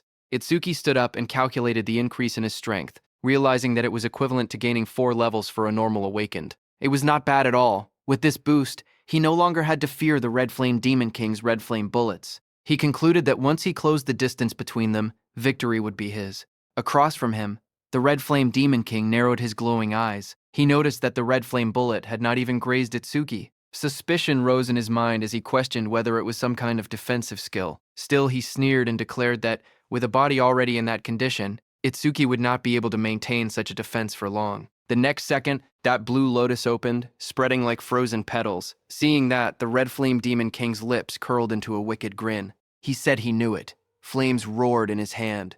With a confident smirk, he declared that the games were over and that it was time to end everything. But in the next instant, his red eyes widened in shock. He stared ahead in disbelief, stunned by what he was seeing. Itsuki stood upright as blue energy swirled around him. The torn fabric hanging from his shoulders fluttered lightly, but his body was no longer damaged. Itsuki lowered his head slightly, his voice calm and steady. He admitted that he had originally planned to leave the demon for later and go save Aiden first. However, he added that the demon's flames had brought back some unpleasant memories. Because of that, he had changed his mind. Then, the atmosphere immediately shifted. His eyes glowed red in the darkness, his expression turning cold and merciless. With a low, unwavering voice, he declared that he would crush the demon first. On the other hand, at Josuke's side, a violent gust of wind tore through the forest, scattering leaves in every direction as the shockwave pushed everything back. Josuke was sent flying through the air, his massive sword held tightly in both hands. His eyes widened as he realized just how overwhelming the force behind that attack truly was. He gritted his teeth and struggled to stabilize himself mid-air. If he had not blocked White Oni's attack with his karma tool, he knew he would already be dead. His body slammed across the ground, and he tried planting his blade into the earth to stop himself from being pushed further. Dust and debris exploded around him, before he finally managed to drive his sword down hard, forcing himself to a halt. Breathing heavily, he looked around at the distance he had been pushed, wondering just how far he had been blown away. His red eyes sharpened with urgency as he steadied himself and rose to his feet. Realizing that none of those guys were ordinary, he tightened his grip on the sword and decided that he had to get back fast. But suddenly, the ground in front of him shattered as something massive slammed down, cracking the earth. Josuke's red eyes narrowed in the darkness as he immediately realized what was happening. The one from before was chasing him. In the next instant, White Oni lunged forward. Its muscular body bulged as its long tongue lashed through the air, and rows of sharp, jagged teeth filled its wide grin as it rushed ahead with terrifying speed. Josuke steadied his massive sword and looked down at White Oni with a calm expression, thinking that this was perfect. This would take a lot of pressure off Itsuki. He knew that Itsuki could escape if he truly needed to. The real problem was Master Aiden in Iberia. Blue energy began to crackle around Josuke's blade as he raised the sword. Lightning sparks danced along the steel, illuminating half of his face. He made his decision. He would take this one down as fast as possible and then return to back them up. In his heart, he silently urged them to hold on until then. On the other hand, at Aiden's house, inside the quiet room, Iberia looked around carefully and thought that it should be somewhere around there. Dropping low to the floor, he reached his hand beneath the bed, his fingers stretching forward in the dim light. His hand suddenly touched something solid. In that instant, his golden eyes widened. There it was. A grin slowly spread across his face as he pulled out the hidden box. Inside was the dragon gear. With that, he could fight. As the lid opened, a system window appeared before him, displaying the item's details. It was dragon gear of epic grade. It increased attack power and agility by 100. Its epic effect was that for every 1 minute equipped, attack and agility increased by 20. But the maximum total time was 15 minutes. Without hesitation, Iberia equipped it. Red scale-like armor wrapped around his body, forming sharp dragon-shaped plates over his chest and arms. Standing tall in the crimson armor, his expression turned serious. He declared that he would lead the enemy right in front of him to Itsuki. He put on the helmet, its jagged scales locking into place with a heavy metallic rumble. With firm resolve, he declared that this time he absolutely would not drag them down. The dragon mask fully formed over his face, glowing faintly as power surged through him. He remembered his father's warning: dragon gear caused serious side effects if worn for more than 15 minutes. Even so, he steeled his heart. No matter what, he would save his father within 15 minutes. In the next instant, he kicked off the ground. The floor shattered beneath his feet as debris exploded outward. A system notification appeared, showing the dragon gear had been equipped for 1 minute, with attack increased by 120 and agility also by 120. Elsewhere, beneath the moonlit sky, the demon general moved with Aiden through the forest. Aiden was trapped inside jagged crystal ice, carried along helplessly. While being carried, he questioned whether it was truly fine to be so relaxed, warning that others would soon catch up. The demon general responded calmly that among humans, only special-grade saviors posed any real threat to him. He added that they were all currently occupied with the Demon Lord. Aiden was shocked to hear that. He thought that if something at the Demon Lord level had been deployed, then the demons must have other goals as well. Calmly, he decided to test the waters. Looking toward the Demon General, he asked whether all of this trouble had been for the sake of capturing him alone. The Demon General responded coldly, telling him not to flatter himself. It was not only for him. They had several other objectives too. Hearing that, Aiden silently muttered that it was just as he had suspected. Aiden began to speak again, asking what exactly their group was planning. But before he could finish, the Demon General clicked his tongue in irritation, calling them a persistent bunch. In the next instant, a shadow shifted across the forest floor, as if someone had just arrived at great speed. Still encased in ice, Aiden's eyes widened as he wondered if it was Josuke or Itsuki who had come. Yet, even with reinforcements, he knew the truth. Alone, the odds of winning were slim. Just then, a red blur tore through the forest at terrifying speed, slicing through the air as it rushed straight toward the dark figure below. It was Iberia. He jumped at the demon general. With burning rage in his voice, Iberia shouted for him to give his father back.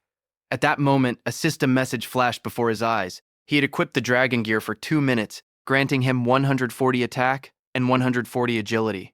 Seeing him, the demon general's glowing blue eyes narrowed beneath his hood. In a cold, annoyed tone, he muttered that first it was a Shikigami, and now even a human brat had appeared. He shouted in anger, asking what those demons were doing. The one he was talking about was the Red Flame Demon King, who was fighting Itsuki. The Red Flame Demon King stood facing Itsukisi, who had just come out of the Blue Lotus after recovering. The Red Flame Demon King's eyes widened because he remembered that Itsukisi's entire body had been scorched. Sweat slid down his face as he stared at Itsuki in disbelief, asking how he had recovered so much in such a short time. The Red Flame Demon King spread his arms wide as fire exploded around him. With a cruel grin, he declared that it did not matter how many times Itsuki recovered, the result would always be the same. Flames gathered violently in front of him, compressing into blazing projectiles. He roared out the name of his attack: Red Flame Bullet, Rapid Fire. In the next instant, countless fire bullets rained down like meteors, tearing through the air with explosive force. But Itsuki stood firm in the center of the inferno as the red flame bullets closed in from all directions. At that very moment, a system message flashed, saying Black Wall activated. The next second, the fire bullets crashed against Itsuki, one after another detonating in a storm of flames that swallowed the entire area. Watching the explosion, the Red Flame Demon King sneered. He mocked Itsuki for standing his ground instead of running, shouting that he would turn him into charcoal. But as the smoke slowly cleared, a figure emerged from the flames. Itsuki stepped forward calmly, his body unharmed beneath the black wall's protection. He stated coldly that that level of flame no longer worked on him. Another system notification appeared, saying he had blocked an A-rank fire element skill with Black Wall, and his defense increased by 15%. Another system panel appeared, showing that his defense had risen to 627, and with Black Wall it added a further 65. Lightning crackled violently around his body as he leaned forward, his red eyes gleaming. He declared that the demon was the one stuck on the chopping block now. Itsuki activated his Thunderbreaker, and in the blink of an eye he reached the Red Flame Demon King. Seeing that, the Red Flame Demon King's grin faltered. He let out a stunned sound as he noticed that Itsuki's speed had increased again. Still, he reassured himself that he had his red flame barrier. In the next instant, Itsuki vanished in a burst of lightning. With a savage smile, he declared that first he would strip the scales, every last one of them. Wrapped in spiraling thunder, he spun like a drill and shot forward at blinding speed with his spiked hands. The Red Flame Demon King stood firm behind his blazing red barrier, convinced the attack would fail. He wondered if Itsuki had forgotten about it, but then, the lightning-coated strike smashed directly into the crimson barrier. The impact cracked the surface instantly. Lightning exploded across the battlefield as Itsuki shot forward like a black spear wrapped in thunder. Energy burst outward around him, tearing through the air as he descended toward the demon below. His eyes burned crimson, and his mouth twisted into a savage grin. A system notification flashed before him, announcing that he had blocked an A-rank fire element skill with Black Wall. His defense increased by 15%. Another panel appeared. His defense had risen to 684, and Black Wall added a further 80 points. Across from him, the Red Flame Demon King's face tightened. Sweat rolled down his pale skin despite the flames roaring behind him. Itsuki fell back briefly, then arched his body midair, red lightning tracing across his eye as he declared coldly that now it was time to cook. Seeing him, the Red Flame Demon King's pupils shrank. He realized that he had to run because if Itsuki caught him, he would die. Fear crept into his expression for the first time. He immediately turned around and started running while calling for the White Ogre, King of Resentment. But while running, his legs tripped on a rock. He fell to the ground and his face slammed hard against it. Sweat rolled down his face as panic overtook him. He cried out desperately for someone to save him. Dust and smoke rose as he struggled to push himself up from the broken ground. Flames continued to surge around his body, but his voice trembled. He roared in fury, refusing to accept reality. He shouted that there was no way he would be killed by some human. Fire spiraled around his arm as he struck again. But Itsuki, standing behind him, just moved his head slightly and dodged, his expression cold and unmoved. Seeing that, the Red Flame Demon King's confidence shattered. He backed away, sitting helplessly on the ground. His breathing grew heavy. In a low, shaken voice, he muttered that it was impossible. To him, the opponent was nothing more than a mere level 0.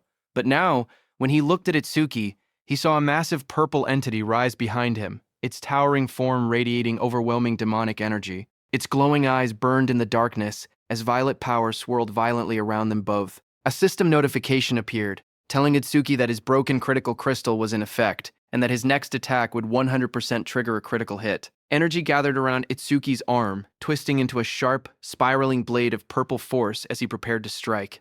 Seeing that, sweat poured down the red flame demon king's face, his red eyes trembling. In disbelief and fear, he called Itsuki an actual demon. The red flame demon king staggered backward, his eyes trembling as he let out a strained breath. Shock and fear washed over him as the truth dawned. He was facing a demon. Before he could react, Itsuki moved. Red and blue energy surged across his body like tearing lightning, and in one fluid motion, he slashed downward. The empowered strike crashed into the red flame demon king's head with overwhelming force. The blow detonated on impact, and a violent explosion erupted from the point of contact. Smoke and debris burst outward in all directions as the ground shattered beneath them. When the dust settled, the red flame demon king's massive body lay motionless on the broken earth. Itsuki stood over him calmly, his eyes cold and emotionless as embers drifted through the air. He clicked his tongue softly and thought to himself that of all times, a critical hit had to trigger now. He had wanted the red flame demon king to suffer much longer. His eyes dimmed slightly as he reflected inward, realizing that he had entered a flow state once again. And just like before, it had happened immediately after landing a critical hit. Just then, a thought crossed his mind. Perhaps, whenever a critical hit triggered, it automatically pushed him into a flow state. A status window appeared before him. His status had risen to 120%.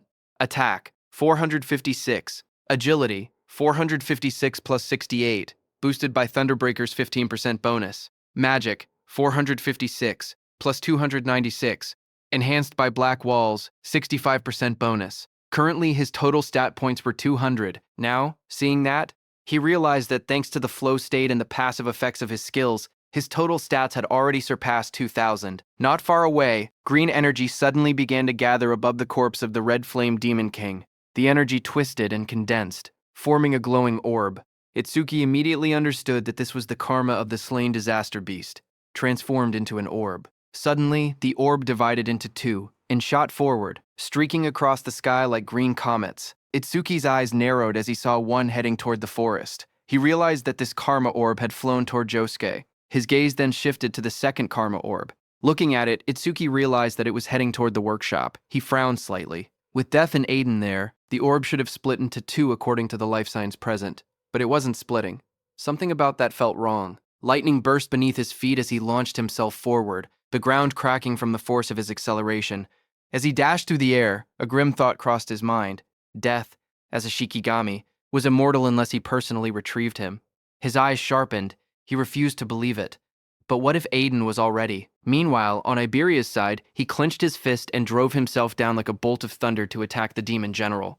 But the demon general created an ice barrier and blocked his attack. Seeing that Iberia was stunned, even his full-power strike, boosted by Dragon Gear, failed to break the demon general's defense. Iberia straightened slowly as a faint red glow pulsed in his eyes. He said that if one attack was not enough, he would keep attacking without pause. Seeing this, the demon general's cold eyes gleamed. It mocked him, saying he still had not realized the gap between their strength. Seeing that it was Iberia and not Itsuki or Josuke, Aiden was stunned. His face twisted with fury, his eyes blazing as he shouted that he did not need Iberia's help. He ordered him to take off the dragon gear immediately, warning that the tool had terrifying side effects and threatening that if he refused, he would disown him. But Iberia did not hesitate. He charged straight toward the demon general, saying that even if his father chose to cut him off, he would still save him. Iberia remained firm and thought that if Itsuki had been there, he believed he would have made the same decision. Seeing the reckless descent, Aiden's eyes widened in alarm. He shouted for him to stop, but in the next instant, jagged ice burst outward around Aiden's mouth, too. He gritted his teeth, struggling inside the frozen prison as a low groan escaped him. The demon general watched coldly. In a mocking tone, it muttered that this was what humans called family love. To it, humans were nothing more than disgusting creatures ruled by their strange emotions. As Iberia continued to charge at him, the demon general raised one clawed hand lazily and declared that it no longer had time to play with him. In the next instant, Iberia's whole body froze within massive ice spikes. His body was covered by jagged crystal and swirling frost. The demon general then turned around and started leaving with Aiden, telling Iberia to know his place. Aiden, still encased in ice, let out a pained groan. He struggled to reach his son, but he could do nothing and could only watch Iberia frozen there. As they left, Iberia was left behind in the forest, trapped in thick ice, unable to even move. A system message flashed coldly in the darkness, telling him that he had equipped the dragon gear for 3 minutes. On the other hand, On this prophecy day 2, at 3:20 a.m., the second karma orb arrived at the warehouse, where Itsuki's Death Hound had been frozen by the demon general. It was absorbed by Death Hound. Immediately, a system notification appeared, saying Death Hound leveled up from level 19 to level 20. With a deafening roar, Death Hound shattered the ice completely, its fur bristling and its red eyes glowing fiercely in the night. Just then, Itsuki also arrived and was surprised to see only his Death Hound there. Seeing Itsuki, Death Hound bared its fangs and let out a furious roar.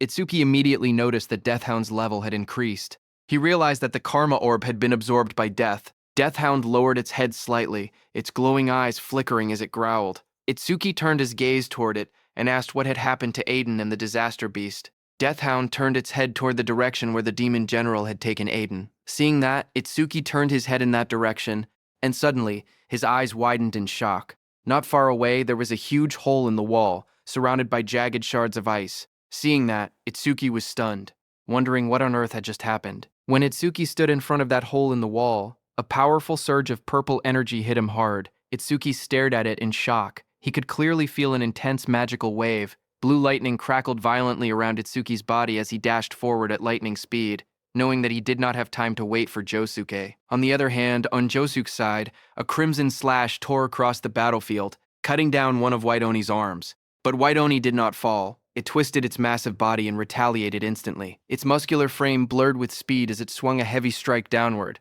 Josuke barely managed to block with his sword, the shockwave blasting him backward across the ground. Dust and splinters scattered as he skidded to a halt. White Oni straightened its glossy black body. The next second, the arm that had been cut down by Josuke started regenerating.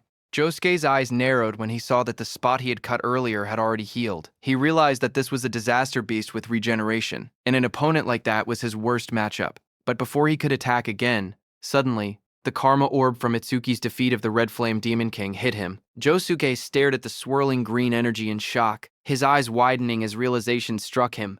This was a karma orb.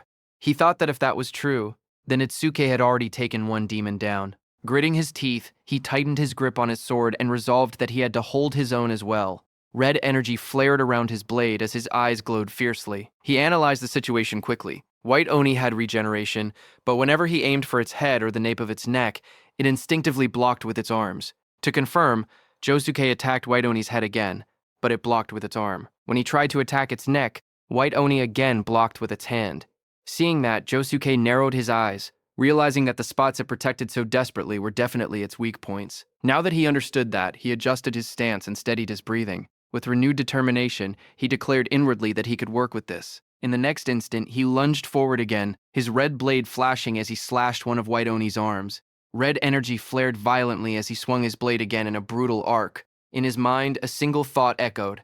First, he would sever both arms. White Oni's both hands were cut down by him. His eyes sharpened as he calculated calmly. It took the creature at least 1 second to regenerate, and in that 1 second, its weak point would be completely exposed. Without hesitation, he drove forward, red aura blazing around him. Blood spiraled through the air as he launched himself straight toward the monster's core. His face tightened with ruthless focus. His eyes burned red, veins standing out as killing intent flooded his gaze. In that brief opening, he thrust his blade forward with all his strength. The strike pierced deep into White Oni's head. A massive burst of blood erupted from White Oni's body as the blade tore through its exposed weak point. The impact shook the surroundings, crimson splashing in every direction. For that single second, he did not hold back. And the monster paid the price. The massive White Oni collapsed to the ground with a heavy crash, its body slamming against the earth. Josuke stood in front of it, breathing steadily, his expression dark. He thought to himself that for him to struggle this much against a mere mute disaster beast was unacceptable. Without wasting another second, he turned away from the fallen creature. Smoke and dust drifted through the forest as he decided he needed to link up with Itsuki quickly. His eyes narrowed because he knew that the ice-wielding disaster beast was a real pain. On the other hand, Aiden trembled as sharp shards of ice covered his mouth. His face twisted with strain, and he let out a rough sound of agony. Seeing that, the demon general remarked that Aiden had looked like he had something to say for a while now. It removed the ice from Aiden's mouth and told him to go on and speak. Through clenched teeth, Aiden shouted that whatever their conditions were, he would accept them. He only begged them to let his son go. Hearing that, the demon general's eye flickered coldly. In a low, emotionless tone, it replied that from that distance it could no longer control the ice. Besides, it added, Aiden would soon be completely under their control anyway. The demon general then stared at Aiden and said that even at a glance, it could tell that the armor the brat was wearing was made from the demon dragon tribe, wasn't it? It explained to Aiden that the demon dragon tribe possessed incredibly strong vitality. Even after death, their blood, flesh, organs, and even their scales could develop a will of their own. It said that the weapons made from demon dragons retained a residue of that will. If someone wore them for too long, the user's consciousness would gradually be swallowed. In the end, the wearer's entire body would be taken over, becoming a genuine dragon. As it said that, Iberia, who was trapped in the ice, lost his mind and roared like an animal. He shattered the ice with brutal force and broke free. His body twisted and expanded as scales formed across his crimson skin. Smoke poured from his mouth, and his eyes burned with a feral glow. He had lost his reasoning and completely turned into a dragon. The scene shifted back in time. It was the first day of the prophecy. As Itsuki made his way toward the green barrier, Iberia walked behind him, watching his back with visible concern. Silently, he prayed in his heart for Itsuki's safety. Just as Itsuki disappeared into the forest, Josuke suddenly asked Iberia whether he truly admired Tenma that much.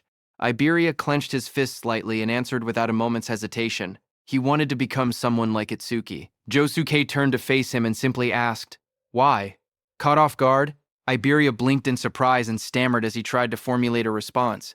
Josuke's expression remained calm, but his eyes were serious. He told Iberia that by now, he had already encountered many remarkable individuals: Aiden, Tewajin, and Izumi Nento. Josuke continued, pointing out that even he himself had gained more fame and battle experience than Tenma.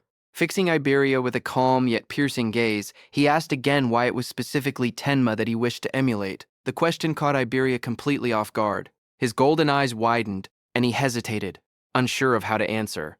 Seeing his reaction, Josuke gave Iberia a light pat on the shoulder and told him not to worry. He was only asking casually. Iberia lowered his head slightly, a thoughtful expression crossing his face. He admitted that, now that he thought about it, he had never really considered the reason before. A question echoed in his mind. Why did he want to become someone like Itsuki? The scene then shifted to the past. 10 years earlier, a young Iberia stood in a sunlit courtyard, holding up a wooden sword with boundless excitement. He shouted joyfully, full of energy and innocence. Behind him, his mother watched with a warm smile and asked if he liked his birthday present. Without a second thought, young Iberia beamed and answered happily that he did. Suddenly, he raised the wooden sword high and declared with sparkling eyes that he had made up his mind. He was naming it the Justice Unbeatable Hero Sword. His mother paused for a moment, slightly taken aback by such a grand name, but she forced a gentle smile and told him it was a lovely name. Young Iberia laughed brightly under the open sky, lifting the sword above his head and boldly proclaiming that he was an awakened one and that the disaster beasts had better prepare themselves. Without any hesitation, he dashed across the courtyard, shouting that he was going to show everyone. From the doorway, his mother watched him with worry in her eyes and called out for him to be careful. Behind her stood Aiden, his expression stern. He glanced at her and asked quietly whether Iberia had any friends. Later, Iberia stood proudly with his wooden sword resting against his shoulder, his eyes closed in confidence, while several children gathered around him in admiration. But in the next moment, the atmosphere shifted. A faint, unsettling smile appeared on those children's faces. One of the boys stepped forward slowly, reaching out his hand toward the wooden sword. His face remained calm, but his eyes carried something dark, as he admitted that he felt jealous and asked to see it for a while. Young Iberia froze, clutching the sword tightly to his chest. The children began to surround him, their voices coming from every direction. They asked if his father was a famous craftsman, pointing out that if that were true, then his father could make as many swords as he wanted. They assured him they would give it right back. Standing alone in the center of the circle, young Iberia's body trembled. He stared down at the sword in his arms, thinking that he had only just received it. It was his. He told himself that he had to refuse clearly. Suddenly, one boy leaned in close, his face darkened by shadow, and asked in a low voice whether he was really not going to lend it. Sweat rolled down young Iberia's cheeks, and his lips trembled as he forced a stiff smile. After a moment of hesitation, he gave in. With a shaky voice, he said it was okay, and slowly offered the sword forward. The boy took Iberia's sword and shouted proudly that he was an awakened one, declaring that the disaster beasts should prepare themselves as he charged forward.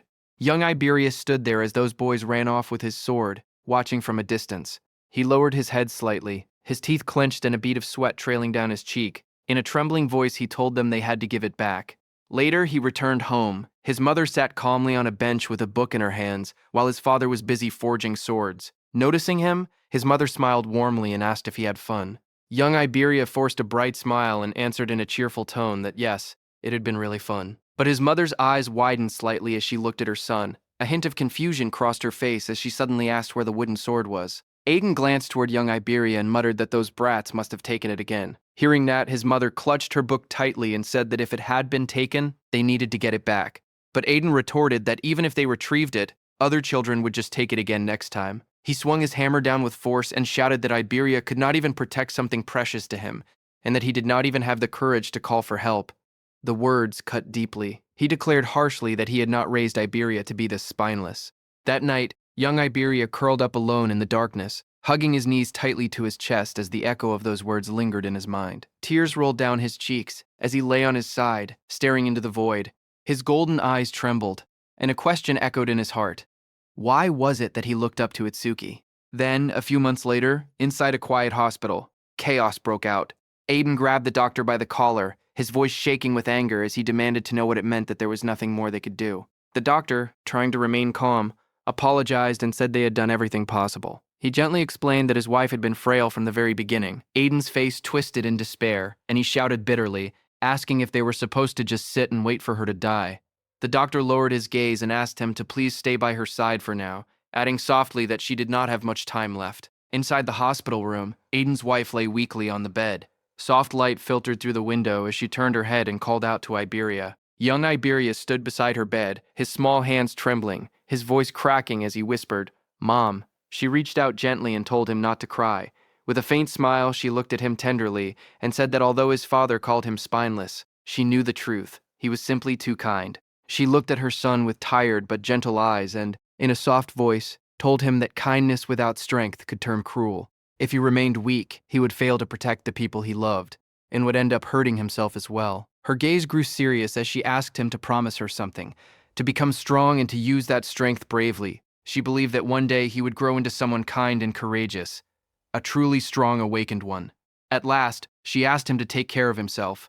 As her hand fell, the monitor beside her bed let out a sharp, piercing sound as the heartbeat line began to flatten. Young Iberia trembled as he held her hand tightly with both of his. Tears streamed down his face while he made his vow. He promised that he would become the world's strongest, bravest, and kindest awakened one. The boy cried out desperately for his mother. In the quiet hospital room, bathed in pale light, he stood beside her bed, small and trembling, and deep in his heart, a question echoed once more. Why was it that he had wanted to become someone like Itsuki? The reason was that when he first met Itsuki, he had been terrified by his strength. At that time, he thought they would only be temporary allies for a short while. But as they spent more time together, something slowly changed. He began to realize that Itsuki was not just strong. Whether he stood before over 100 awakened ones or faced a terrifying disaster beast, he never hesitated and charged forward without fear. He possessed an insane courage that never allowed him to flinch. And behind that stern, unyielding face, he sometimes showed a quiet and gentle kindness toward his comrades. In the middle of danger, he would shield them without a word, placing himself in harm's way without complaint. Standing beneath a sky lit with an eerie green glow, Iberia finally understood the truth in his heart. He told Josuke that the reason he had wanted to become someone like Itsuki was because of that strength, that courage, and that hidden kindness. Hearing that, Josuke was surprised and asked if Iberia was still thinking about it. Iberia looked forward with steady eyes and admitted that Itsuki was strong and brave, and that his heart was kind. To him, Itsuki was exactly the kind of awakened one he had always dreamed of becoming. Hearing that, Josuke smiled and told Iberia that if Itsuki ever heard those words, he would probably be deeply moved. But then Iberia said that a coward with no talent like him could likely never become an awakened one like Itsuki. Even so, that did not matter. If he could simply stand by Itsuki's side and fight together with him, that alone would be enough. Back in the present, Iberia, who had been inside the dragon gear for so long, had started to lose all his senses. He exhaled heavily, and his body radiated heat as smoke rose from his armor. Just then, someone arrived and called out Iberia's name. Iberia's red eyes gleamed as he bared his sharp teeth, breathing out hot air in slow, menacing bursts. Sparks drifted through the air as he turned his head. Across from him, Itsuki stood alone, without stepping back. Seeing him, Iberia let out a small growl, not recognizing that it was his friend Itsuki. On the second day of the prophecy, at precisely 3:31 a.m., beneath the vast, dark night sky, Iberia loomed high above the forest. His armor gave off a faint, eerie glow, and thick smoke billowed from his open jaws. His razor-sharp teeth were bared, and his mere presence seemed to weigh down the very air around him. Below, Itsuki looked up with narrowed eyes. He called out to Iberia, demanding to know why he was wearing the dragon gear again. He reminded him that its use had been strictly forbidden. However, Iberia's crimson eye blazed fiercely from within the dragon gear as he exhaled a torrent of hot breath, sending curls of steam twisting into the night air. Itsuki observed him carefully. He felt that Iberia's reaction was strange. Something about him seemed undeniably off. He even noticed that Iberia's appearance looked slightly different from before. Suddenly, Iberia shifted his massive body within the swirling smoke, and thick saliva dripped from between his jagged teeth. A low, heavy breath rumbled through the darkness as Iberia stared ahead and uttered something unintelligible. Seeing that, Itsuki's eyes widened slightly. He asked if Iberia had said something, and then quickly demanded to know where Aiden was. But before he could receive any answer, Iberia's red eyes flared with intense light. With a violent, earth-shaking roar, he lunged forward. Smoke burst from his jaws as his colossal body surged ahead. The ground shattered beneath the impact, cracks spiderwebbed outward, and debris flew into the air. A powerful shockwave tore through the area, rattling everything in its path. In the blink of an eye, Iberia appeared behind Itsuki, his enormous claws slicing through the air toward him. But Itsuki did not panic. At the last possible second, he shifted his body and narrowly avoided a fatal blow.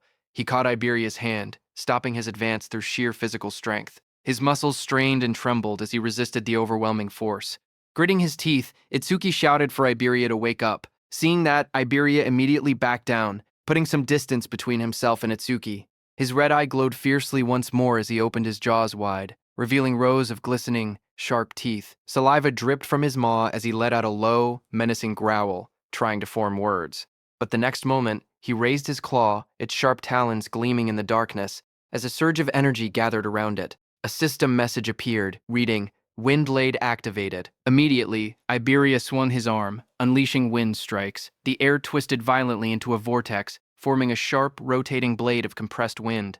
At that very moment, Itsuki activated his mana detection. His eyes glowed with a brilliant blue light, and concentric ripples of energy spread outward from his gaze. As he carefully analyzed the incoming attack, he saw the massive wind blade hurtling toward him, cutting through everything in its path. Seeing that, he understood that this was the skill of a wind element. Itsuki simply sidestepped and dodged the wind blade with ease. The roaring blade slammed into a thick tree trunk behind him, slicing cleanly through the wood as splinters exploded in all directions. Itsuki's body crackled with blue lightning as he turned to face Iberia. He could not tell whether this was a side effect of the dragon gear or if Iberia was being controlled by a disaster beast. But there was no time to hesitate. For now, he just needed to hold his ground. The system message flashed once more as Itsuki activated his thunderwave. Lightning surged violently from his body, and he shot forward, tearing through the air with a deafening crack. Iberia raised his claws instinctively to attack, but Itsuki grabbed both of his hands. Just as he did that, smoke poured from Iberia's jaws, and he roared in fury. Watching closely, Itsuki's eyes sharpened. He realized that this mana wave definitely belonged to Iberia, but he could not believe that Iberia was actually attacking him. Itsuki's eyes trembled violently, his pupils glowing beneath the shadow that fell across his face. He demanded to know what exactly had just happened. Then, through the smoke and burning air, Iberia lowered his head slightly and, in a strained, almost pleading voice, called out to Itsuki and begged him to kill him. Hearing that, Itsuki's expression froze. Sweat slid down his cheek as disbelief overtook him. But suddenly, Iberia roared again, his jaws opening wide as violent shockwaves burst outward. In the next instant, he lunged forward at Itsuki, attacking with his sharp claws. But before his attack could land, a blade flashed through the air. Josuke appeared and blocked Iberia's strike with his sword. He shouted at Itsuki to watch out. Josuke then moved. With a powerful twist of his body, he punched Iberia, sending him flying backward. Iberia crashed onto the ground with a solid impact, and the earth shattered where he fell. Itsuki, still catching his breath, started to tell Josuke that Iberia was... But Josuke cut him off, stating calmly that he already knew. The worst-case scenario had come to pass. Iberia then moved again at high speed, circling them like a storm. His movements formed a complete ring around Itsuki and Josuke, trapping them within a spinning vortex. Itsuki watched carefully and said that at this speed, Iberia had completely lost control. Josuke told him that Iberia had been consumed by the dragon gear. Itsuki's jaw tightened as realization struck him. In a steady but urgent voice, he said that if it truly was a side effect of the dragon gear, they had to remove it from him quickly. But Josuke's red eyes narrowed coldly. He told Itsuke it was useless. The gear had already fused completely with Iberia's body. He added that he had seen an awakened get taken over by dragon gear before. Once it reached that stage, there was no turning back. Josuke's voice remained calm as he revealed the harsh truth. Dragon gear could not be removed unless the user died. Hearing that, Itsuki's eyes widened in shock. Sweat slid down his cheek as he asked if there was truly no other way. Josuke looked at him firmly and declared that they had no choice but to kill Iberia.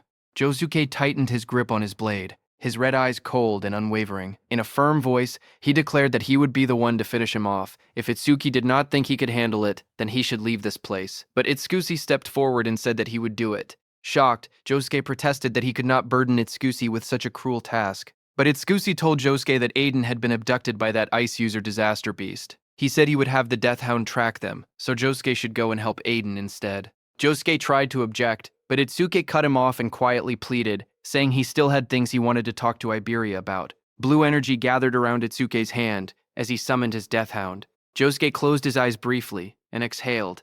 In a low voice, he said he understood and that he was counting on Itsuki. He then warned that if Iberia got away, Iberia would become even stronger and his ferocity would increase. Turning his back, Josuke spoke one final time. No matter what, Itsuki had to end Iberia's life there. As he said that, Iberia leaped onto a tree and then, at full speed, charged at Josuke, his massive body glowing with blazing orange light. At that very moment, Itsuki moved. Blue lightning crackled around his body as he reached Josuke and created a black ice wall to block Iberia. Josuke shouted for the Death Hound to move, and both of them immediately ran in different directions. As Itsuki blocked him, Iberia backed off again to create distance. Then, at full speed, he charged once more and struck with a wind blade. The compressed air sliced through the battlefield, grazing Itsuki slightly before passing by. Itsuki narrowed his eyes, observing that Iberia had fired a skill, but mimesis had not activated. Seeing that, Itsuki realized that, just as he had thought, Iberia did not truly want to hurt him. Across from him, Iberia roared loudly, shaking the air around him. He lunged forward, tearing through the air with explosive force. His glowing red eyes locked onto Itsuki as he activated his 1,000 wind blades. At once, countless streams of compressed wind spiraled into existence. The air twisted violently as wind blades rushed toward Itsuki in waves, but Itsuki did not dodge them. He continued walking toward Iberia. Glowing wind blades surrounded him from every direction. For a moment, everything went still. Then, blood exploded from all over his body as the wind blades tore through him. But even then, Itsuki did not stop. He kept walking toward Iberia. Seeing this, Iberia let out a thunderous cry.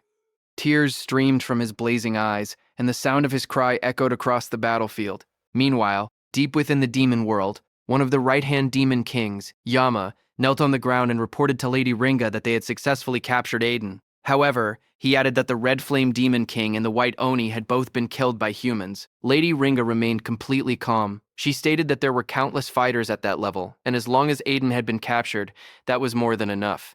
Yama continued, informing her that Lord Saru Shokuma appeared to be struggling. Lady Ringa replied coldly that it did not matter. They had never expected the elimination of Izumi Nento in the first place. His role was simply to hold back most of the special class saviors. Yama then revealed that it seemed Saru Shokuma was fighting only one special class opponent. Hearing that, Lady Ringa's eyes narrowed slightly. She wondered aloud whether there was a human besides Tewa Jin who could hold Saru Shokuma off alone. She then asked for that man's name. Yama raised his head and told Lady Ringa that according to their insider, that man possessed the strongest body, and his name was Heiten Akira. At the same time, on Commander Nento's side, a massive shockwave tore across the battlefield as Demon King Saru Shokuma and Heitan's fists collided, carving a deep trench through the ground. In the next instant, a streak of red lightning split the sky, wrapped in violent crimson energy. Demon King Saru Shokuma slammed his fist downward. The impact exploded outward in a thunderous blast, sending debris and dust flying in every direction. The shockwaves continued to ripple across the area, and streaks of red electricity tore through the air like raging serpents. In the distance, Commander Nento, along with Choa and the Wind Elementalist, watched in disbelief as the destructive force spread without pause. The Wind Elementalist stared wide-eyed and muttered in shock, wondering how the battle that had started yesterday afternoon was still ongoing. He realized that even his own wounds had almost completely healed during that time. Just then, another explosion erupted, shaking the surroundings once more. Demon King Saru Shokuma and Heitan continued throwing punches at each other. Seeing this, the Wind Elementalist trembled, overwhelmed by the sheer intensity. He thought that to witness a battle of this level from such close range was almost unimaginable. Amid the collapsing ground and rising dust, Demon King Saru Shokuma, with blazing red eyes and a savage roar, punched the ground with full force. The earth shattered beneath his hand, and the battlefield trembled under the weight of his power. Choa stared at the battlefield with trembling eyes, sweat sliding down her face. She could hardly believe what she was witnessing. Hiten was enduring blows powerful enough to shatter the earth itself. She knew that if he fell, no one would be able to stop that disaster beast. Panic tightened in her chest, and she resolved that she had to do something. But just as she prepared to move, a hand landed firmly on her shoulder. It was her father, Commander Nento. With a calm voice, he reassured her not to worry, saying that Hiten was not weak enough to die from attacks like that. In the distance, the battlefield had been torn apart. Saru Shokuma split the land, and smoke and debris rose into the sky. Watching the devastation, the wind elementalist stammered in disbelief, unable to comprehend this level of power. Commander Nento, standing beside Choa, spoke steadily and said, "All special class fighters are monsters standing at the very top of humanity. They are not to be underestimated." Choa steadied herself and looked back toward the battlefield, fully aware that she was witnessing a clash between beings far beyond ordinary limits. Suddenly, Demon King Saru Shokuma's massive fist, which had slammed into Hiten, slowly started to lift. Demon King Saru Shokuma's eyes widened in surprise. Far below his enormous arm, Hiten stood up again, lifting its massive hand. He was still alive, and still full of power. Watching from the side, Commander Nento said that it had been a long time since he had seen Hiten's second form. Choa turned to him in surprise. She repeated the words in disbelief, asking what the second form was. Amid swirling dust and a rising crimson aura, Hiten emerged. His body was engulfed in a dark red energy that writhed like flames, and his eyes glowed ominously. Watching that, Choa swallowed nervously. She said that his presence felt completely different from before, as though he had become an entirely different person. Commander Nento explained that whenever Hiten entered this state, all of his abilities increased explosively, but there was a price. In exchange for that overwhelming power, he became extremely aggressive and cruel. Hiten roared in fury, steam bursting from his mouth as his crimson eyes burned even brighter. He pushed back the massive Demon King Saru Shokuma with just his brute force. Commander Nento continued explaining that the nickname given to him in this form was something entirely different. In the next instant, Hiten vanished. Like a streak of blazing red lightning, he shot forward. Behind him, a monstrous phantom seemed to rise, an enormous demonic visage with glaring eyes and twisted features, as though the embodiment of wrath itself had taken shape. Hiten's fist drove upward with terrifying speed. The punch collided with Demon King Saru Shokuma's body in a violent explosion of force. Blood sprayed through the air as the Demon King was sent reeling backward. Before the Demon King could react, Hiten punched a hole in its chest and came down to the ground. Demon King Saru Shokuma's body came crashing down onto the ground, its impact thundering across the battlefield and sending debris flying skyward. Hiten just stood there as the red aura around him flared like burning embers, carving a path through dust and debris. In the next moment, he started moving again. Behind his back was a canvas of blood and scars. Muscles tensed beneath torn clothing. Crimson energy crackled faintly around his silhouette, and his long hair whipped wildly in the air. In the distance, Choa stammered in confusion, asking where he was going. Commander Nento answered that he was probably heading to destroy the stone pillar that maintained the barrier. Hearing that, Choa admitted that she had thought Hiten would simply rampage without direction. Yet, even in that state, he was still able to keep his reason, just as expected. Commander Nento told her that if Hiten had attacked without caring about friend or foe, then even if his power increased, it would only bring disaster. Such recklessness would mean he could never become a true special class protector of humanity. On the other hand, Hiten reached the stone pillar. His fists smashed into the towering structure with a thunderous crash. The impact sent cracks racing through the surface as fragments of rock burst outward in every direction. Dust and debris spiraled around him. The red aura surrounding him flared violently for a brief moment, then completely disappeared, and Hiten returned to his original self. As the dust began to settle, Hiten stood there with blood smeared across his face and torso. He looked down at himself and wondered why he was there. Then his eyes shifted toward the fallen Demon King below. He asked if the enemies had already been dealt with. Seeing all that, Hiten finally realized that his other self had come out again. Hiten sat beside the stone pillar and, with a faint, almost exasperated remark, commented that his other self was still as meddlesome as ever. Far above the battlefield, the massive crimson barrier dome started to disappear after Hiten destroyed the stone pillar. Choa looked up calmly and asked if this time it was finally settled. But then Commander Nento brought up what had happened earlier. He pointed out that she had tried to heal Hiten at the cost of her own life and asked if that was true. Choa answered yes. Commander Nento sighed and said that it was not like her to act that way. Normally, instead of risking her life for a small chance of victory, she would have suggested retreating first. He added that she was becoming more and more like Itsuki. Hearing that, Choa flustered and quickly denied it, insisting that it was not like that. Trying to change the subject, she wondered aloud how Itsuki was doing. She mentioned that they were also in the forest now, but since there were high-level awakened ones like Yusuke-san with them, they should be fine. But far away in the dark forest, Iberia, inside the dragon gear, clutched his head in panic. Tears streamed down his face, his glowing eyes trembled as he screamed, asking why he was not dodging. Wind strikes tore through the forest as Itsuki continued walking toward Iberia. Blood trailed down his body while those wind strikes rained toward him from every direction, yet he did not stop. He declared that physical pain numbed the mind, and that was why he would not avoid Iberia's attacks on purpose. The next moment, he stood face to face with Iberia, who was inside the dragon gear. Its jagged jaws snapped open, fangs glinting as it lunged. With one hand, Itsuki reached out and grabbed Iberia's shoulder. Locking eyes with him, he called out his name, Iberia. He pointed his second hand at him. Dark purple energy began to gather around his arm, swirling violently like a vortex. A system message flashed before him, announcing the activation of Black Orb. His voice turned cold as he declared that this was the end. The vortex in his palm expanded into a spinning sphere of destructive energy. With a powerful thrust, he drove it straight into Iberia's body.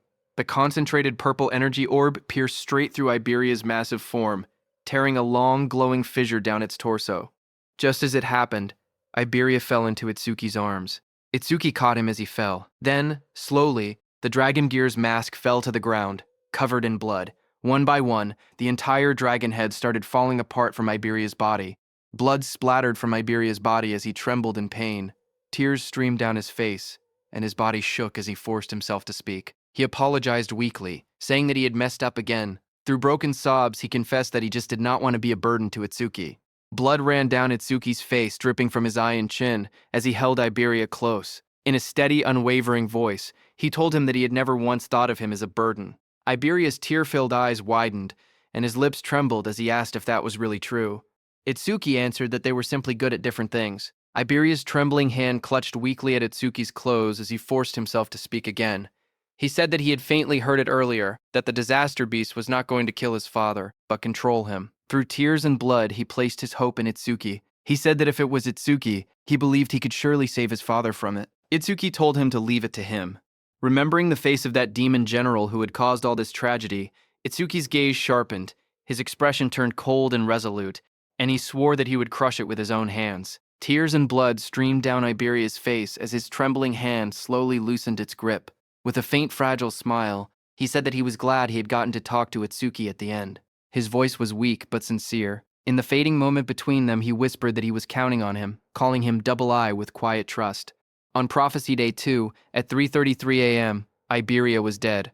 Watching from the demon world, Lady Ringa addressed Itsuki coldly. She said that he had done it now, but this was only the beginning. Sitting on her throne, she promised Itsuki something far worse. She declared that she would erase the things precious to Itsuki one by one in an even more twisted way. Sometime later, under the dim night sky, Commander Nento, Choa, and the Wind Elementalist moved quietly through the deep mountains, their small figures barely visible against the vast sprawling forest. As they advanced, the Wind Elementalist admitted that he had once believed everything would be resolved after they defeated the disaster beast. However, he had not anticipated having to escort Commander Uzumi this far into the mountains. He was fully aware that this mission had originally fallen to Hitten, but Hitten's physical condition had made it impossible for him to continue. Suddenly, as they proceeded, Choa's summoned beast came to an abrupt halt. Choa immediately signaled for everyone to stop, explaining that her Gyoku-cho appeared to have detected an unusual emotional wave. Her eyes narrowing, she added that the source of that wave was located just ahead. In the darkness up ahead, two distant figures stood facing each other. Seeing this, the Wind Elementalist stepped forward, drawing his blade in one swift motion, and shouted, demanding to know who was there. His grip tightened around his sword as he considered the possibility that they were facing a humanoid disaster beast. Choa, however, narrowed her eyes as she stared into the darkness ahead. She recognized that person's back. Walking forward, she called out in a weak, trembling voice, "Itsuki."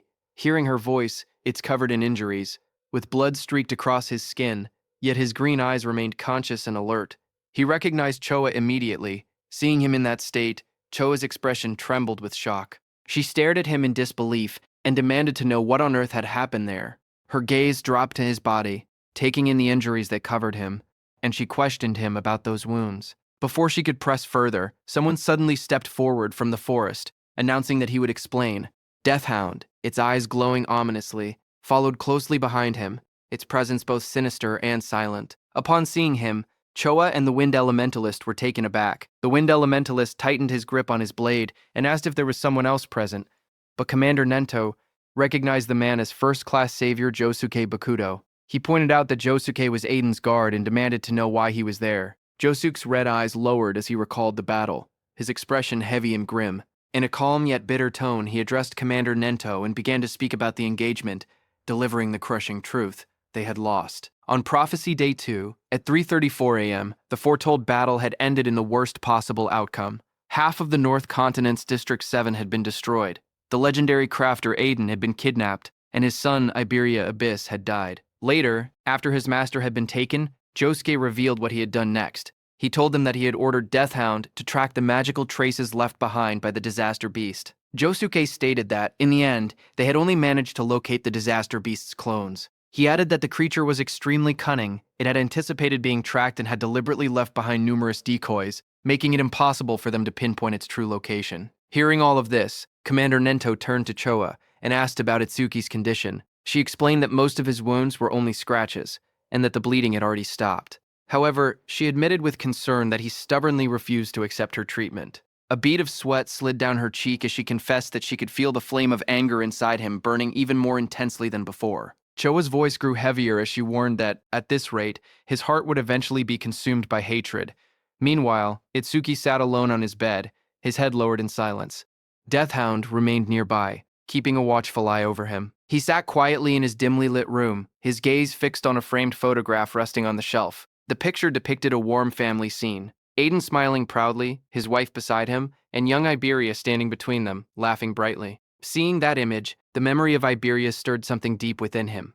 He recalled the past, how Iberia had introduced himself with a cheerful grin. Later, when Iberia got injured, Itsuki had helped him, carrying him on his shoulder. And when they formed a team, Iberia had hugged Itsuki, declaring firmly that he would never leave Itsuki's side, his voice filled with unwavering loyalty. He also remembered the time when Iberia excitedly told him about Shikigami users, explaining that they could freely name their Shikigami. With bright confidence, Iberia had offered to come up with a name himself, boasting proudly about his naming sense. Those lively words echoed faintly in Itsuki's mind as he continued staring at the photograph.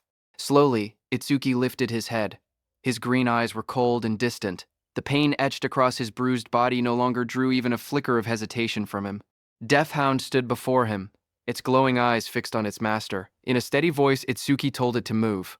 Deathhound responded with a low growl, its presence heavy and ominous. A blue system panel appeared, revealing its status: Deathhound, B rank, level 20. Its attack stood at 350, ability at 300, defense at 200, and magic at 150. Itsuki stepped forward from the bed, his battered body tense with resolve. He declared that they would catch that disaster beast, then his voice darkened as he vowed that he would crush it. A red glow flickered in his eye, burning with ruthless determination. Without another word, he turned and walked toward the door, his broad back streaked with blood, his fists clenched tight. Deathhound silently followed him, but just as he opened the door, he saw Commander Nento standing right in front of him.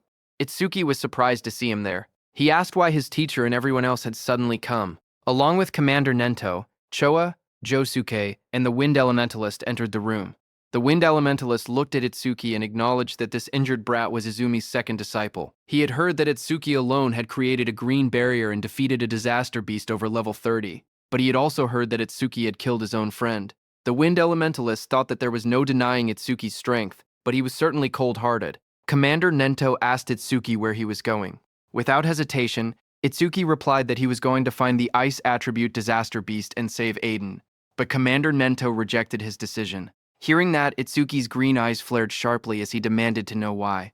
Commander Nento answered calmly that Itsuki was not yet a savior. The Savior Alliance had already classified the incident as a special class danger. He told Itsuki that to join the rescue, one had to be at least a second-class savior. In a cold voice, he informed Itsuki that he did not meet that qualification. Hearing that, with blood still streaked across his face, Itsuki's expression darkened. His red eyes burned with fury. He asked if that meant that, because he was not a savior, he did not even have the right to go and help. Clenching his fists tightly, he shouted that he had promised Iberia he would definitely save Aiden. Even if they tried to oppose him, he would still go. Hearing him, the Wind Elementalist was stunned and questioned how Itsuki dared speak to Izumi like that. Choa thought that her father did not have to put it so bluntly, and wondered whether he truly understood Itsuki's mental state at that moment. Silence filled the air, heavy and suffocating. Then, Commander Nento's voice cut through the tension as he asked Itsuki a single question. Would it truly be acceptable if someone died because of you? The words struck hard. Itsuki's eyes widened, his breath faltering as the weight of that possibility pressed down on him. Commander Nento continued calmly. He said he understood Itsuki's feelings. What had happened was the result of his own mistake. He had believed that the disaster beast was only targeting him, and because of that misjudgment, he had neglected Aiden's protection. He added that after going through so much trouble to capture Aiden, the enemy would not kill him so easily. Still, with Itsuki's current strength, challenging that disaster beast would only mean dying for nothing. Hearing that, Itsuki stood there in silence, his fists trembling at his sides. But then, Commander Nento told Itsuki that he possessed limitless potential. Surpassing special class was not merely a dream. As he spoke, the sun also rose into the sky, casting golden light into the room.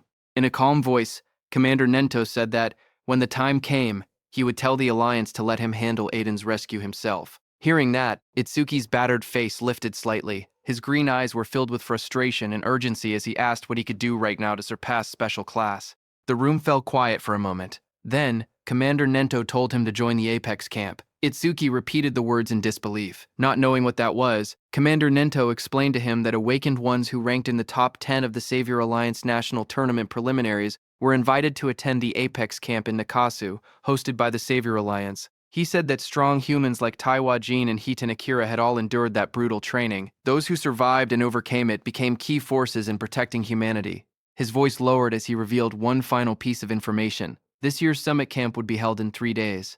Commander Nento calmly explained that if Itsuki successfully overcame the trials of Apex Camp, it would not only secure him a high ranking in the main tournament, but also serve as a direct shortcut to becoming a special class savior. Upon hearing those words, Itsuki's green eyes steadied with quiet resolve. Though the blood streaked across his face had not yet dried, his determination had already hardened beyond doubt.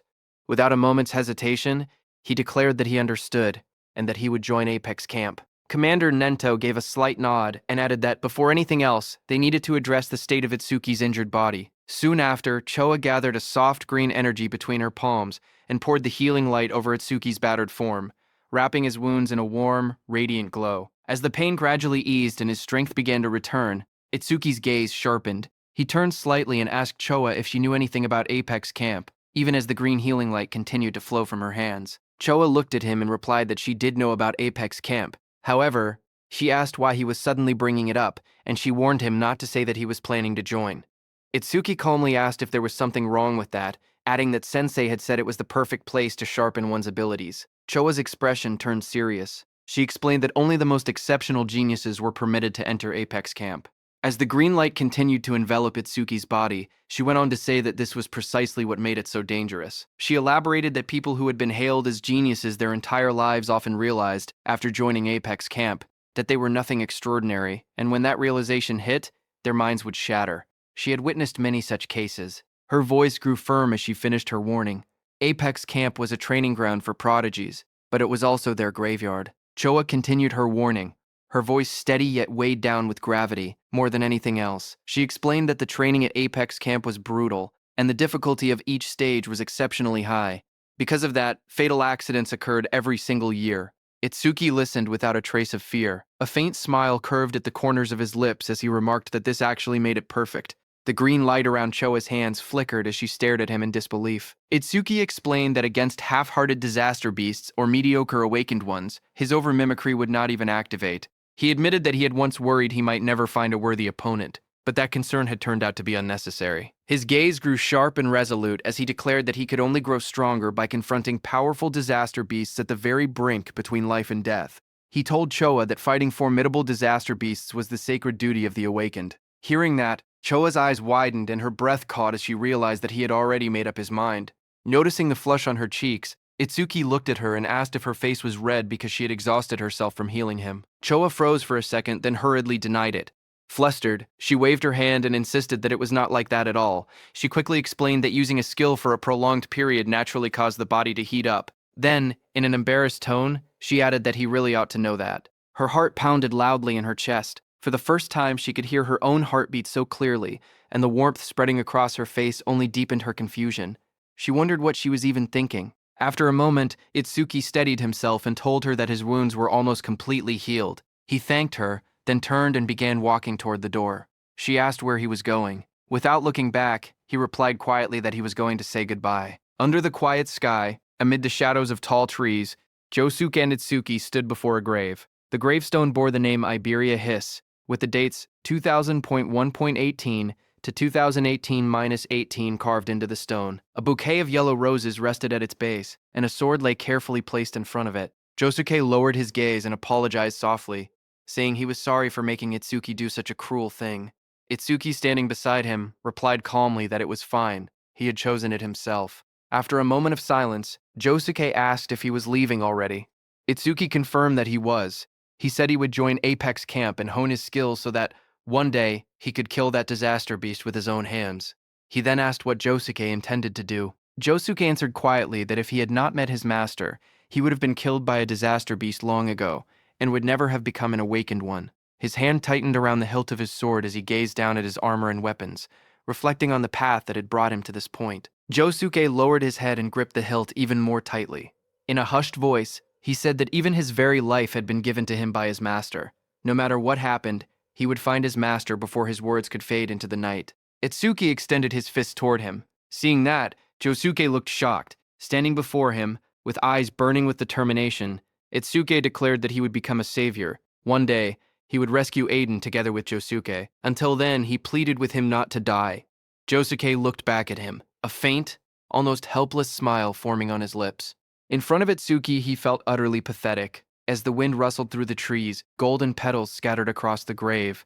Josuke answered that he would be waiting. Their fists met in midair, knuckles pressing together in a silent promise, sealing their shared resolve. From a distance, Commander Nento and Choa watched them from the shadows of the forest. Choa remarked that, as expected of Itsuki, only a few hours earlier he had been completely wrecked both physically and mentally, yet he had recovered this quickly. But Commander Nento told her that Itsuki had merely pushed his negative emotions deep down for now, so that he could unleash them when the time came. Commander Nento then said that there were many suspicious points surrounding the recent attack, and he intended to gather the commanders from each continent to hold a meeting. As he turned to leave, he added that while he handled that matter, he was counting on her to look after Itsuki. Hearing that, Choa smiled brightly and told her father to leave everything to her. Just then, Itsuki appeared behind her. He looked at her with slight confusion and remarked that she seemed unusually happy. At that moment, her face stiffened, and she quickly tried to compose herself. Itsuki then noticed Commander Nento heading into the forest and asked Choa where they were going this time, clearing his throat. Choa replied that it was classified, so she could not tell him. She adjusted her glasses and informed him that her father had asked her to take care of him. From now on, she would be his guardian. She asked if he understood. Itsuki awkwardly answered yes, though he muttered that having a guardian made it sound like he was a child. He then asked what they were doing now. Choa turned her back to him and pointed ahead, saying with determination in her eyes that it should be obvious. She declared that they were heading to Nakasu right away to join Apex Camp. Hearing that, Itsuki immediately responded with firm agreement, as a faint aura flared around him, and the two of them prepared to move forward together. On the other hand, a memory of a violent explosion flashed before someone's eyes. From the darkness, Itsuki emerged, blue lightning crackling around his body. Not far away, Reiji Kinoshita collapsed to his knees. Blood dripped from his mouth as he gasped in pain, sweat and dirt covering his face. His eyes trembled in terror as he looked up. Itsuki stood behind him, rain pouring down while lightning roared across the sky. Without hesitation, Itsuki raised his fist with a deafening impact. His punch came crashing down. Remembering all of that, Kinoshita screamed, his mouth wide open as tears and sweat streamed down his face. His entire body trembled violently against the hospital bed, wrapped tightly in bandages from head to toe. He thrashed and cried out in fear, the sound echoing through the quiet room. Hearing the scream, his mother rushed inside. She ran to his side and held him tightly, her voice shaking as she tried to calm him. She told him not to be scared, that she was there with him. Leaning closer, she gently asked if he had dreamed again about the person who had hurt him. Kinoshita's face twisted with rage. Even through the bandages, his fury was unmistakable. Tears poured from his swollen eyes as he gritted his teeth and swore that he would return the pain he had suffered 100-fold. He vowed to make them experience a living hell. Hearing that, his mother's expression darkened. Her eyes turned cold and sharp. In a low, steady voice, she told him not to worry. His big brother had returned, and he would surely avenge him. Hearing that, Kinoshita looked behind his mother. Behind her, a tall, broad-shouldered man stepped into the room. His presence was overwhelming, his body outlined by a faint red glow that made the air feel heavy. It was Kinoshita's brother. In a low voice, he said that it must have hurt Reiji. Hearing him, Reiji's emotions surged again. Tears streamed from beneath his bandages as he cried out to his big brother, begging him to punish the enemy, the one who had done this to him. His brother's expression darkened. He calmly asked if the attacker's name was Itsuki Tenma, the one responsible for all of this. Reiji shouted that it was him. He added bitterly that Itsuki was just an orphan with no family. Apparently, he had even taken first place in the preliminaries, but his level was still 0. He was not even close to his big brother's strength. Hearing that, his brother fell silent for a moment. He said that first place in the preliminaries meant that Itsuki would certainly participate in Apex Camp. A sinister smile slowly spread across his face, his eyes glowing with a fierce red light. He said that, in that case, he would crush him there. On the other hand, Choa led Itsuki to the training camp. The moment they stepped inside, Choa looked ahead calmly and announced that they had arrived. Before them stood a massive structure, a breathtaking dome made of interwoven glass and steel, shining brilliantly under the sky. Behind her, Itsuki lifted his gaze, his green eyes widening in awe. He admitted that it was spectacular, nothing like what he had imagined. As they approached the grand entrance, he added that it was exactly as she had said. Groups of people walked proudly toward the dome, their heads held high. The atmosphere was thick with confidence and ambition. Everyone looked so proud. Choa adjusted her glasses and spoke again. She told him that she could not go in, so he would be on his own from there. He nodded and replied that he understood. She then handed him a bracelet, explaining that it was his recording bracelet and that he would need it for the camp. He accepted it politely and thanked her. As she passed the bracelet over, she gave him one final warning. She told him not to stand out too much. If he did, he would only make himself a target. Without turning back, he raised a hand slightly and replied that he knew. She watched him walk away toward the arched entrance of the dome, her expression tightening as she admitted to herself that, with Itsuki's personality, she could not help but worry. Inside the registration area, he approached the counter calmly and politely said that he would like to register. The staff member behind the desk did not look up from his phone. He simply extended his hand and told him to show his bracelet. Itsuki handed it over without hesitation. In the registration room, the staff member placed the bracelet onto a scanning device. Blue energy surged to life, swirling around Itsuki's body like a current of wind. The machine hummed as light gathered beneath his palm. Watching from behind, Itsuki narrowed his eyes slightly. He quietly noted that even the reception staff were over level 40, which was only natural for a place like this. A screen flickered on, displaying his information in clear letters. Name, Itsuki Tenma, level 0, job order breaker, gift special grade.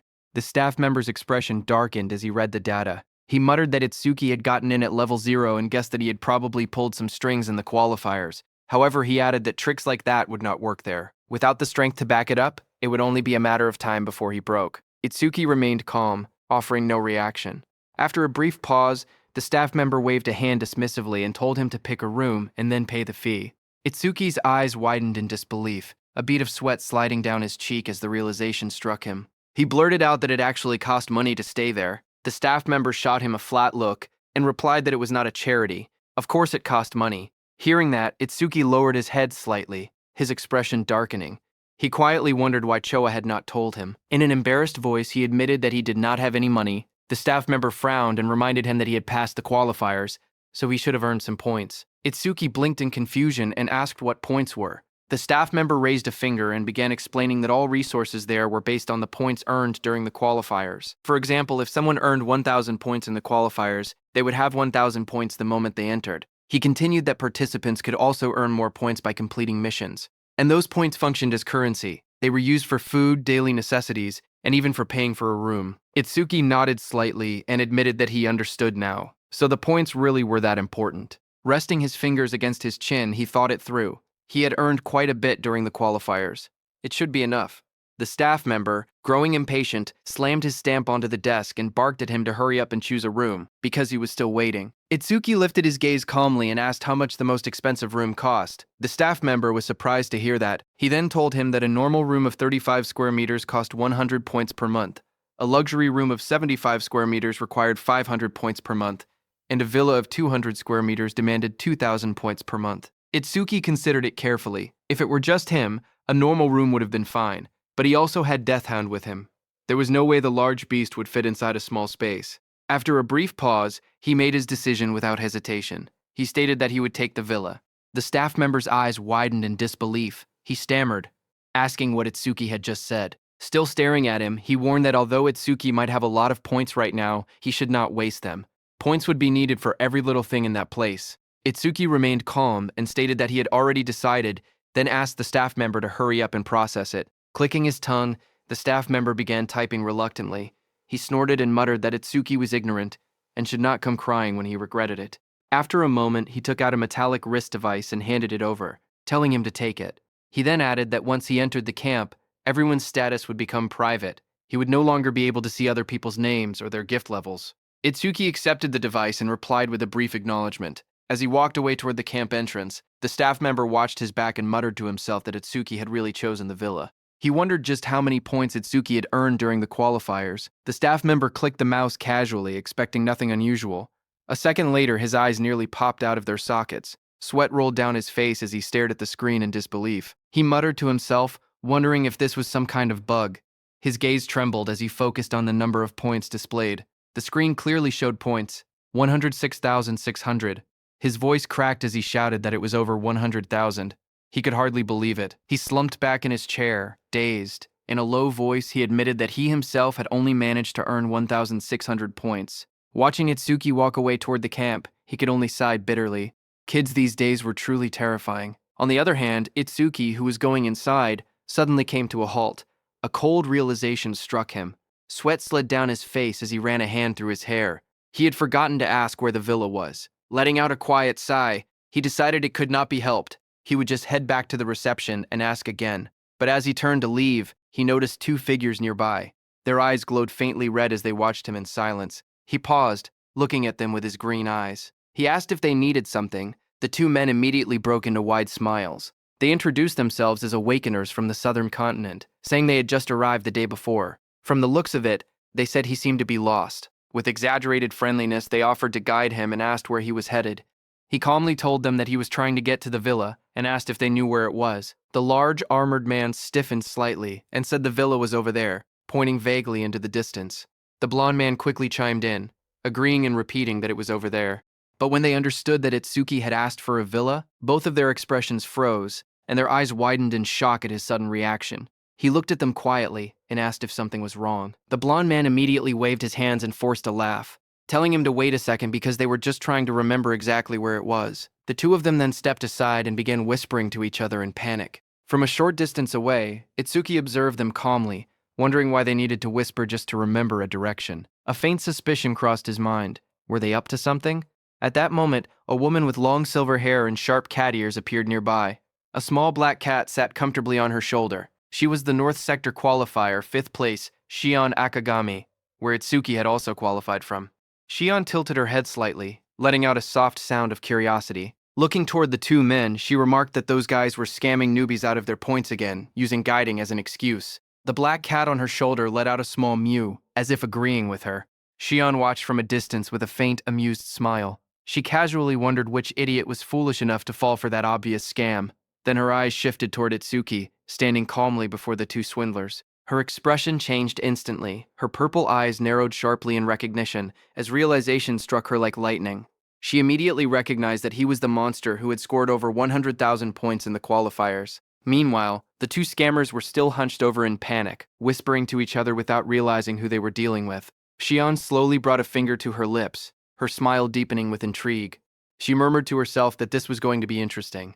The two scammers huddled close together, exchanging nervous whispers. The armored man muttered that if Itsuki was staying in a villa, then perhaps he was the first-place winner of the preliminary round from some continent. The blonde man quickly shook his head and replied that even a first-place winner wouldn't waste 2,000 points on accommodation. After a short pause, he smirked and suggested that Itsuki was probably nothing more than a spoiled wealthy brat who had no real understanding of how valuable points were. The big man asked what he meant by that. With narrowed eyes and greedy grins, the blonde man concluded that greenhouse-raised rich boys were always weaklings, and therefore, perfect prey.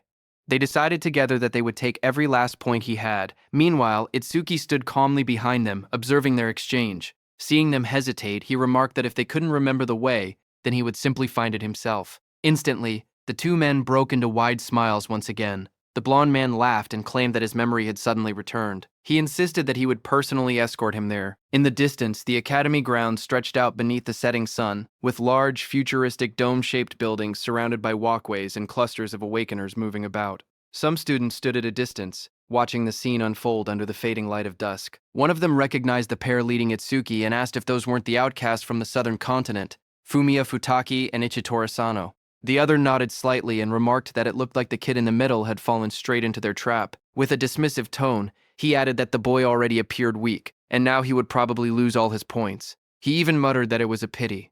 But Itsuki continued walking calmly between the two swindlers, his hands tucked into his pockets, and his expression remained steady and utterly unreadable. Nearby, a red-haired fighter carrying a massive spear-like weapon over his shoulder passed by, but then he turned and looked back in Itsuki's direction. He wondered aloud if that wasn't the same boy who had asked strange questions before the preliminaries. Then, with mild disdain, he commented that, of all people, that boy had ended up getting caught by those two. After a brief pause, the red-haired man decided it was none of his concern. He reminded himself that he had only one goal: to surpass Itsuki Tenma, the North Continent Preliminaries first-place winner. This boy was Gaku, the North Continent Preliminaries third-place finisher who had competed alongside Itsuki. Meanwhile, the trio arrived in front of a large modern building. The blonde man announced that this was the villa area. Itsuki stared up at the structure and commented that it was big. He stood calmly in front of the two swindlers, his face shadowed and unreadable as they grinned behind him. The blonde man rubbed his hands together and told him it was time to pay the guide fee. He let out a greedy chuckle, clearly expecting resistance or panic. Instead, Itsuki turned his head slightly and, in a calm voice, said that since they had guided him this far, he should at least give them a tip. The two scammers froze. They stared at him in disbelief, wondering if he was really going to hand over the points that easily. Itsuki then asked how much they wanted. The armored man hesitated before blurting out that it should be at least 500, but before he could finish, the blonde man snapped at him and shouted that he was an idiot. They should make it 1,000. They demanded 1,000 points instead. Itsuki calmly agreed that 1,000 points was a bit much, but said it was fine. The two men stared at him in disbelief as he extended his hand slightly and asked if that amount was acceptable. Then he casually inquired about how to transfer points to someone else. Hearing that, the blonde man leaned in and whispered that Itsuki was not only weak, but also dumb. He couldn't believe someone would pay 1,000 points just for directions. The armored man then added that, in that case, they shouldn't take it personally. They apologized, saying that it had taken longer than expected, so he would have to pay extra. The armored man quickly changed his tone and shouted that the total should be 5,000 points. Their expressions twisted into something far more sinister, as they demanded that, if that wasn't enough, Itsuki should hand over everything he had. Just as they said that, the atmosphere shifted instantly. Itsuki lowered his head slightly and muttered that he understood. When he lifted his face again, his eyes glowed red in the shadows. In a cold voice, he asked if they were extortionists. Itsuki's body began glowing with a red aura. The blonde man glanced at Itsuki, surrounded by faint crimson energy, and muttered that something was wrong. It felt as if Itsuki had suddenly changed. But the blonde man gritted his teeth and shouted that it didn't matter. If anyone was to blame, it was Itsuki himself for being careless. He demanded that the points be handed over immediately, threatening that he would regret it otherwise. As they said that, the air grew heavier. Itsuki walked toward them and said coldly that he was seriously pissed off right now, and that no matter what happened next, they were not allowed to complain. The blonde man sneered and boasted that he ranked 6th in the Southern Continent preliminaries, and there was no way he would lose to trash like him. Purple lightning crackled violently around his body as he roared that he would turn him to ash with his lightning punch. A notification flashed as he activated his ability, B-rank skill, Lightning Punch. He lunged forward, his fist blazing with electric power, and drove it straight into Itsuki's body. Itsuki didn't dodge, and just as he hit him, a notification appeared stating that Itsuki had absorbed the B-rank lightning element skill, Thunder Roar Wave. His agility increased by 10%. Absorption count, 2 out of 5. Then another system window flashed, showing that Itsuki's agility had risen to 475, increased by 25% from Thunder Roar Wave. The blonde man stared in disbelief, sweat running down his face. He muttered that Itsuki hadn't even moved. In the next instant, Itsuki simply slapped him, and his body was sent flying backward. He crashed hard onto the ground, his vision spinning from the impact. The armored man's eyes widened. Even while focusing his sight, he admitted that he couldn't keep up with Itsuki's movements at all. He was simply too fast. Gritting his teeth, the armored man decided that against a speed-type opponent, he would end it in one blow. A surge of power flooded into his arm. A notification appeared as he activated his Z-rank skill, Body Enhancement Right Arm. His right arm swelled grotesquely, muscles bulging and veins protruding as immense strength gathered into a single punch. He swung it down with terrifying force, the air tearing apart from the pressure. But Itsuki raised his own fist and met the massive strike head-on. He blocked the armored man's attack easily. Seeing that the armored man used the ability to alter his own body, Itsuki realized that this armored man possessed the same power as him. He was an order breaker. The armored man threw his head back and roared. Veins bulged across his body as power surged through him. He declared that both arms were enhanced and demanded to see if his opponent could handle this. In the next instant, countless massive fists rained down like a storm from every direction. His enlarged arms smashed forward, filling the battlefield with crushing blows. But Itsuki matched his attacks and blocked all of his punches with a continuous barrage of his own. Yet all of this was very easy for Itsuki, and he thought that the armored man was too slow. Before the armored man could react, Itsuki shot forward. The ground cracked beneath his step as he dashed straight toward his opponent. A thunderous impact followed. The armored man screamed as his massive arm twisted unnaturally under the force. His confidence shattered in an instant. Staring down at his trembling arms, he muttered in disbelief that it was impossible.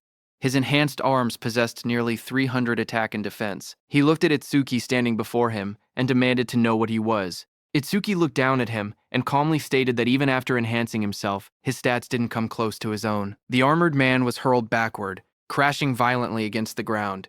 He struggled to lift his head as Itsuki walked toward him without haste. Trembling, the armored man stammered that Itsuki was not a trainee. He demanded to know who he was and from which continent he came. Purple energy began to swirl around the young man's arm, crackling like a living storm. His red eyes glowed through the darkness as he declared his name. He was Itsuki Tenma of the North Continent. A system notification flashed before him. A notice from the broken critical crystal announced that the next attack would be a critical hit with 100% probability. Itsuki's fist drove forward, wrapped in violent purple energy. The armored man's eyes widened in terror as the punch descended, but right before hitting him, Itsuki stopped. As the armored man saw that Itsuki had stopped right in front of him, he became terrified. Itsuki looked at his clenched fist and thought that if a critical punch landed directly, his opponent's head would definitely be blown off. He admitted to himself that the outcome would have been almost irreversible. Lifting his gaze slightly, he coldly told the man to get lost. Terrified, the two turned and fled down the street. One of them screamed to run, shouting that he was a monster. From a distance, Shion, with her animal-like ears, watched the scene unfold. She remarked that the opponents had ranked 5th and 6th in the southern continent, and she had expected Itsuki to struggle at least a little. Instead, it had ended in an overwhelming victory. With a faint smile, she admitted that Itsuki truly was a terrifying man. Just then, a loud announcement suddenly echoed through the plaza. All participants were ordered to gather at the Apex Plaza immediately. Another message followed, declaring that the Apex camp entrance test would begin shortly. Shion stretched lazily as her small black cat let out a soft meow. She told Michan that it was time to get to work. Nearby, Itsuki glanced up at the speaker. He recalled that, according to Choa, 50% of participants were eliminated at this stage of the entrance test. As he began walking forward, his resolve hardened. He decided that he would have to give it everything he had.